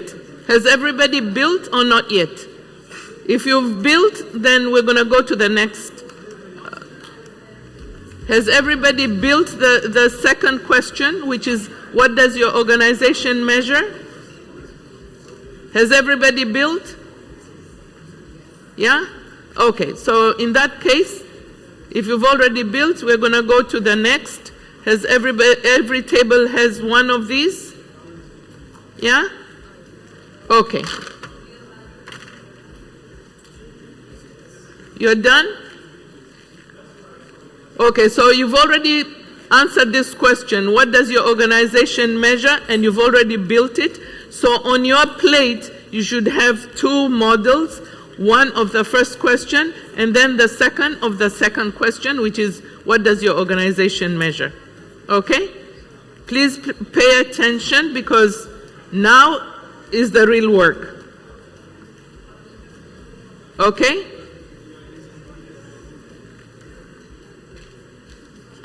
Okay, now we're going to build a shared landscape. What is productivity at your organization? Okay? Now I want you to combine. Think carefully. Each person in the beginning has written the 5 points that they are going to build.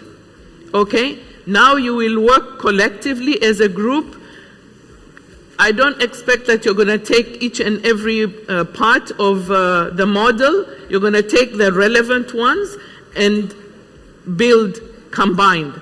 Okay? So when you think of productivity, how do you look at it? It will come from the 5 words that each person had taken. There might be others who've taken the same word.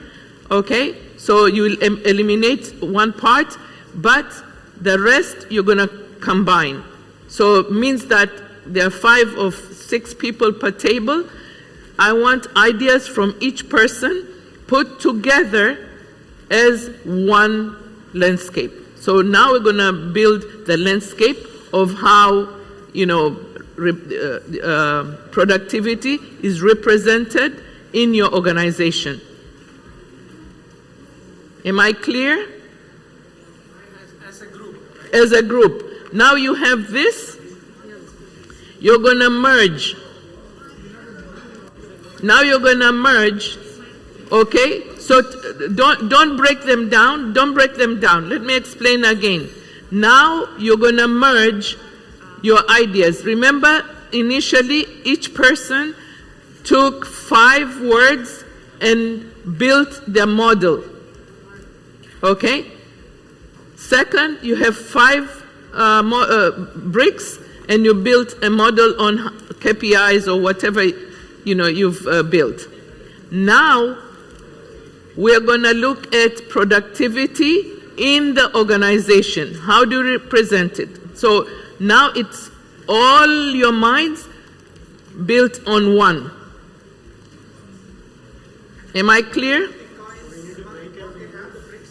Yeah, on the bricks they have. You've already built models. So you will have to look at, for example, let me take some words here. Don't break it, okay? A person here wrote efficiency, value creation, consistency, motivation, collaboration, improvement. Okay? So you look what is the top important in this organization that you're going to combine now. Okay? Each one has come up with ideas here. What would you really see in that organization is what you're going to build together. So take words from whoever, each. What are important ones? So combine your cards first. Choose certain things that are top of mind, or what you want your organization, your combined organization, okay, to look like. Am I clear? Or shall I repeat? Okay? Take your cards, you can flip, discuss, look at what other things each person has written. What are the top 3? Okay? And then what should your, shared ecosystem have? Your shared organization. Yeah, you discuss now, because I don't know what you've written, but look at the top 3. Turn, keep one person is your speaker. Okay, discuss and choose 3 here and put. And then you can take elements of what this is represented out of the 3 that you think our organization has to look this. Then you know. Okay? Clear? Now is a challenge. Before it wasn't. So they can combine.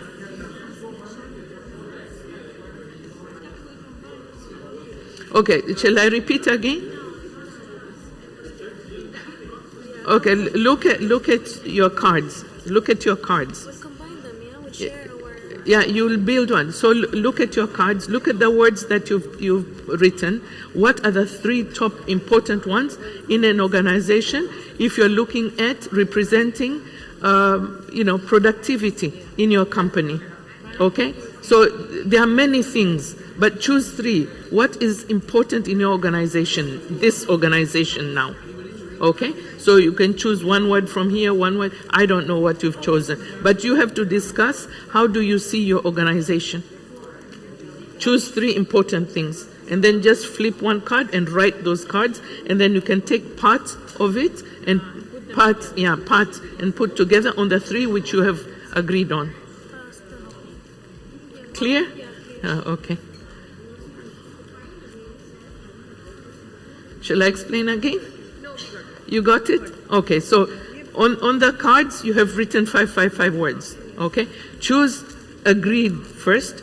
What are the 3 that you see, represent productivity in this organization, which is your organization now?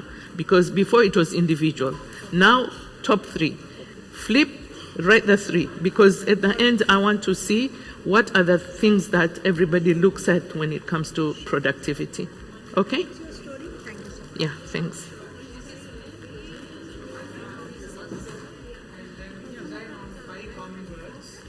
Represents an organization's productivity and using elements to. Sorry. Is it clear, or shall I explain? Yeah, but the thing is, we've all got different understanding. Okay. Come to one common understanding. Okay. So now each person had built, okay, with the 5 words that you took before. Okay. I'll just take yours. You wrote speed, flow, discipline, consistency, and performance. Okay, but you could have others. Now we're looking at as a group, combine elements of your models into a shared Lego landscape to build representation of what should be measured to reflect productivity. Okay, so now this is your company.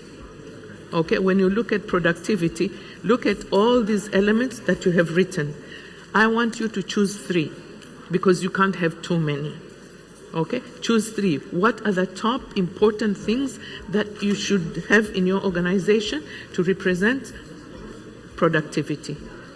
Okay, so one person will be the leader. Flip your card and then write 3 things that you agree on, and then take elements of whatever you want from these words which you've written and build it here. So you just take, for example, speed. If you build speed, and you agree that speed is one of the things that you want, so put it here. Okay? Yeah, but that has to be first group, okay? And then I'm going to give you a handout to look at what did I define as productivity. What is the productivity landscape? I'll give you to scan and have a look so that you can represent it well. Okay? Am I clear? Yeah? Okay. Is everybody clear on this, or you need explanation? Clear? Okay. Now I'm giving you a cheat fact thing. You can scan here. Okay? Everybody, you can scan here, see what you should think of when you look at productivity. Scan here, open this so that you can actually see productivity, what does it have? And please keep this for future because it will help you. Can you scan there? Scan. I'm giving you a sheet for you to make it easier. Okay? And keep this for the future. Anybody who's in HR and handling people, keep this because it will help you even for the future. Now, when you look at this, when you open this now, you will find an ecosystem. Okay, that will help you while you're building here and for the future. Keep it for your organization.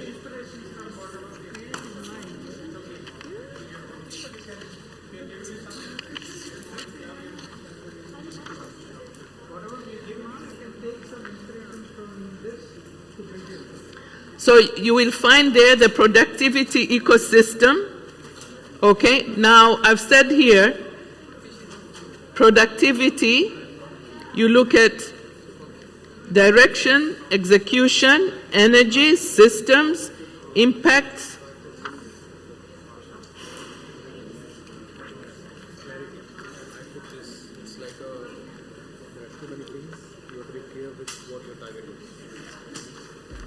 This is the end, the last. Yes, no?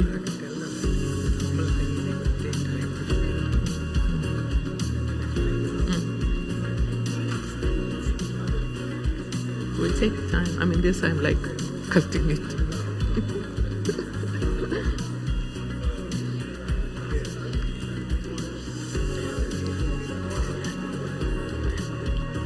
You gave up? It became too hard. Where are the others? They got dispersed? It became too challenging. Huh?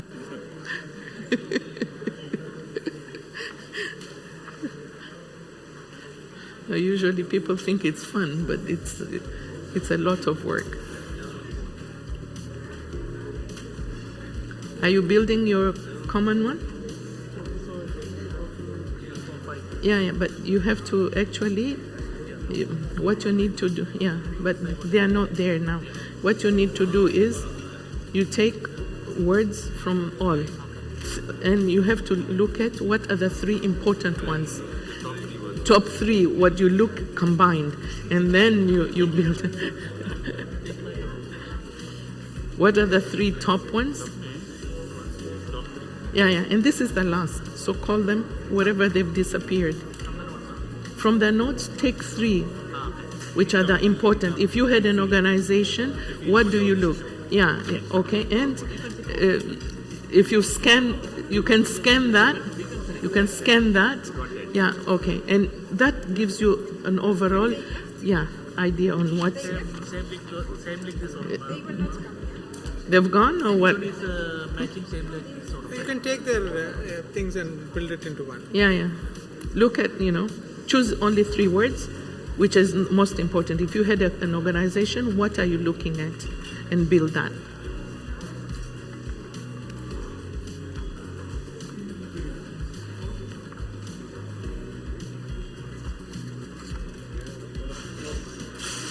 If found it challenging.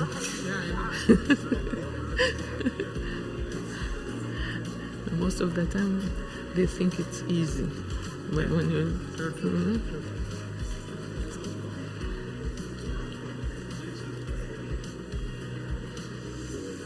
How is it going?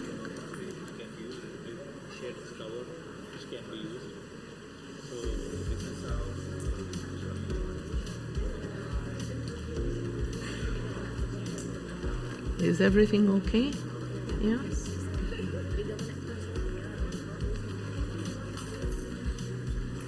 The real HR people?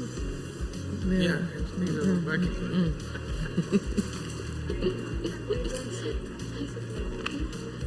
Yeah, because actually this is like a ball. Should be, yeah. Should be, but we want something blue to represent the sea, but it's okay. You can, this, and Yeah, then you yeah, can they- put. We keep them like this as a sea. Yeah, okay. And scan this because it's very helpful, Okay, it gives you directions, and even for the future. It's that one there. Is it the same one? Yeah. Or another one? No. This is the second one. First, there's one. Scan this. There are two handouts. Create a story around what the inspiration for an organization.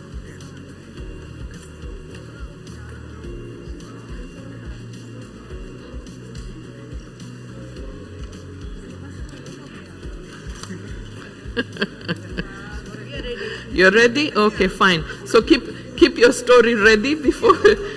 Yeah.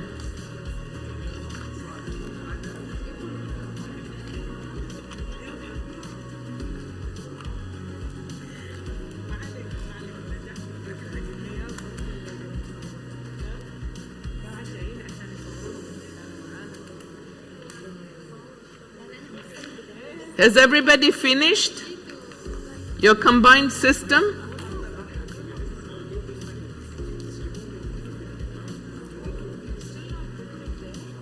I think you'll have to tell them what has to be done. No, I've explained to everybody. Yeah.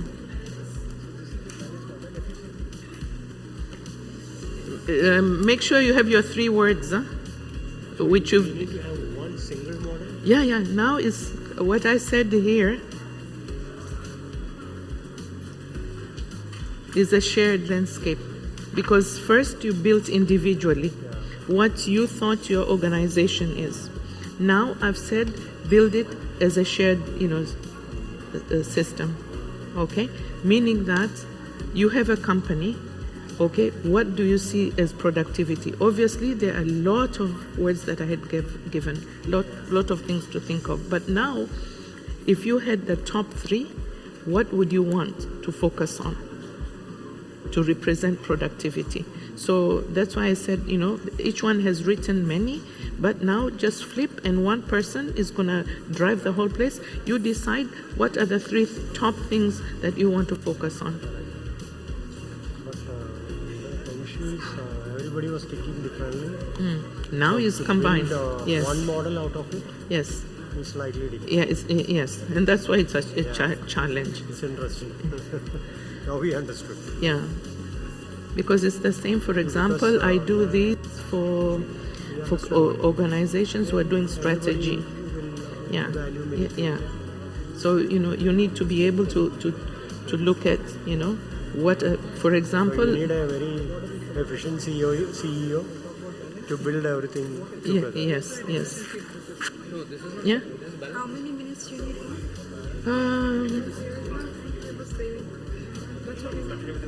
Yeah, we can. Yeah, okay. Actually, this is the last. It's last. Okay. I'm gonna go ahead and finish off. Now, everybody take this. You will need it for the future. You will need it for reference.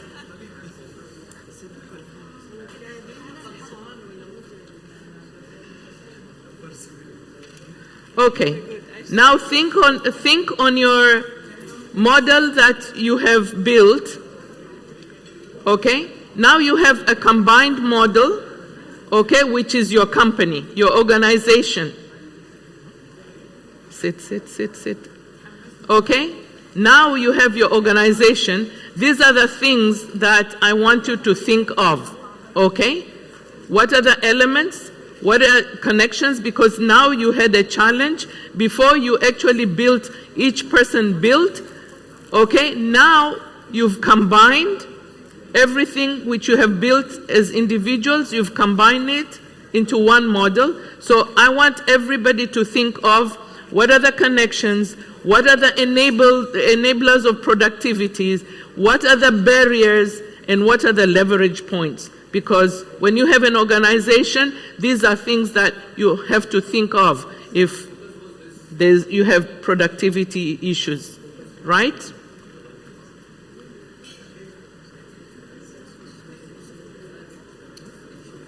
Okay? At the same time, what drives the system? What drives your company which you have built? Okay? You have an organization built as a model. These are the things that I want you to think of. What drives the system? What drives your company, your organization which you have built? What creates pressure? And what gets ignored? These are things that I want you to think of when you leave today here in your organization. These are things that you have to think of. Your company that you have actually built now.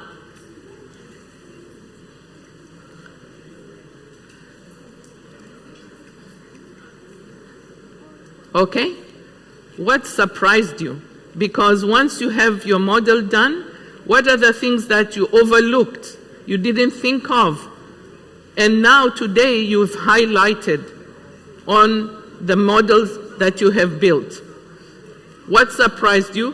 What are you rewarding that probably you didn't know? And what should you start measuring? And what should you stop measuring? Because sometimes we actually measure things that are not of top priority and we forget others. So these are things that I want you to think as you leave here today. And lastly, I want everybody to be able to answer this question. One thing we must change about how we measure productivity. This is something that each and every person should think and consider. Okay? What should you change?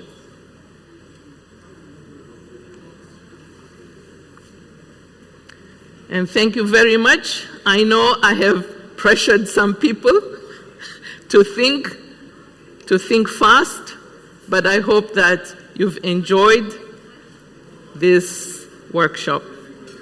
I just wanted to thank Veda for her efforts. This is actually a very long program. Just to give you all a taste of what could be done using Lego Serious Play. That's why we thought we should showcase this. In your own organizations, we can do this activity to bring in a lot of people. You know, like Veda said, a lot of people don't talk. But when you make them do this activity, many of them open up, speak. So a lot of things could be done using Lego Serious Play. We are pressed for time, but we just wanted to give you a taste of what is possible with Lego Serious Play. And, you know, I could see all of you were so actively involved. So just imagine if this runs in your own organizations where, you know, you are looking at, you know, getting feedback, you are looking at so many things. You could use Lego Serious Play to uncover hidden things which people generally don't speak, but they express. Yeah?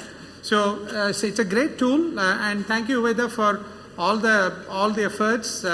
I know we squeezed you a lot with time, but we still wanted to give an essence of what Lego Serious Play is to all the participants, and that's the idea of today's session. Thank you very much for all your active participation. We hurried you a little bit, apologies for that, but that's okay. You got the gist of what is what, and we're happy to talk to you if you want to replicate this in your own organizations. Thank you very much. Huwaida is available to speak, and lunch is served, please. Mayank, do you want to say anything?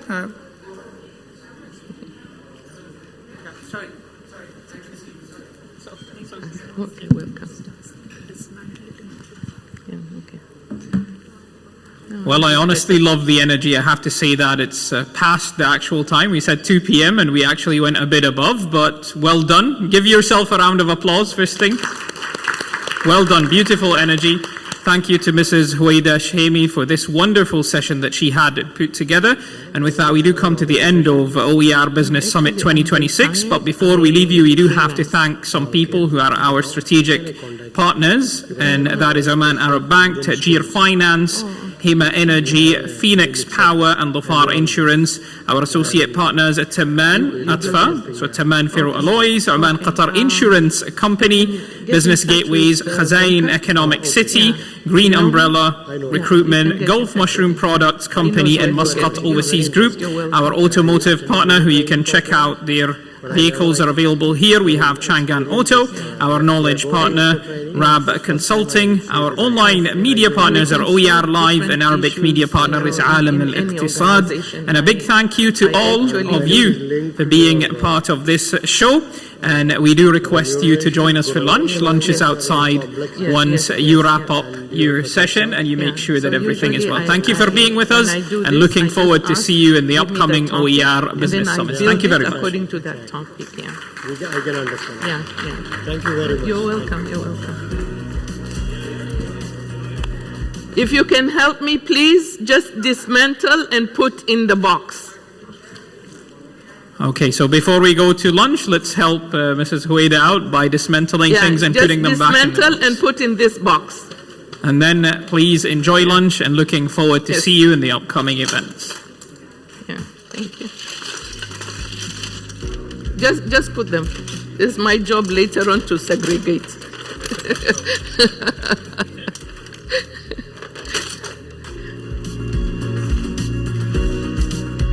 Thank you very much, everybody.